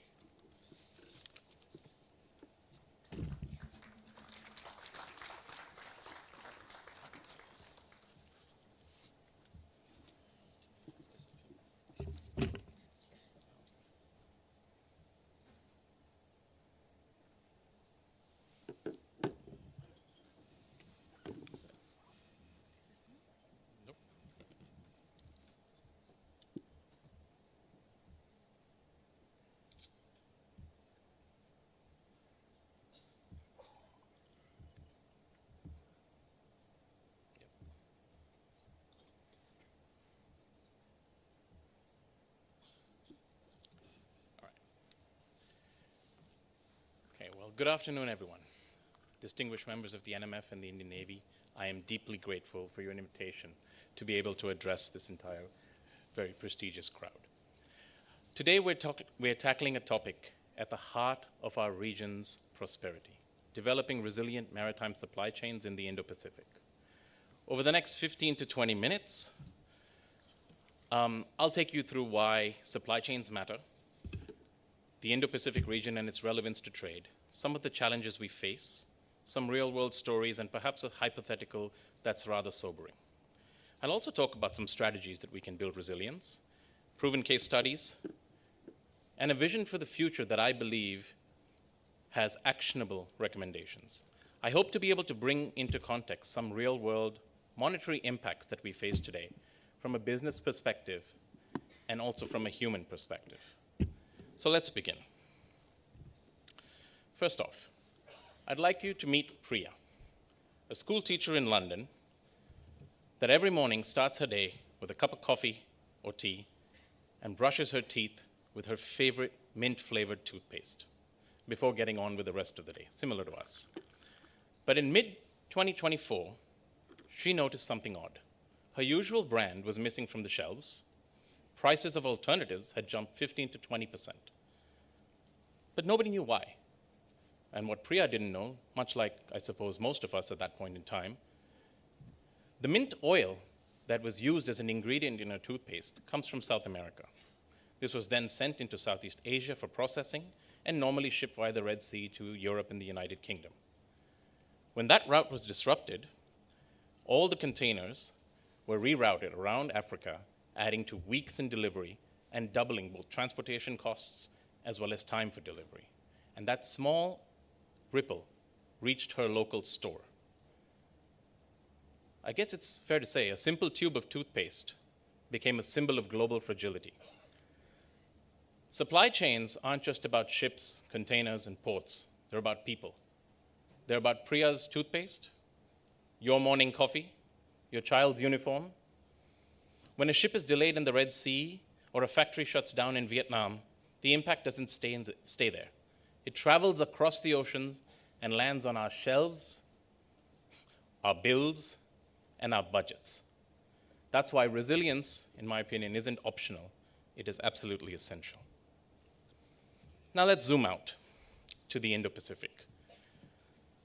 This is where 60% of global maritime trade flows. Yes, I'd like to repeat that. Global maritime trade, 60% occurs within the region we have defined as the Indo-Pacific. A single disruption, tactic, or attack, like those we've seen recently, can cascade into these personal pains, like I mentioned, your coffee, disrupted bean shipments from Vietnam, or perhaps you're thinking of buying a new laptop. Parts are delayed from Taiwan, and you have a 15 to 20% higher cost at the checkout counter. These aren't abstract statistics. They're a hidden tax on our daily lives. Let's explore how building a resilience can shield us from some of these shocks. The Indo-Pacific, in all its grandeur and strategic relevance, is not without its risks. We have some very relevant choke points, and I'm sure we've heard over the past few days various references to some of these. We have the Malacca Strait, the South China Sea, the Taiwan Strait, and of course the Red Sea, to name a few. All of these corridors carry trillions of goods that are essential to us, from semiconductors to oil, consumer goods. But here's the kicker. Disruptions don't just ripple. They crash like a wave breaking across economies in the region that account for over half of our global GDP. So what does this mean? What is the cost of these potential disruptions? Allow me to walk you through where we are today. Global shipping volumes in 2025 are projected to grow only at 0.5%. This is a stark decrease from earlier projections of 3 to 4%, which in the industry were considered normal growth rates. This slowdown is impacting global trade up to about $2 trillion in losses due to various inefficiencies, and we will talk a little bit about that. There has been a 5 to 10% increase in ton miles. Now, for those of you who are not familiar with that, ton mile is basically when 1 ton of cargo is transported over 1 mile of distance in the ocean. And that is a metric that us simplistic logisticians have come up with. There's been an increase of freight rates, that is the cost to ship cargo, by an average of 20%, and a huge increase in fuel consumption for transportation. Resilient supply chains aren't just about efficiency. They're about safeguarding economic security, geopolitical stability, and access to food and energy for billions of people around the world. Now let's face some of the challenges head on. Our maritime supply chains are under siege from geopolitical tensions, like those in the South China Sea, also under the tariff regime currently impacting us on global trade. These all put global trade at risk. Environmental risks with climate change driving major weather-related disruptions, infrastructure bottlenecks causing up to a 25% rise in port congestion across Indo-Pacific hubs this year, and digital threats, of course, with maritime cyber incidents rising, as well as rising state-sponsored interference. These aren't isolated issues. They compound, turning vulnerabilities into crises, and they demand urgent action. Let's start with geopolitics. Particularly in the South China Sea, there's a $3.5 trillion trade corridor. The image on the left is evident that that $3.5 trillion in trade is not just about the commercial value of the goods, but the nature of these goods. These are commodities essential for everyone's day-to-day life, not just in our region, but globally.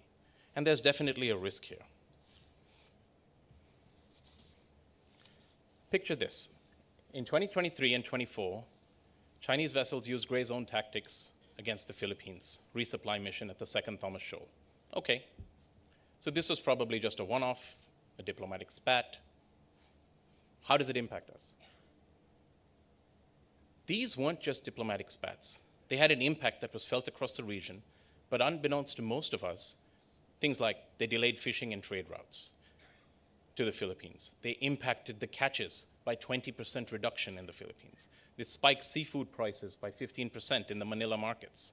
They drove 15 to 25% higher costs across the region. And all of these are potential risks to that same $3.5 trillion corridor. Additionally, in 2019, another Chinese vessel rammed a Philippines fishing boat, leaving 22 fishermen stranded at sea. Perhaps another isolated incident.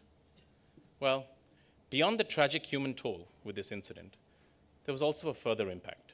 This disrupted local seafood and commodity supply chains, sending shockwaves through the markets in Southeast Asia, not just in terms of prices, but what happened was that there was a rise in demand for risk premium. These risk premiums were on the back of the expectation that such gray zone tactics would continue to increase in the region. So regional carriers had to pay the price for this. And eventually this translated back into limited service options, reduced capacity, and of course, increased prices to consumers in the region. Then of course, we have piracy. In the first 6 months of 2025, the Malacca Strait and South China Sea saw 80 incidents.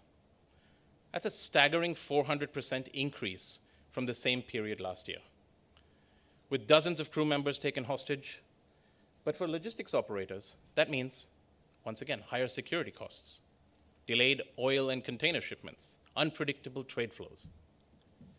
So given all this in mind, let's consider a hypothetical.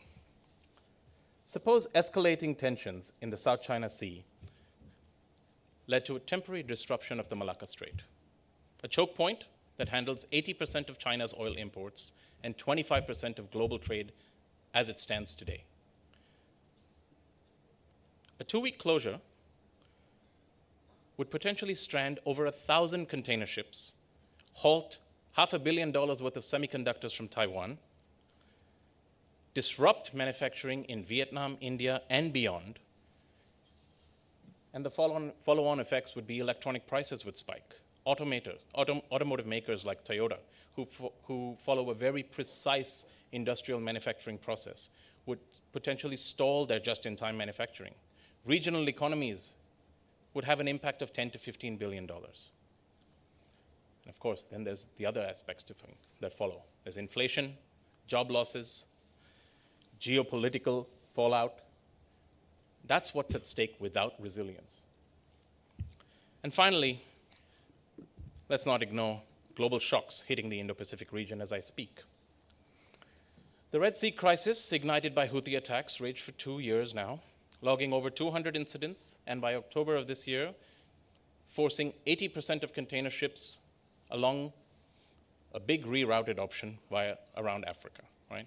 This adds 10 to 14 days and about 300% increase in fuel cost per trip. JP Morgan has gone so far as to estimate that the Red Sea crisis alone could add nearly 1% in core goods inflation. This isn't just a distant choke point. It is actively choking Indo-Pacific logistics with backlogs and price shocks. And in order to really put this into some sort of context, let's look at some of the high-impact milestones that this escalation has taken, how it is built, and the toll it has had. In October 2023, the Houthis fired the first missile towards Israel amid the Gaza war, threatening any Israeli-linked ship. The impact was felt immediately. Vessels slashed speeds by 50% for safety. Insurance premiums spiked 10 times, and this planted the seeds for the rerouting exodus that was about to follow. In November and December, they seized the Galaxy Leader. This was the first big commercial prize. They continued to hammer 5 more vessels. That apart, Suez avoidance, the impact was the Suez avoidance jumped to 40%. And the cost to ship from Asia to Europe nearly doubled. Transit time increased by about 14 days, alerting carriers to the coming storm. Most commercial cargo companies began to abandon the Suez Canal. And in February, with drone attacks increasing, the Rubimar, a vessel, was the first total loss. This broke the dam. We now have achieved 80% rerouting of all commercial cargo around the Cape of Good Hope, ton miles increasing by 10%, and reduced traffic through the Suez Canal by 80%. And the real gut punch here, in addition to all of the other things that everyone else will feel around the world, was to Egypt. They lost about $8 billion in revenue due to minimized Suez transits. Finally, what is the impact to the Indo-Pacific? All of this rerouting creates congestion, and that congestion happens in Indo-Pacific ports like Singapore, because all the shipping networks needed to be replanned. Moving on. In July, after the US forces struck down some of these UAVs, we continued to think that that was a positive escalation. However, the impact on logistics was a further decline in container volumes through the Suez Canal and about a 20% hike in prices in electronics. And even now, it is unrelenting. Just days ago, they assaulted a Dutch ship called the Minerva Graat, igniting a fire, forcing an evacuation amid 200 plus total attacks. And the transits today are down 50% year on year, and that is after previously reduced traffic. This entire crisis is costing us globally around $2 trillion. That's the estimate. This saga actually shows that apart from these shocks that we can continue to talk about, there is, of course, other factors. Climate change drove about 70% weather-related disruptions in 2024. Think about typhoons flooding ports, storms halting operations. Add to that outdated infrastructure, congested ports, and digital vulnerabilities like cyber attacks on shipping networks. Put it all together, and what you have is a system on edge. So how do we build these resilience within these chains to withstand further such storms? Resilient maritime supply chains are diversified, robust, digitalized, sustainable, and cooperative. So let me outline 5 key strategies. First, let's diversify routes and suppliers and carry out a supply-side diversification. I'd like to ground this in a real-world case. Let's look at India. India's vital role as the pharmacy of the world supplying 20% of generics to the entire world, right? But we're at risk of over-reliance on Chinese APIs shipped through the same described choke points that we talked about. India imports 72% of its APIs from China, or key starter materials, which is worth around $4.2 billion. But that's not the important part. Within these APIs, we have almost 80 to 100% reliance on antibiotics, and for paracetamol. All of these are vulnerable through the South China Sea. In a similar situation like we took earlier, should there have been a disruption, the potential outcome is a 90% halt of these API shipments. Indian generic domestic production of APIs of pharmaceuticals could come to a complete halt. Paracetamol prices could rise over 100%, similar to what we saw during COVID. And more importantly, this would endanger the availability of affordable drugs to billions of people worldwide and erode India's dominance within the generics market. The good news, we're already diversifying. The PLI scheme kickstarted domestic production with 25 critical APIs in March. And by March 2025, with a 5,000 crore investment, we're almost on track to hit a 25 to 30% reduction in the import cut of these APIs. Pair this with multi-sourcing initiatives like the US-India Trust Initiative, which was launched earlier this year, which enables joint manufacturing of APIs. EU and Quad member partnerships secure key starter materials from our allies and reroute most of these shipments via safer Indian Ocean paths. This pharma pivot and diversification isn't abstract, it's real world, and it's essential for our resilience. Second aspect of this would be to update and upgrade infrastructure. We talk about modernization of ports, automation, and intermodal links, like rail to water systems, climate resilient designs, think elevated docks that can protect against flooding. In reality, India's Sagarmala project is a shining example of what is being done right. Today, in its second phase launched this year, it has completed over 250 projects, and by middle of 2025, we have aimed to boost 2035, aim to boost port capacity to 3,300 million metric tons per annum. This further reduces turn times and actually positions India as a developing, resilient hub within the region, despite all the other regional chaos and factors that we've just talked about. Third, we must embrace digitalization. AI for predictive analytics that can forecast disruptions, blockchain to ensure transparent tracking, and cybersecurity protects against threats to undersea cables. Singapore's Tuas megaport actually nails this, right from ideation to execution. Tuas recently, by advancing with AI and advancing with 5G and AI integration in 2025, has maintained a 55% schedule reliability despite the global chaos that we just saw. They have a digital twin model that is predicting congestion. So the earlier statistic I gave you about the rise in port congestion in Asian hubs to 20 to 30%, it would have been much worse without this current embracement of technology. Fourth, we must prioritize sustainability. Shift to low carbon fuels, energy efficient, go green. Right? These are all essential as we do our part in the cycle of resilience and help try and limit impact on climate change. Finally, I want to talk about this, where we talk about deepening cooperation. We must strengthen the existing multilateral frameworks like the Quad's Supply Chain Resilience Initiative, which has been mapping semiconductors and minerals since 2021. We have joint maritime exercises, the IPEF's 2024 supply chain pillar that drives joint stockpiling for minerals and pharmaceuticals, and is backed by the $500 million fund, resilience fund that was launched last year. Bilateral efforts shine too. We can learn from the Dutch-Korean port partnership since 2004, which leverages blockchain for transparent cargo tracking and cybersecurity. It is a blueprint perhaps for our region. But we need bolder public-private action. First, my recommendation, of course, here, is to create a $1 billion Indo-Pacific Resilience Fund with governments matching private investment to deploy green port technology like LNG bunkering, cutting emissions and disruption risks. Second, we need a cybersecurity task force. Ports, shipping firms, and navies sharing real-time threat intelligence to counter the 30% rise in maritime cyber incidents and piracy. Third, Expand cross-sector training, perhaps scaling the 2022 Busan model, which is a proven success where they trained 5,000 workers across AI and crisis response. Perhaps for the Indo-Pacific, we scale that, and we do something like 10,000 people across 10 Indo-Pacific ports. This is all taking collaboration and cooperation into perspective.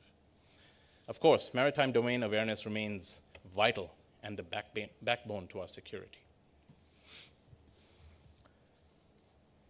Looking ahead, what's next? Autonomous vessels, as I mentioned, AI-driven logistics on the horizon, promising smarter, tougher supply chains, but we need the action now. We must harmonize regulation through the ASEAN and the Quad, invest in joint maritime domain awareness, scale potentially India's Sagarmala project regionally, and governments must fund R&D for innovation while private sectors drive partnerships.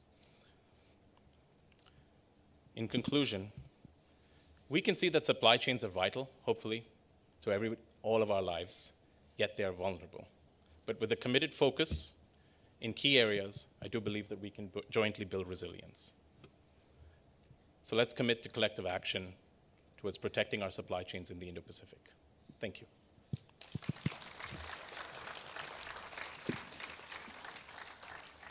Thanks very much, Akhil. I think the comment that you made that really hit home with me, that disruptions don't just ripple, they crash like a breaking wave, and that's a great reminder that how what may appear to be just small developments can have massive consequences, whether they be first, second or third order consequences. And your list of key issues to address, diversification, infrastructure upgrades, better use of digitalisation and AI, prioritisation of sustainability, and deepening of cooperation in which perhaps the Quad could play a leading role. I suspect that that list applies not just to supply chains, but for many other types of challenges. So thank you very much. So next we move to Mr. Derek Balajay, who will be telling us about cooperation in building port and coastal resilience from a Philippines perspective. Thanks.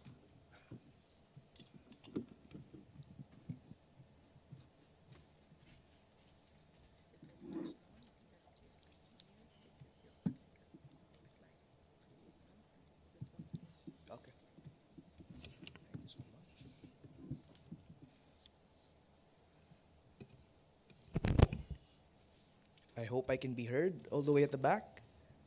All good? Thank you so much. So, distinguished colleagues, esteemed dignitaries, officers of the National Maritime Foundation, and members of the diplomatic and defense communities, on behalf of our CEO and founder, Mr. Julio Amador, I wish to express our sincere appreciation to the organizers for inviting us to this year's IPRD. The presence of diverse institutions here today, ranging from national defense ministries to maritime research centers, embodies the collaborative spirit necessary to sustain an open, resilient, and rules-based Indo-Pacific.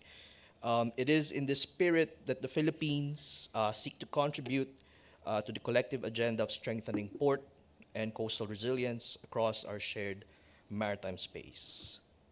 So, to begin, as the past few presentations have already established, the Indo-Pacific is really defined by the interconnected seas that sustain commerce, livelihoods, ecosystems, and strategic stability. It is also defined by risk, climate pressures, economic fragmentation, and geopolitical competition that now converge in littoral and port spaces.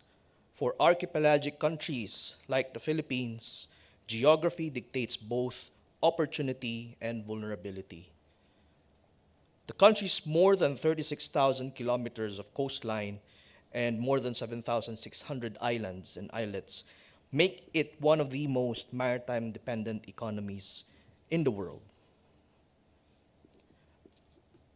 A majority of Philippine trade passes through its ports, making these infrastructures both economic arteries and potential choke points. The Philippines therefore recognizes that port and coastal resilience is not simply an engineering concern. It is a question of national security and national survival. The country's experience aligns closely with the objectives of India's IPOI, which emphasizes cooperation in maritime security, disaster risk reduction, sustainable use of ocean resources, and of course, connectivity. The Philippine Ports Authority, the government agency directly responsible for managing ports all over the country, supervises more than 20 port management offices nationwide, which oversee 19 base ports, 57 terminal ports, approximately 500 other smaller ports managed by the local government units, and around 300 private ports. The Ports Authority report for the second quarter of 2025 indicates a very active and thriving inter-island port activity. More than 300,000 ships have been accommodated. Cargo throughput in ports nationwide has accommodated more than 149 million metric tons. Passenger traffic has reached a new high compared to last year, and roll-on, roll-off traffic has likewise seen marked increase. The Philippines is so reliant on its ports that cargo volume from domestic activity alone far outweighs the volumes for exports and imports separately. Post-pandemic years from 2020 until 2024 has since likewise posted upward trends in many of the items I mentioned. This is also bound to increase in the years to come. But the Philippines' coastal zones are facing profound stress. Typhoons have intensified, sea levels are rising 4 times faster than the global average in the Western Pacific, and the economic costs of port disruptions continue to grow. The World Bank estimates that climate-related damage to Philippine infrastructure could reach 3% of GDP annually by mid-century without adaptation. Moreover, geopolitical tensions and gray zone activities complicate the already fragile maritime domain. The Philippine Coast Guard, alongside the Department of National Defense, faces both environmental and security challenges in safeguarding the nation's exclusive economic zones. A host of other government agencies like the National Mapping and Resource Information Authority, the Department of Environment and Natural Resources continue to generate vital scientific data, yet institutional fragmentation and limited coordination persist across these agencies. This fragmentation weakens the national capacity to integrate port development, disaster preparedness, and maritime domain awareness into a single framework. With this said, the last 2 administrations, that is the Duterte and the present Marcos Jr. administrations, had respective infrastructure initiatives, both tackling the salience and importance of ports and coastal resilience. Under the Duterte administration, the Build program, or BBB program, focused on key areas such as port upgrade and modernization, including improvements on new roll-on, roll-off ramps, reinforced wharves, passenger terminal buildings, covered walkways, and access roads, especially for inter-island ferry. Access to seaports allowed for better intermodal connectivity, whereby more than 570 kilometers of access roads were constructed. The seaport initiatives were tied to broader aspirations of increasing economic activities outside metropolitan centers. Many of the seaport improvements in the provinces were done for tourism and blue economy initiatives. Under the BBB program, more than 400 seaport projects had been completed. These also contributed to growth and employment in logistics and trade.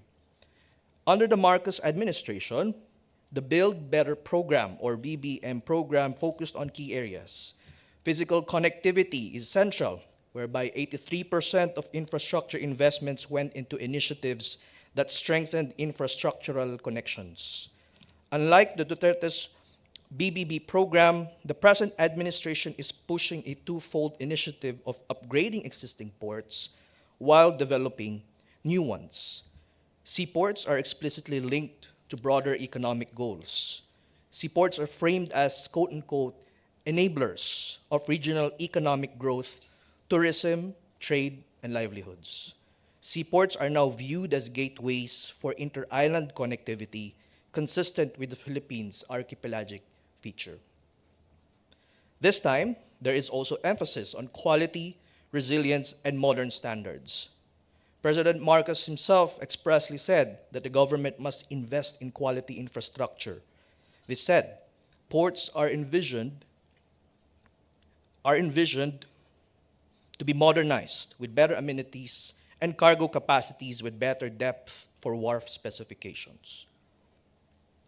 The Philippines has several institutional initiatives that anchor its maritime resilience strategy. First, under the National Security Council, the Maritime and Ocean Affairs Center of the Department of Foreign Affairs coordinates diplomatic and strategic responses to maritime governance challenges. This interagency mechanism ensures that national actions are aligned with international commitments, including the ASEAN Outlook on the Indo-Pacific and the UN Sustainable Development Goals. Second, the Department of Transportation, through the Philippine Ports Authority and the Maritime Industry Authority, leads modernization efforts across key ports, improving terminal efficiency, integrating green port initiatives, and enhancing digitalization. These efforts are supported by the Build Better More infrastructure agenda of the present administration and complement India's IPOI pillars of connectivity and sustainable development.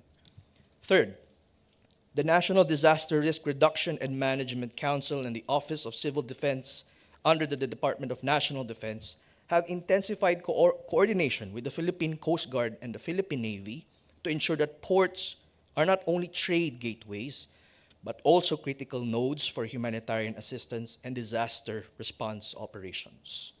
Finally, the Department of Science and Technology, through its applied research programs, promotes science-based coastal adaptation, from mangrove rehabilitation and geohazard mapping to the use of satellite technology in maritime surveillance. Together, these agencies form an evolving ecosystem of governance, one that increasingly acknowledges that maritime resilience is multidimensional: infrastructural, ecological, digital, and institutional. Yet, the progress towards maritime resilience remains uneven. Ports across the archipelago exhibit varying levels of resilience and technological readiness. Smaller ports in the sub-archipelagos of Mindanao and Visayas, for instance, often lack modern breakwaters or storm surge barriers. Funding mechanisms remain highly centralized, leaving local governments dependent on national allocations or foreign development assistance. Public-private partnerships have improved capacity in major city ports such as Batangas, Cebu, and Davao, but the model is less effective for smaller community-based coastal infrastructures. Another gap lies in maritime domain awareness, as mentioned by past panels. Despite significant advances, surveillance capabilities remain limited, particularly in overlapping maritime zones. This challenge underscores the importance of regional cooperation, where data sharing, joint patrols, and collaborative research can amplify national capacities. It should be underscored that no state can safeguard its maritime future in isolation. The interconnected nature of the Indo-Pacific demands shared responsibility and mutual trust.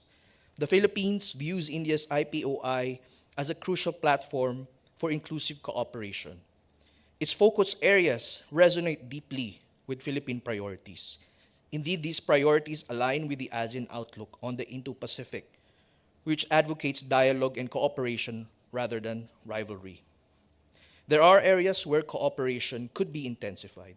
First, joint research and knowledge exchange. Institutions can collaborate on studies in coastal engineering, port risk assessment, and climate adaptation. A shared repository of best practices, especially on climate-resilient port design and renewable energy use in port operations, would benefit the entire Indo-Pacific network. Second, maritime domain awareness and data integration. Collaborative use of satellite imagery, automatic identification systems, and oceanographic data can build a common operational picture, as Admiral Kumar has mentioned earlier, across the Indo-Pacific. The Philippine Coast Guard, the Indian Navy, and other regional maritime forces can coordinate more effectively in humanitarian assistance, environmental protection, and anti-piracy missions. Third, capacity building and technology transfer. India's experience in port digitalization and coastal monitoring systems offers valuable models for developing countries. Training programs under the ASEAN-India Maritime Transport Cooperation Framework could expand to include technical exchanges on port resilience, early warning systems, and green infrastructure. These areas of cooperation are not only technically sound, they reinforce the fundamental idea that the Indo-Pacific must be governed by norms of transparency, inclusiveness, and peaceful coexistence. More critically, port and coastal resilience also has a human face. Coastal communities remain the first to suffer from environmental degradation and economic disruption. Thus, national strategies must link macro-level infrastructure with community-based adaptation. The Philippines Environment Department, in partnership with local government units, has integrated ecosystem-based adaptation into its coastal zone management plans. Mangrove restoration projects, community-based early warning systems, and livelihood diversification programs illustrate how resilience can be localized.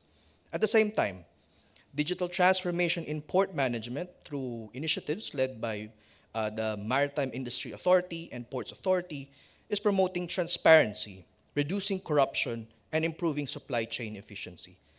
These reforms serve both economic and environmental purposes.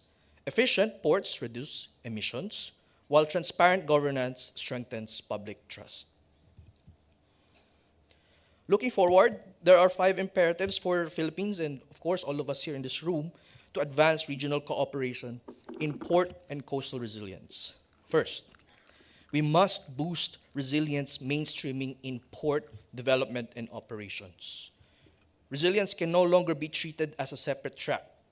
It must be fully integrated into the design, construction, and daily operations of port infrastructure. This means adopting and institutionalizing standards such as the Port Environment Code and Green Port initiatives. It requires climate risk assessments, disaster contingency planning, energy-efficient systems, and low-emission technologies becoming the norm rather than the exception. Second, we need to harness public-private partnerships to accelerate digitalization. Government resources alone cannot meet the scale of investment required to modernize port systems. By mobilizing private capital, innovation, and expertise, we can fast-track the adoption of smart port technologies, digitalized customs, automated cargo handling, integrated logistics platforms, blockchain, port documentation, and AI-enabled traffic management. Public-private partnership frameworks should be designed to protect national interests while incentivizing private sector participation. A digital, data-driven port ecosystem improves transparency, reduces congestion and corruption, and creates real-time visibility across the entire supply chain. Third, maritime domain awareness must be strengthened as a matter of sovereignty and operational security.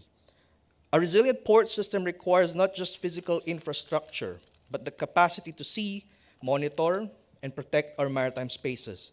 This involves investing in domestically operated satellite systems, coastal radar networks, and subsurface detection capabilities to monitor vessel activity above and below the surface, the sea surface. These technologies are only effective when accompanied by interagency coordination between the Navy, the Coast Guard, maritime authorities, port operators, and local governments. A unified operational picture increases our ability to prevent illegal activity, respond to maritime incidents, and defend navigational rights. Fourth, we must elevate ASEAN and Indo-Pacific engagement. particularly as the Philippines assumes the ASEAN chairmanship next year. This is an opportunity to champion a resilient ports agenda across Southeast Asia, one that promotes interoperable port systems, disaster-proof infrastructure, and sustainable logistics corridors. This agenda should be aligned with the IPOI, particularly its pillars on maritime ecology, disaster risk reduction, and maritime connectivity. By forging linkages between ASEAN ports and Indo-Pacific partners like Japan, Australia, and of course, India, we create a wider network of secure, reliable, and climate-resilient maritime routes. Lastly, local governments must be brought into the picture. Ports do not exist in isolation. They are embedded within local economies, coastal communities, and urban systems. Local government units should be encouraged to integrate port resilience, disaster preparedness, and smart city strategies into their development plans. Through the ASEAN Smart Cities Network, LGUs can exchange best practices, access capacity building programs, and adopt technologies that connect ports to smart logistics zones, transport systems, and energy grids. When local governments participate, port development becomes inclusive and responsive to the needs of the community.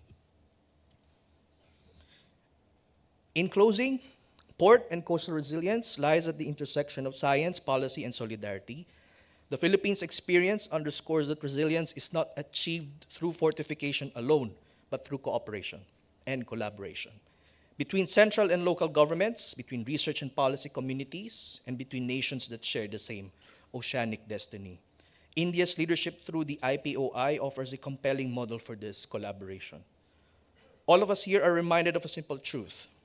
The strength of the Indo-Pacific lies not only in its trade routes, but in its trust routes, in the channels of dialogue, research, and partnership that we continue to build together, especially this IPRD. Amador Research Services expresses its gratitude to the National Maritime Foundation for the privilege of contributing to this dialogue. Thank you very much for your kind attention. Thanks very much, Derek. And I note that your list of 5 things really has quite a lot of overlap from what we heard from Akil earlier. Mainstreaming resilience, so that resilience, addressing resilience is really part of the overall design and operations, leveraging public-private partnerships for digitalisation, strengthening MDA, advancing Indo-Pacific and ASEAN cooperation, and including local government. A couple of points that really struck home, or thoughts that struck home for me, was that for Philippines in particular as an archipelagic state, but I think also for more larger or more continental states like India, like Australia, that ports and trade are not just an internationalist issue, but also a domestic issue in terms of domestic communications and trade. And I think, I think that's an really important thing to remember. Secondly, in the area of maritime domain awareness, I'm aware that in Philippines there's been some pilot projects in rolling out technology that effectively are aimed at crowdsourcing maritime domain awareness by empowering fishermen to report suspicious vessels, take images of those vessels. And that's really, I think, an example of citizens taking responsibility for these aspects of resilience. And it's something I think we should all remember, that it's not just a top-down issue to be led by governments, but it has to be a whole of society issue. So thanks very much. So we move now to our third speaker, Admiral Jayantha Pereira, who will be talking about a Sri Lankan perspective on regional cooperation in resilience.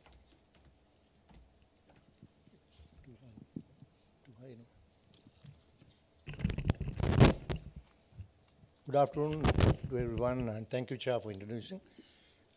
Admiral Karmir Singh, Chairman, Maritime Foundation, Admiral Belu Chauhan, Director General, and members of the faculty, all senior officers, Your Excellencies, the future generation of India, young cadets, ladies and gentlemen.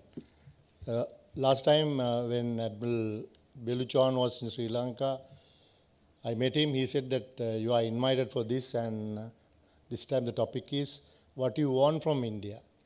So you have enough. India has given so many things to Sri Lanka, I don't know what to ask, other than the old monk. So, ladies and gentlemen, I'll start with the Arthur C. Clarke, a long-time resident of Sri Lanka, scientist, was fond of saying how inappropriate to call this planet Earth when it is clearly an ocean. So with that, ladies and gentlemen, you can't get from Hormuz to Malacca or from Red Sea to South China Sea without going near Sri Lanka. This east-west trade route links the global economy thanks to unimpeded sea lines. The Strait of Malacca sees over 25% of the global oil shipment each day, and South China sees 5.3 trillion US dollars in annually global trade. Modern life everywhere depends on this region's stability. But location, ladies and gentlemen, without stability and security is hollow place. The Indian Ocean is no longer just a regional space, but a critical artery of global trade, energy security, and strategic competition for South Asia.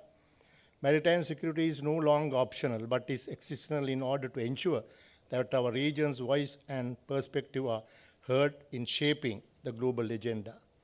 The Indian Ocean faces evolving and complex security threats that go beyond traditional defense. We must collectively reimagine maritime security, taking into account cyber threats, environmental risk, and non-state actors while strengthening trust and cooperation among regional stakeholders. It is noteworthy to mention that both political and human security implications we encounter at present due to various reasons can largely be addressed by formalizing and rightly accommodating maritime cooperation. For the small island nations, maritime security is directly tied to survival. It is not only about protecting sea lanes, but also about perceiving sovereignty, democracy, and resilience in the face of rising seas and shifting geopolitics. Ladies and gentlemen, advocating strategic maritime partnership in the region and further fostering such alliance for the well-being of its beneficiaries would certainly help in adapting a better integrated approach of common maritime practices. It is beyond doubt that regional actors have a good understanding of the local pattern of relations and interaction. The Indian Ocean region denotes such a framework. However, I am of the view that there are two key pillars of strategic maritime partnership. These are collaboration for harnessing the potential of blue economy and maritime security cooperation. Strategic maritime partnership are underpinned by economic cooperation. Therefore, I see tremendous potential in regional players working together to harness the blue economy. Today, the Indian Ocean region has emerged as a hub of global economic growth and interconnectivity. The Indian Ocean region is also home to about a third of world's humanity. It is rich in oil as well as mineral reserves. Several economies of the Indian Ocean region littorals depend exclusively on ocean, ports, and ships. The region is also extremely rich in fish and other marine resources and rich in hydrocarbon reserves, especially from West Asia, fuel the global economy. Ladies and gentlemen, all these factors offer opportunity for development of regions' blue economy. However, the lack of adequate maritime infrastructure in most countries have held them back from realizing the true potential of the seas. There is certainly a need for developing a favorable and positive maritime security environment. I would like to highlight three specific areas which can help the navies and cooperative construct alike. First is the information sharing, having in place an effective and real-time information flow. Develop a robust information grid is the first prerequisite toward addressing any maritime challenge. A shared information grid would provide for exchanging maritime domain awareness, meteorological, seismic, radar communication and the data that can help forecast and deal with the severe events of disasters. The second aspect that merit of immediate attention of humanitarian assistance and disaster relief. Several nations have initiated measures to strengthen their capabilities. It is vital that we pool our capacity. Our region's HADR capabilities need to be consolidated under one umbrella. This would enable optimal utilization of assets and efficient conduct of HADR operations. We could also consider establishing an Indian Ocean Region HADR Coordination Center riding on the shared information grid that I spoke of earlier. The third focus area can be conduct of maritime security operations. Cooperations by navies of the world towards anti-piracy has met with significant success in curbing piracy. The challenge of illegal and unreported and unregulated fishing, piracy, maritime terrorism, and maritime drug trafficking can also be tackled by cooperative effort. Ladies and gentlemen, the regional parallels. It must be mentioned that resilience is not unique to Sri Lanka. South Asian nations, India, Pakistan, Bangladesh, Nepal, Maldives, have also faced natural disasters, economic shocks, and social upheavals. The risk of regional escalation remains great. The terrible oil toll these conflicts underline the importance of countries like ours work together to maintain peace in our region. There is much talk about Indo-Pacific. The fact is that the same underrepresented threats that are faced on the Pacific Ocean side of the region are also faced on the Indian Ocean side as well. The prosperity, peace, and resilience we seek are being seriously challenged. Food and energy are increasingly in short supply. More people are displaced, more conflict risks and cost lives. The continuing deterioration of the political, humanitarian, and security situation in Myanmar, Bangladesh, recently Nepal, even Sri Lanka also went through, not only affects its people profoundly, but also regional security. Elsewhere, fear and tensions over disputed areas heighten the risk of escalation to conflicts. Transnational crime and terrorism continue to challenge the security and economic prosperity of this region. The perceived challenge of irregular migration and people smuggling are felt deeply by many of the nations that are part of Indian Ocean region. The scourge of illegal, unreported, and unregulated fishing threaten the blue economy and the livelihood of stability that really upon it. The multilateral system is failing short of commitments. We have all agreed to, of course, the climate change is faster than our combined efforts to stop it. Many of our communities have been overwhelmed by floods of fires. In just the past few years, millions of people in Pakistan and Bangladesh have been displaced by floods. Africa has faced protracted droughts and cyclones. The Intergovernmental Panel of Climate Change in 2021 warned that the Indian Ocean has warmed faster than any of other waters since 1950. These warmer temperatures, along with the climate impacts, are predicted to induce a decline in the fish catchers across the ocean, hurting nations that have high dependency of fisheries and lack options to adapt to climate shocks. Ladies and gentlemen, ocean warming, acidification, and coral bleaching are affecting the Maldives and decreasing the fish catchers in Indonesia, the Red Sea, and the Persian Gulf and Bay of Bengal. Just as threat of warmer waters is felt profound way for low-lying Pacific nations like Tuvalu, it is felt for Indian Ocean nations like Seychelles, which is only a few meters above sea level. Mauritius has estimated that half of the island's beaches will be eroded in the next 50 years. The recent oil spill there in the cargo ship in Sri Lanka, where India has helped a lot, a powerful reminder of vulnerability of these islands' ecosystem.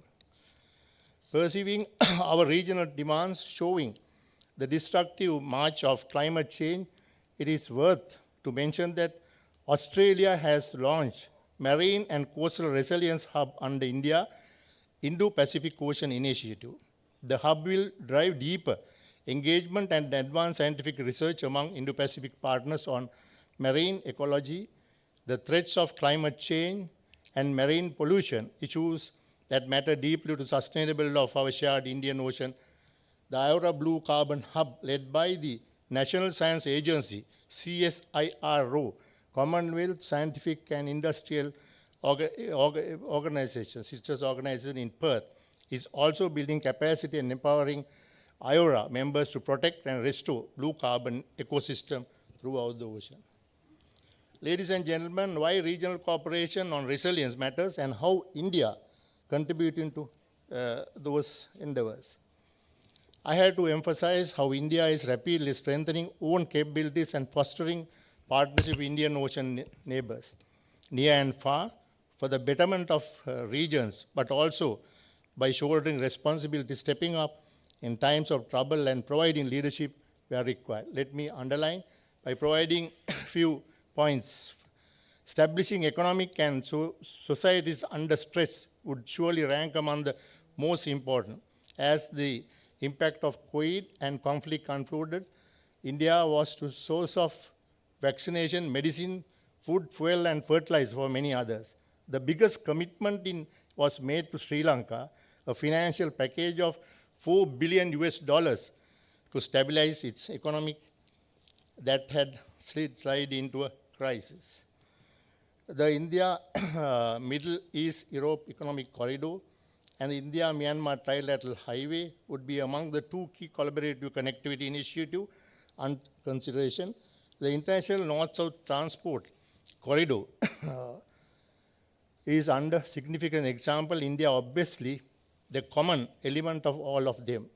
IMEC and INSTC have an explicit maritime segment, while the IMTT would provide a land link between India and the Pacific. Ladies and gentlemen, also, we have increasingly been, they have been active in first responder mode in Indian Ocean region.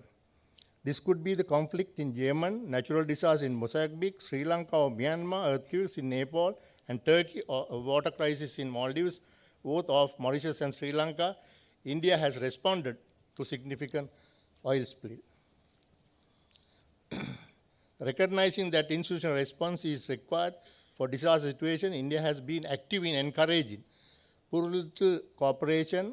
The most notable of these, the initiative that encourage interoperability and cooperation for such contingencies. Similarly, the RECAP Center in Singapore helps address the challenge of piracy and drug trafficking.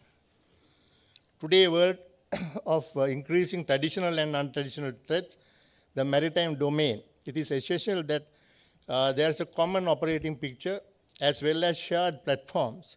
The Information Fusion Center located outside Delhi, we discussed, aim to just do that by establishing coastal surveillance radars, partnering on white shipping agreements. Maritime traffic is made safer and more secure for our collective efforts. We also have offices in that place. Finally, India has been energetic in institution building in the Indian Ocean region. We had Indian Ocean Rim Association, BIMSTEC, then all we discussed. This is the Indian Ocean Naval Symposium, then Productive Conclave Naval Representative. There is the Colombo Security Conclave, and there is Indo-Pacific Ocean Initiative. And of the course, we have Indian Ocean Conference itself, bring together many shareholders, which is much benefit to the region. Ladies and gentlemen, I'll just tell our few experiences, what we have gone through. This is the conflict we were actually fighting with LTT for 3 decades. So this is the area actually they were asking, the 15% of the population out of 22 million, asking almost 1/3. And they started in very, this is a history actually, this is a very small way.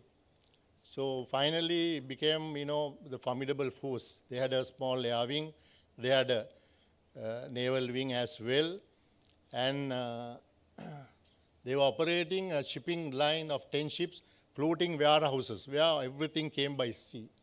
So with precise intelligence, our Navy was not that time a blue water or a brown water. We had the bigger ship was Syra, got it from India, Saryu, and I'm happy to say that I was the first commissioning commanding officer of that. So we managed to intercept and destroy all the ships. Then their supply chain we destroyed. So then our Air Force and the Navy, Army easily recaptured the area where they were having their strengths because, they could not fight back because they didn't have enough of ammunition. So that is actually, I must thank India and other countries giving precise information to us. Next one. This is the Easter Sunday where we went through completely lapse of intelligence. Because we have got the intelligence, finally we could not manage it. The main problem was with the dispute between the president and the cabinet. So they had some issues because that they don't convey whatever the point that they want to do. Ultimately, we lost many people, especially Catholics, some foreigners, and also, this is not the target. Actually, they have gone for a soft target. That is why we got this happen. Still, the Catholic community in Sri Lanka, including Vatican, is fighting. I think the present government is trying to tackle this situation. So next is the COVID pandemic. It's a global, I have mentioned that also issue, and India helped us to recover that. So that was the one reason we had economic recession because we could not have a tourism. Then the government also has to face severe consequences because of that. Then the economic recessions actually, because of that, our reserves went down. Then we could not have, so that's what the India has supported to us to come back. Then people had to come onto the town, to the roads, and fight against the government of Sri Lanka. Ultimately, the president of the country had to leave. Then the next is the Express Pearl disaster I want to highlight here because now this happened in about 3 years back. She was coming from Qatar via India to Colombo, and finally off Colombo, their containers caught fire and the ship went down. We could not recover. We had to get the support from India to assist, but finally now the captain is still in the custody. More than 3 years, 5-6 years, 3 years are gone. Now the Sri Lankan government has given court ruling to pay $1 billion as compensation because severe damage to the environment. They are carrying a lot of toxic gas and so many other plastic items there. But they are fighting that they can't pay it back to Sri Lankan government, and they say the Sri Lankan government has not responded properly, and also they are putting blame to region also not cooperated well. The next one is drug trafficking. I am very sad to tell you, ladies and gentlemen, Sri Lanka, never drug-infected country, but recently, more than 500,000 people, younger generation, out of 22 million are addicted to drugs. Very severe consequences, alarming situation. Now this present government has given government priority, and this is what they call it ice drug. The chemical name, Dr. David told me, is methamphetamine, correct? Yeah, methamphetamine. No, it is the methamphetamine. So this is called the poor man's cocaine. So now we have factories in Sri Lanka, everything has come by sea. So our Navy, our Coast Guard, our police all are trying to stop that. The government has now issued a special priority, government priority. Now from next first onwards, going to have a start with educating younger generation of starting from very low level top, because we have to stop this one. Otherwise, it will be a regional problem. I don't know about other countries, but definitely regional cooperation is very much essential to curb this one. We get intelligence, we share intelligence, but still this has come. We have factories. Some foreigners also work in there. Now only we have captured this very sad situation of the country. Then, ladies and gentlemen, the main point actually, I will go to the port situation. This is the Colombo. We have major ports. One is Colombo, Hambantota, then Trincomalee, and northern is KKS. So Colombo is the main hub. So we were doing, at the moment is 14. Last year, actually, we were doing about 10 plus, now 14. But can you go to the next slide? Next slide. Yeah, we are planning to improve the harbors, our capacity. Then we are planning 2030 to go for 32 metric tons. TUEs, that is the plan. Then Hambantota also little improved. Now I saw it about few days back. Compared to last year, we have got 151% increase of capacity. That is because of Red Sea issues. So many containers are coming, and definitely we are depending on India, Bangladesh, Maldives cargo. So that is and the north, and Trincomalee is also energy hub. We have signed an agreement with India, UAE, and Sri Lanka to have energy hub. And North KKS also, Indian government has given 61 million grant to develop that, to link up with the Tamil Nadu. That is on the card. I hope it will happen. So this is the volumes that now we are doing. The highest is from India, then the Bangladesh, and Maldives and Pakistan. Next. This is the contribution from the port development to our country's revenue, 14% of port development. So others also we are getting from that, especially the 14% from the government. Next is actually. So these are the blue economy, that one, the shipbuilding, biotechnology, marine tourism, bunkering. Those are the incomes that we are getting from the seaside. Right. Next. Ladies and gentlemen, in conclusion, my time is up now. I'll just go. A crisis, one of the often happen, ripple effects across the broader economies, social and humanity. No nation can face today multidimensional climate change, pandemic, financial stability law. Together, the region can turn shared vulnerability to collective capacity. Finally, it is up to us to harness the opportunity offered by the Indian Ocean. Finally, I quote as an Albert Einstein once said, "In the middle of difficulty lies opportunity." Such is the case. Building maritime domain awareness is a difficult task, but one worth of effort. Ladies and gentlemen, with that I conclude. Thank you very much once again for giving help to operate this one. Thank you so much. Thanks very much. Thanks very much.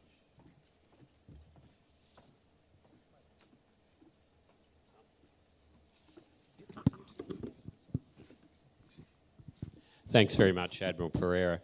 A great reminder that for island states such as Sri Lanka, that maritime security is an existential issue. Your discussion about information sharing, issues of HADR, and the various challenges of maritime security were good reminders. Your comments about HADR really took me back to a presentation from our Bangladesh colleague yesterday about how Bangladesh has successfully pushed many of the responsibilities for HADR down to the village level and empowered villagers to build their resilience in face of various types of weather events. And I think that's a great reminder about the need to, again, involve all levels of society in developing resilience. Also, a great recitation of the various ways in which India has helped Sri Lanka build its resilience. So we'll move to our next speaker, which Dr. Wongi Ko, who'll be talking about cooperative approaches by South Korea and India towards resilient capacity building and capability enhancement. Thanks. Yeah, thank you. Thank you very much. So I'm the last speaker, so yeah, a lot of people, it's kind of a tough time. So I'd like to make a quick and brief presentation as much as possible. So two quick disclaimers before my presentation. First, what I'm saying in my presentation is my personal view. I work for a government research institution, but I don't speak for the government. So what I'm saying is my pure personal perspective, and some of which might be at odds with the official government position. And the second one is I don't claim myself as a maritime expert with a technical expertise in this subject matter. I'm more of a generalist security and strategic affairs analyst. And one of my interests is just observing the developments in maritime security areas, not only in general regional level, but also with key partner countries like India. In particular, I was asked to talk about Korean perspective on South Korea, India bilateral maritime cooperation. I know my understanding is that India has been very keen on advancing maritime cooperation with South Korea, in particular shipbuilding and many other maritime defense areas. So specifically, I was asked to talk about how Seoul and New Delhi can synergize efforts in maritime resilience, technology sharing, and policy cooperation in maritime affairs. So instead of conceptual and theoretical entertaining of the topics in question, I would like to focus on rather very narrow bilateral engagements over the years, over the recent years between South Korea and India in maritime affairs. First, I'd like to briefly touch upon Korean interest in India in maritime cooperation.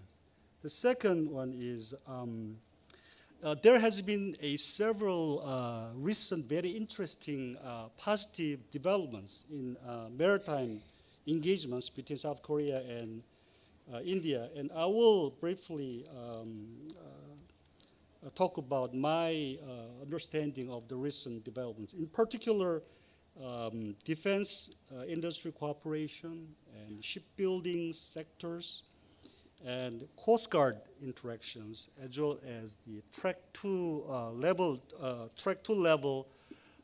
think tank engagements. And finally, of course, there are a lot of hurdles and challenges, and I'd like to talk about briefly about some of the challenges. First, so what factors drive and shape South Korea's interests in maritime cooperation with India? Well,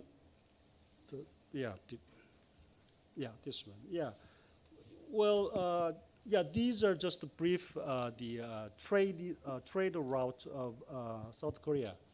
Well, if you look at the external trade of South Korea, nearly 100% of Korea's external trade, energy trade, commodity trade, is through maritime routes. Even if South Korea is located on the Korean Peninsula, which is contiguous to the Asian continent, there is no continental trade routes for Korea. So in this respect, South Korea is fundamentally a maritime nation, trading nation. The geopolitical and geoeconomic status of South Korea is just like Japan, identical. It's just an island, right? So maritime the routes and maritime security is so critical for South Korea's economic security and prosperity. But if you look at the foreign policy directions of South Korea in the past, maritime component has not been the key priority in Korea's external foreign policy and security outlook. Partly due to the security challenges from North Korea, and partly we have been a little bit of strategically complacent. So it is only recently that South Korea government started to pay serious attention to the maritime issues in its strategic outlook. So to the degree that South Korea pays attention to maritime issues, India has been regarded as increasingly important maritime partner. So to the extent we pay serious attention to maritime issues, not just the security but overall maritime affairs, then India is increasingly regarded as a critical partner to us. So in that regard, India's strategic position in our strategic outlook has been really elevated over the recent years. So South Korea's maritime cooperation with India has been driven by the shared interest in maintaining a free and open, rules-based maritime regional order in the Indo-Pacific region. And also, as the US-China strategic competition and the regional maritime security order, in particular, South China Sea, Taiwan Strait, and in Indian Ocean, you have growing the Chinese maritime activities, right? So all of these recent strategic shifts provide a more challenges, not only the other littoral states in Southeast Asia, but South Korea has been also feeling the kind of pressure and challenges. And so in that regard, even if we have very strong economic and commercial interest in interacting, in cooperating with India, we also increasingly share the kind of strategic convergence with India. So I think this is one of the important driving factors that push South Korea closer to India. Next slide. So if you look at the recent evolution of the bilateral relations between India and South Korea, so in the past we didn't have really interest in India. So I would say that it was only in 2015 that the bilateral relationship was elevated to what is called special strategic partnership. This is largely symbolic and diplomatic declaration, nothing substantively special nor strategic, just diplomatic narrative. And 2018, the Korean government came up with new regional strategy, new southern policy, and in diplomatic rhetoric declared that we want to have India as a priority partner, like United States or Japan. This is also just word. No real substantive actions, just diplomatic, a lot of high-profile diplomatic events and lots of fantastic documents that were not really translated into real concrete actions. And it was 2022, a conservative Korean presidency under former President Yoon, who is now in jail, came up with an Indo-Pacific strategy and very strong commitment to the rules-based order in Southeast Asia and the broader Indo-Pacific region, a real strategic awakening, recalibration. So we have been more acutely aware of the strategic identity of South Korea. So in that regard, we feel very much strategic convergence with India.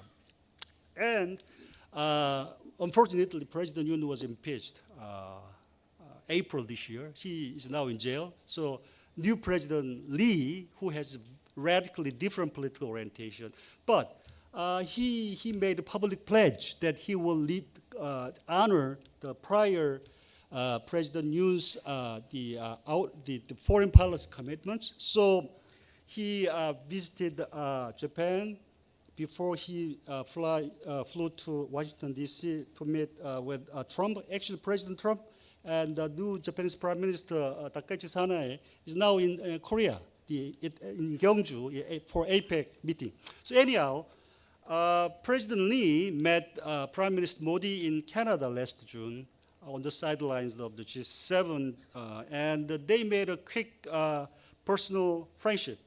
And June this year, next slide, President Lee sent a special presidential envoy to the Prime Minister Modi, who was former Prime Minister. So try to convey that he is very much eager to have close cooperation with Prime Minister Modi, and he also met with External Affairs Minister Jaishankar. Next. Yeah, but before getting into the bilateral maritime cooperation between South Korea and India, there has been very serious recent developments between China and South Korea in the Yellow Sea. So as you can see in the map, right? So the EEZ demarcation, maritime demarcation, has not been settled down between South Korea and China.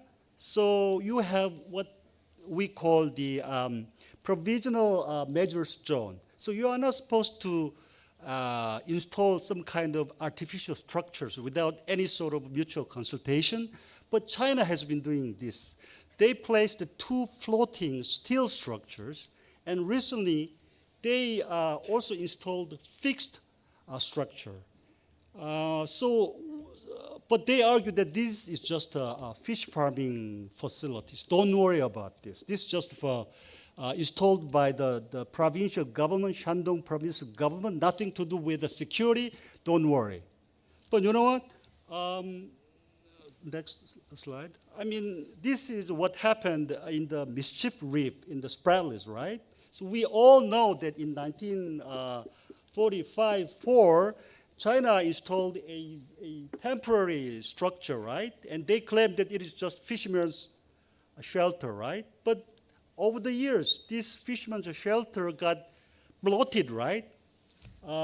In 2015, the fishermen's shelter transformed itself into full-blown military base. So now Mischief Reef is the largest military base, Chinese military base in the Spratlys, right?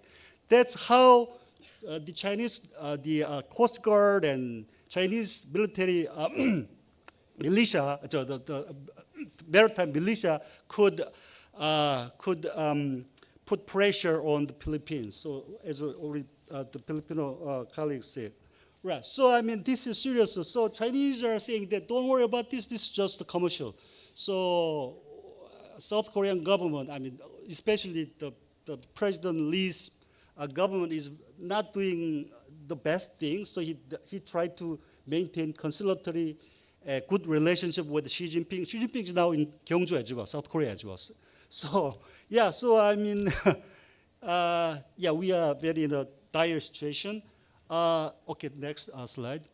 Yeah, so recent maritime bilateral developments between South Korea and India. First, this is not maritime, but this is defense cooperation.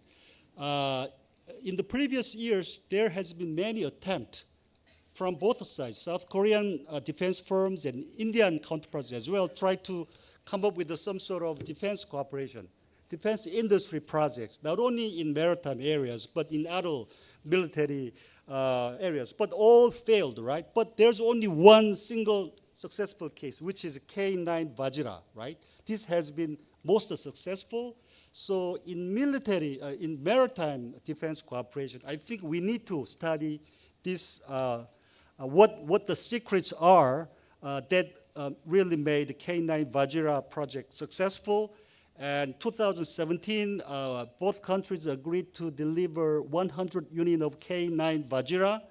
And it proved that K9 Vajra was very functional and very well functioning in the Himalayas, especially in 2019 and 21 military confrontation with Chinese. So Indian counterparts decided to order the second batch of Vajra. So next slide.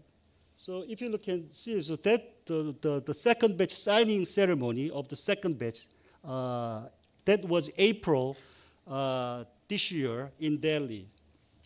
So this was very successful. So Korea has been one of the most competitive, the strongest player in shipbuilding industry, right? So in world shipbuilding market, China, South Korea, and Japan. And South Korea has been the most kind of competitive, and India has been always keen on forging some kind of shipbuilding projects, right? So that South Korea can contribute to enhance the resiliency of India's maritime kind of capability. But in the past, all of the attempted projects, for example, the minesweeper projects and other the diesel electric submarine deals, all aborted and failed. So my argument is that we need to replicate the successful model of K9 Vajra into maritime shipbuilding areas. So I've prepared a lot of explanations, but time is already 3 minutes left. So next slide. Yeah, and recently there has been because Indian government really recently came up with put a high priority on the maritime the initiative under the president, the Prime Minister Modi's new initiative, right? So Indian counterparts became very active, very anxious. They traveled to South Korea quite a lot. So for the last 1.5 years, we have some 30 the Indian delegations visiting Korea and the South Korea's biggest shipyards in the southern part of South Korea.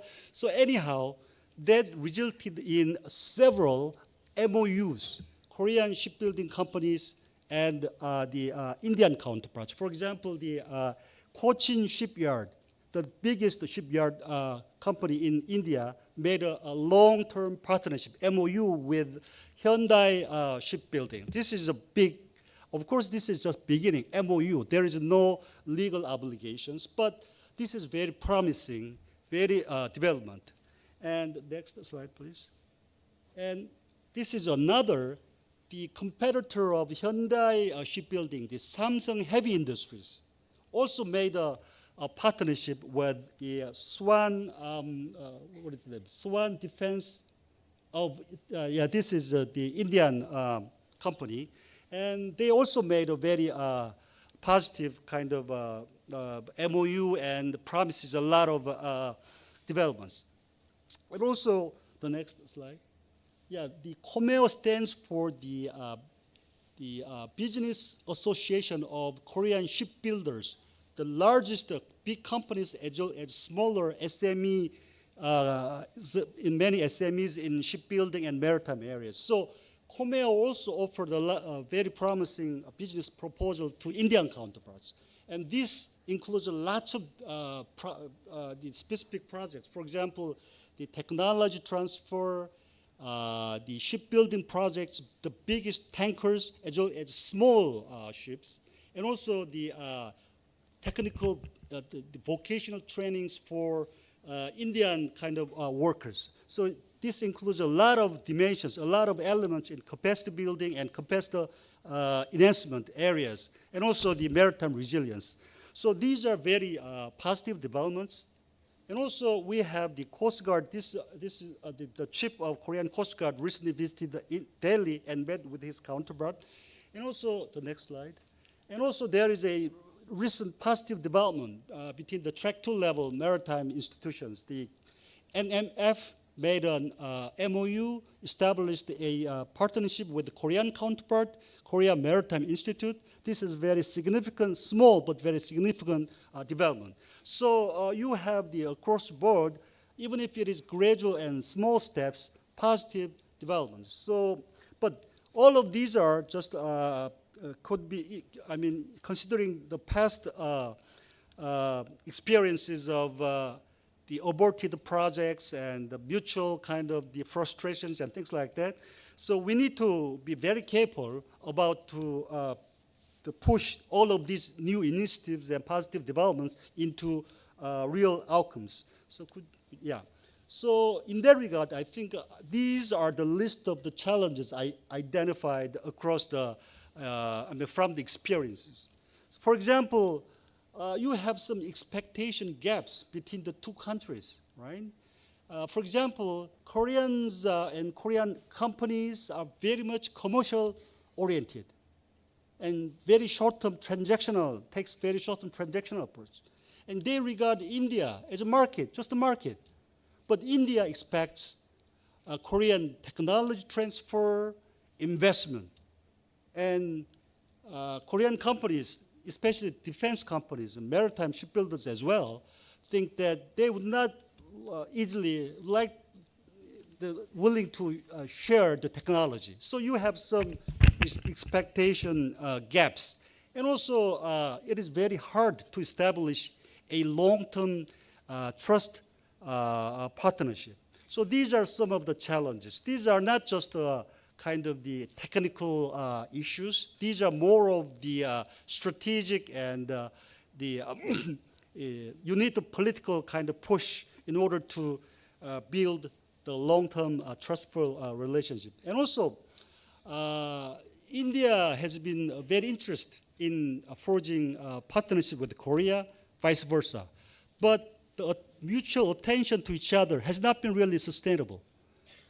For example, India, my personal perspective, India pays consistent attention and priority, for example, to Japan and Australia. But South Korea is a little bit different. South Korea is a very important partner, but not at that level. So the priority and attention has not been consistent. So you need to work harder to sustain more sustainable attention that would provide the basis for longer-term kind of partnership. So my message to Indian friends is this. There are huge potential across the border in maritime area, security, defense. There are a lot of complementarities and potentials, right? But the mutual interest potentials does not really guarantee a fruitful projects, tangible results, right? So I have been making this point already for several years. So whenever I talk to Indian friends and stakeholders, try in order to have a successful project with South Korean counterpart, try to make an offer that South Korean counterparts cannot refuse. So if I paraphrase the famous line from the movie Godfather, right? So you need to make a plausible proposal, right?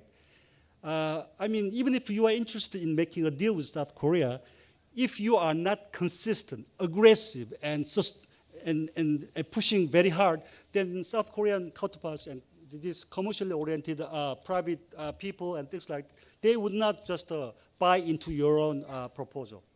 I'll stop here. Thank you.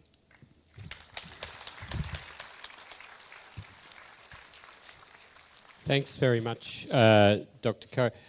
I think my biggest takeaway from that great presentation was the really quite fundamental insight that for many, if not most purposes, South Korea is an island.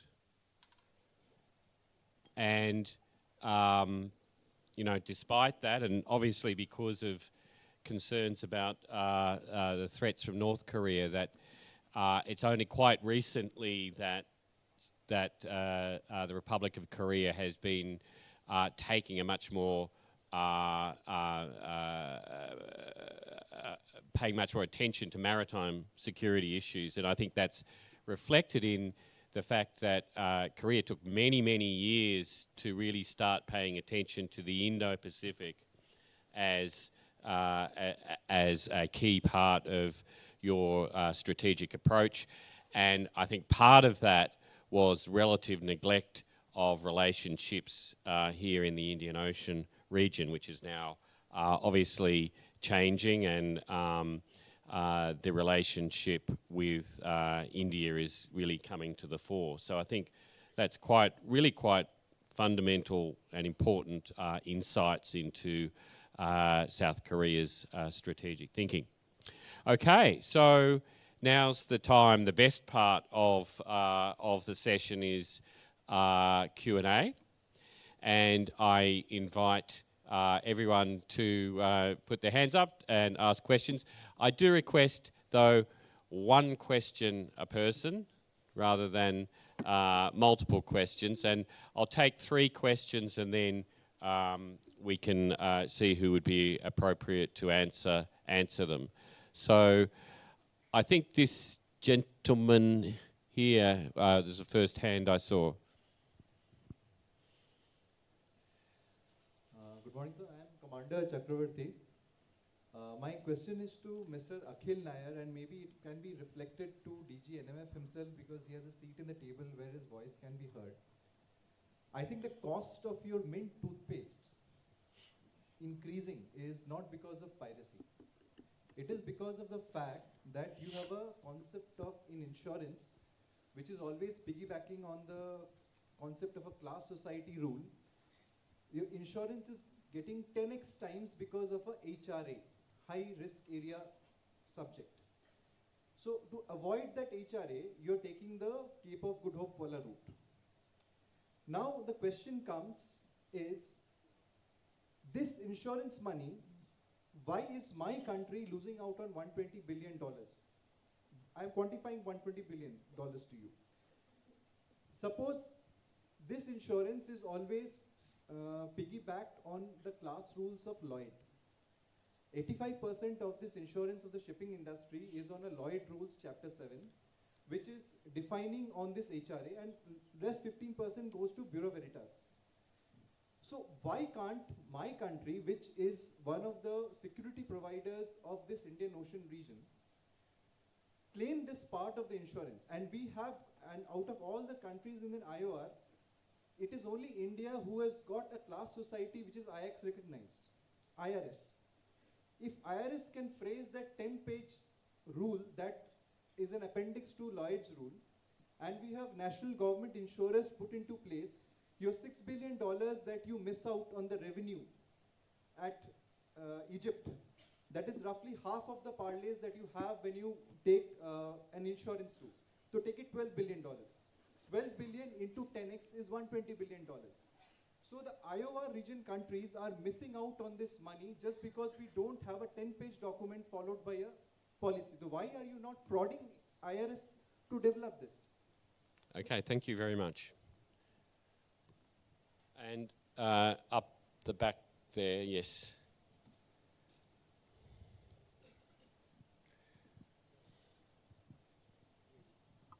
Hello. Good afternoon. So my question is to Mr. Nair.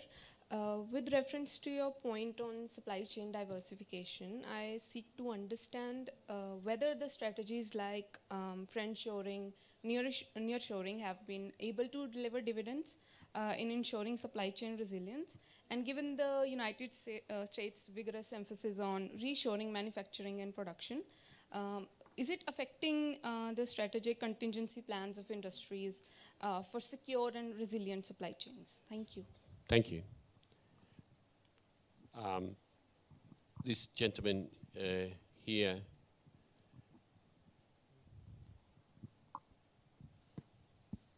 Good afternoon, everyone. I am Jal from Ties Foundation. My question is that as Indo-Pacific is home to world's most critical semiconductor hubs, that is Taiwan and South Korea, Japan, and dominant processor of rare earths, that is China. And due to the recent escalation in US-China trade war as well as in the technological sector, China has announced a rare earths control regime, which has shocked the world and has affected the supply chain of the world as well, including in the defense sector, Navy, Army, Air Force. So, sir, how do we navigate this type of risks in the near term, as in the longer term, there are ongoing partnerships, even in the Quad, that is between India, Australia, US, and the recent deal between the United States and Japan. Thank you. Thank you. I think we'll at least start with Mr. Nair in answering some or all of those questions. Let's see if I can remember all of them. I think I'd like to start off particularly with the nearshoring and the friendshoring conversation. Diversification of the supply chain, yes, absolutely important. It is strategic in building resilience because you need optionality, right? Singular sourcing is what gets you into trouble when we have a volatile situation that we are all facing today. There is nothing that we can say is permanently stable. The second part of your question was, has reshoring and the United States campaign actually helped? I can tell you from a business perspective, all we have seen is that there is fear in the market due to instability, and this has led to a reduction in buying behavior, whereas in the past, when suppliers or shippers, which are called shippers or the importers, used to place orders for large inventory positions, this has now reduced, and they are basically waiting and seeing, due to the policy shifts that happen every Tuesday or Thursday, depending on who's tweeting them. There is a lot of uncertainty. So has it actually worked? My personal opinion, not yet. Will it lead to a fundamental shift? Yes, there is a slow but steady shift. And lastly, just to address this point about, since we're talking about capacity and capability, the US currently, in that state, in my opinion, does have neither. Right? For a lot of the basic commodities that they are importing, the capacity is sitting in one single country which can produce at scale and mass to serve the world, and that continues to remain China for the majority part. There is other countries in Asia, Southeast Asia specifically, India as well, where capability and capacity are growing. We have not yet hit that cost point of mass production, but there are options growing. Can the US do this at this cost? I have my own doubts. And maybe there are some high-value commodities, some commodities related to national security the service that they want to manufacture in the US. Sure, that might happen. But en masse, I don't believe our white goods, our televisions, our refrigerators are going to start or theirs are going to be manufactured in the US. Insurance, yes. Toothpaste. I'm not an insurance expert, first, but I can explain very briefly my comment which I made there. The toothpaste cost was not actually due to piracy or whatever. It is due to a business situation where the primary cause for concern and the primary cause for rerouting was actually the protection and safety of the crew. That is what every shipping line published, and it was not because of just insurance risks. Yes, insurance risk went up, but when you have weekly 54 sailings almost running, transcontinental, with multiple transshipment hubs, the primary concern for shipping line operations was the human cost. So when that kind of disruption happens, I've also seen the large engagements that we have seen and a large number of potential disasters which have been avoided in that region due to the help of all the navies and naval cooperation. But the fear is the driving factor, right? And if you're running a commercial organization, you do not have. You have, yes, Lloyd's Registrar, you have P&I clubs, you have overall, you actually have, as a shipping line, you have a lot of protection, wherein the cost is not just yours, it can be shared by all the people who are putting containers on that ship. So why am I not going after the point of the insurance risk premium? Purely because from an actual operator of the business, insurance is something that is there to give us a safety net. Now, how that is regulated, where it is regulated, to your point, perhaps, yes, it's a wider conversation that needs to be had between the right bodies. I hope that answers your question to a certain degree at least. Do you have anything to say about Was that to be as well? I think so, probably. Well, not particularly, but I can only say that the last Chinese rare earth restriction that was put on is in all likelihood going to get resolved in the next 2 or 3 days after President Trump's visit, from all the current fervor that we see. But you also mentioned important things, the Quad initiative, the IPEF focus. There is a way to sort of build resilience, and with our allies around the region, we don't have to just depend. Yes, China has the capacity today, but the capability can be grown and developed through such regional dialogues. Thank you. Sorry. We're having a problem with the microphones today.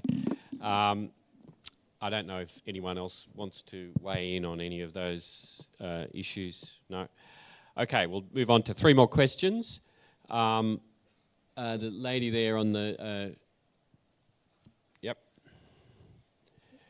Good afternoon, dignitaries. I am Chetna from Jawaharlal Nehru University. So my question is related to India and can be addressed by anyone in the panel.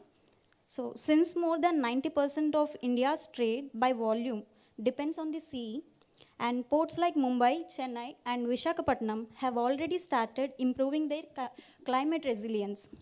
So, sir, do you think India could now use the Sagarmala framework to lead the creation of a port resilience index to connect, compare, and strengthen climate-ready port practices across India, Indo-Pacific region?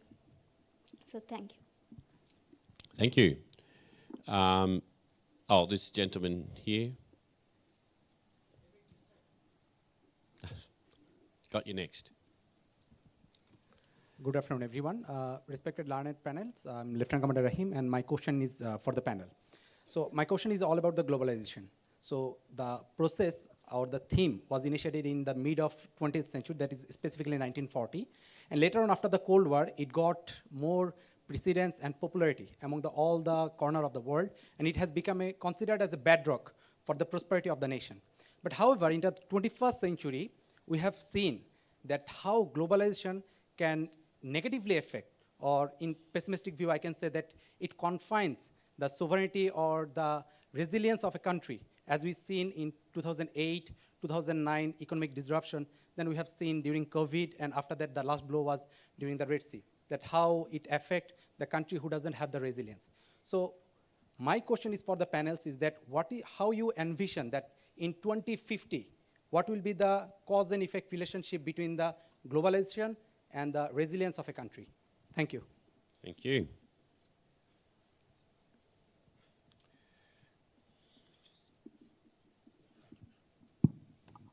Yeah, good evening, Commodore Watson, National Maritime Foundation. This is to my Korean friend. You know, he did in the last slide say that offer something to South Korea that it cannot refuse.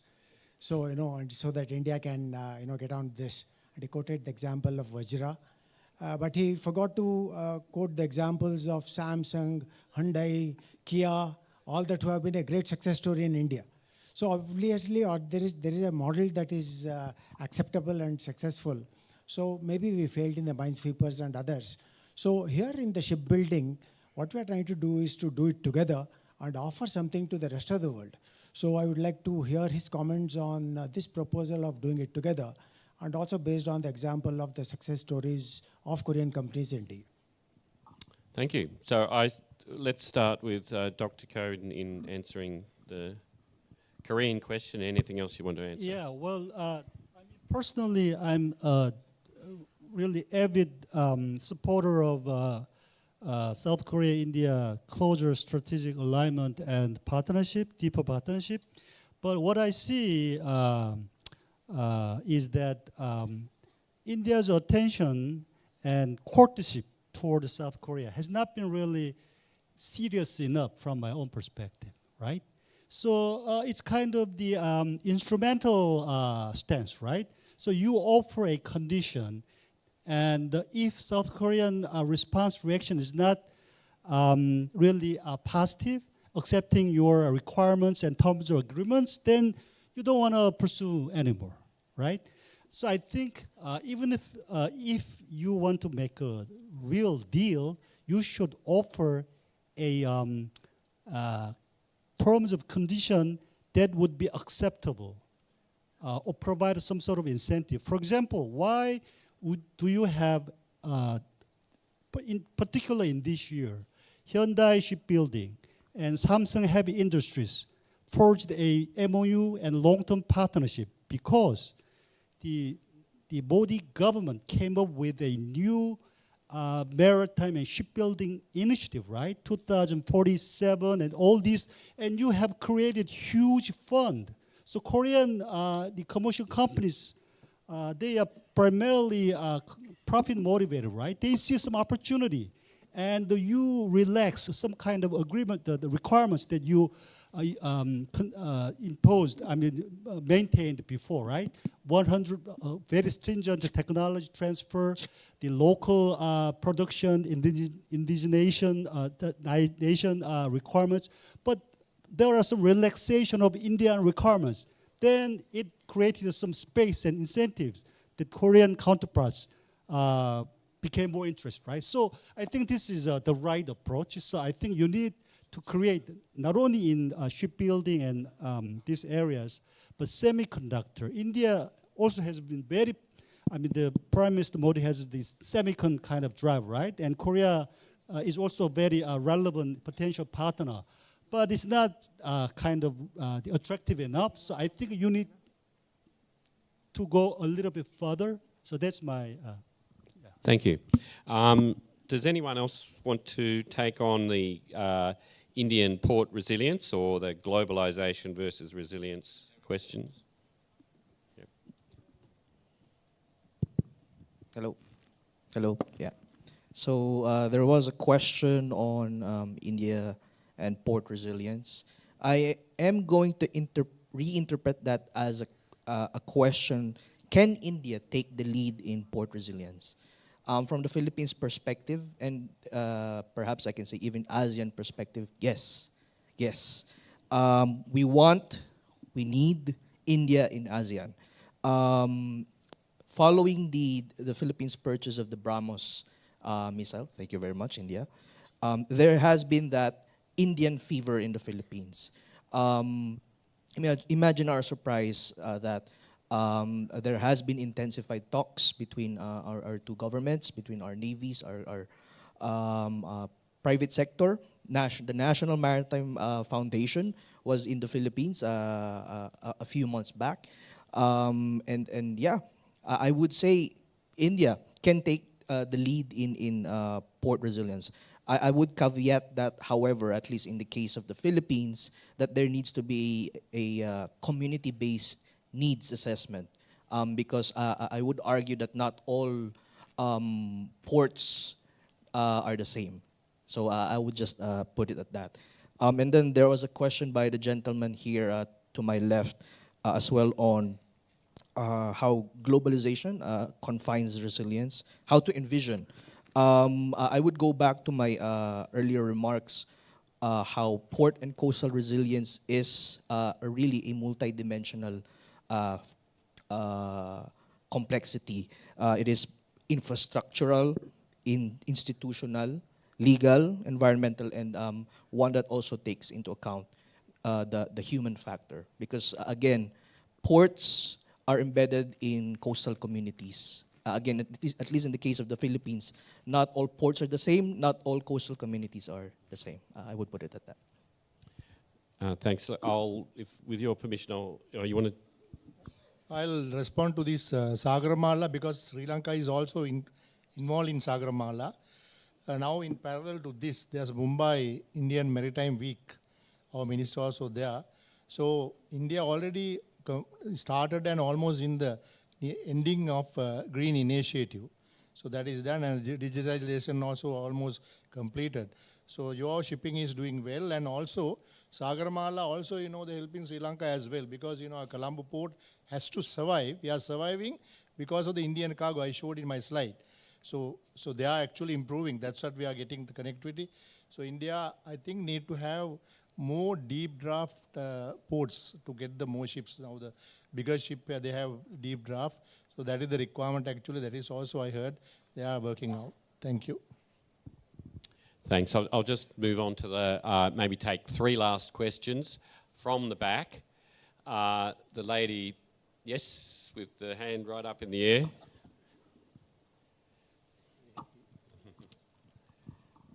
A very good afternoon to all the dignitaries present. My question is for Professor Dr. Wongi Cho. Professor Cho, you expanded on South Korea's evolving role in Indo-Pacific, including its new southern policy and maritime strategic posture. Given Seoul's efforts to engage both Southeast Asia and India, how do you assess South Korea's capacity to contribute meaningfully to maritime resilience initiatives such as port security, maritime domain, and supply chain redundancy without being drawn into great power rivalry? What institutional policy adjustments do you believe are needed for Korea to tackle these aspects, and how can India be further linear to these initiatives? Thank you. Anyone else from up the back? Yes, that gentleman.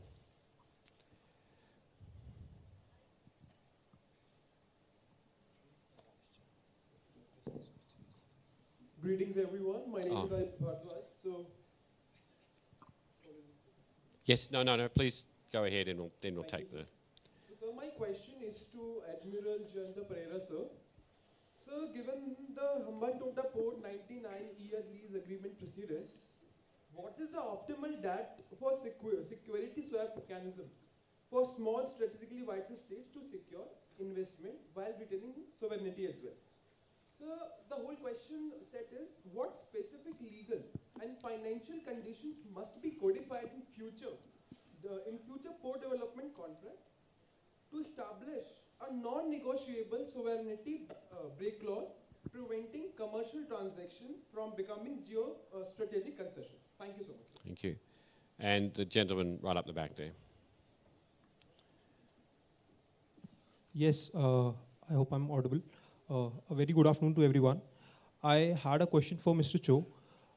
That I just wanted to understand that what has South Korea done differently over the years, because of which it has attained such a position of shipbuilding in the global markets, that such position it has attained. So I just want to understand the whole model of it, that what they have done differently over the years. That is my question. Thank you. Dr. Cho?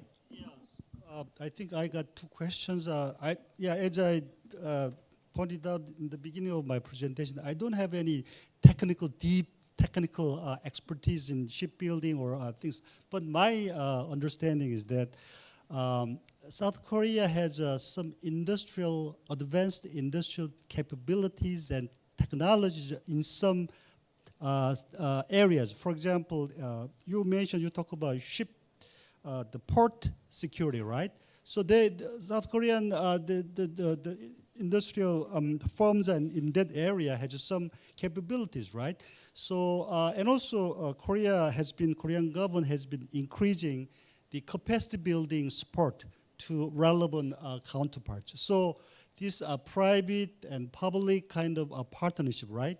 Not only in private, but the government, the public, the partnership, right? So if you mix this kind of the multi-level partnership, right, there are a lot of promising areas. So I think it's up to the stakeholders in those specific areas to come up with more kind of collaborative and plausible projects. I think that's very important. And also, I think, as you gentlemen raised the question about Korea's shipbuilding industry's capability, and I think Korea government as well as the private shipbuilding sector has very much interest in forging stronger, more comprehensive deal with the Indian counterparts. So all that matters is the right condition, so the right business deals, right? So I think. In that regard, I think you need to be consistent, persistent, and more serious about forging a deal with Korean counterparts. Thank you. Admiral? Thank you. The time is also up. I'll give a short answer for that. Yes, we got a loan from China and built this Hambantota port because thinking that, that's closer to the east-west shipping lane as alternative port. After when the government changed, the next government gave back to China on 99 years lease. That is purely for the business. There's a legal binding that we can't change it, but only thing the security is done by us. But that's not doing very well, I have told. Now they are trying to target 1 million from next year and spend, I think, $41 million to get the gantry cranes. So we are very concerned because the Chinese, I know your backyard should be clear. So Sri Lankan government, whatever the government, will never compromise national security of India. So every time when I came here, this question raised to me. So this is the answer, short and sweet, I'm giving. Thank you. Thank you, Admiral. Okay, I think that's enough for Q&A. I know we're well over time, so I won't. I'll just make a couple of small comments. I just want to return to the last questions I asked in my earlier discussion, and that is in thinking about maritime resilience.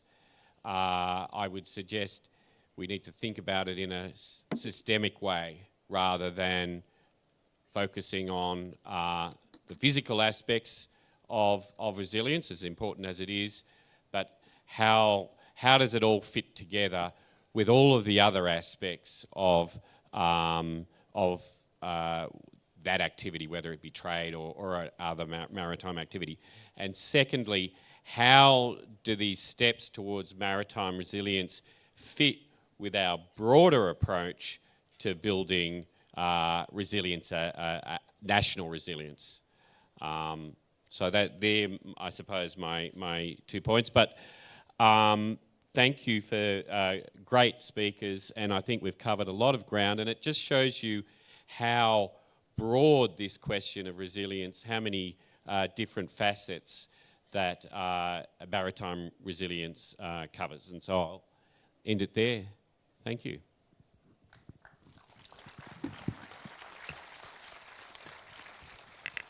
Thank you very much, sir.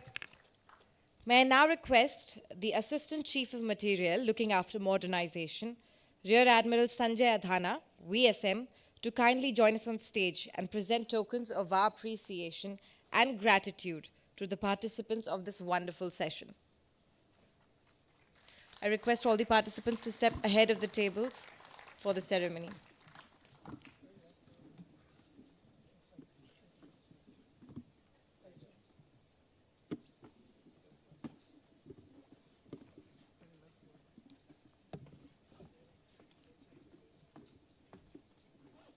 Mr. Akhil Nair.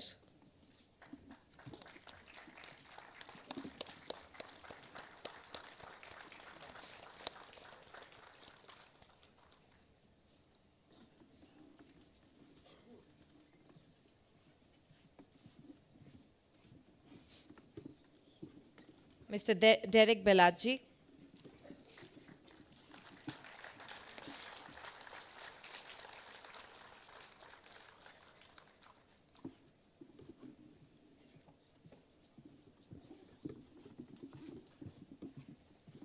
Dr. David Brewster.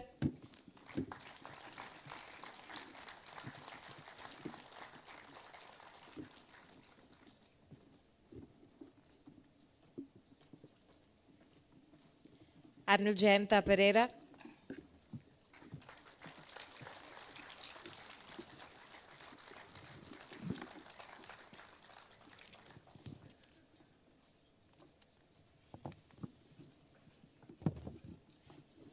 Dr. Wong Yi-che.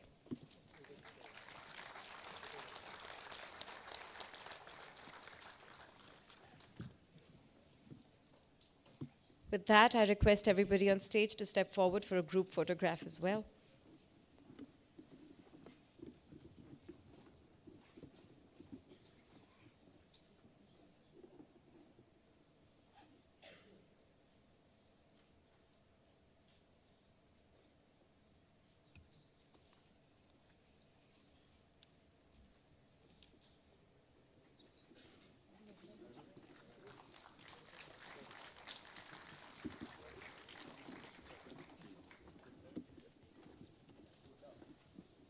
Now I request all the dignitaries on stage to kindly resume their seats in the audience. Let's send them off with a round of applause, ladies and gentlemen, the final session of the day.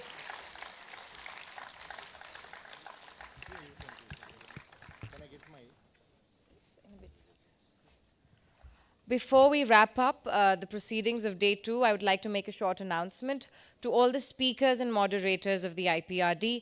The first thing tomorrow morning, we're going to have a group photograph. The ushering team will be able to help you and guide you in that regard. And now with this, Excellencies, ladies and gentlemen, we will temporarily halt our second day's voyage, rather the day's voyage altogether, and we will meet again tomorrow. Please do join us again. It was lovely to have you.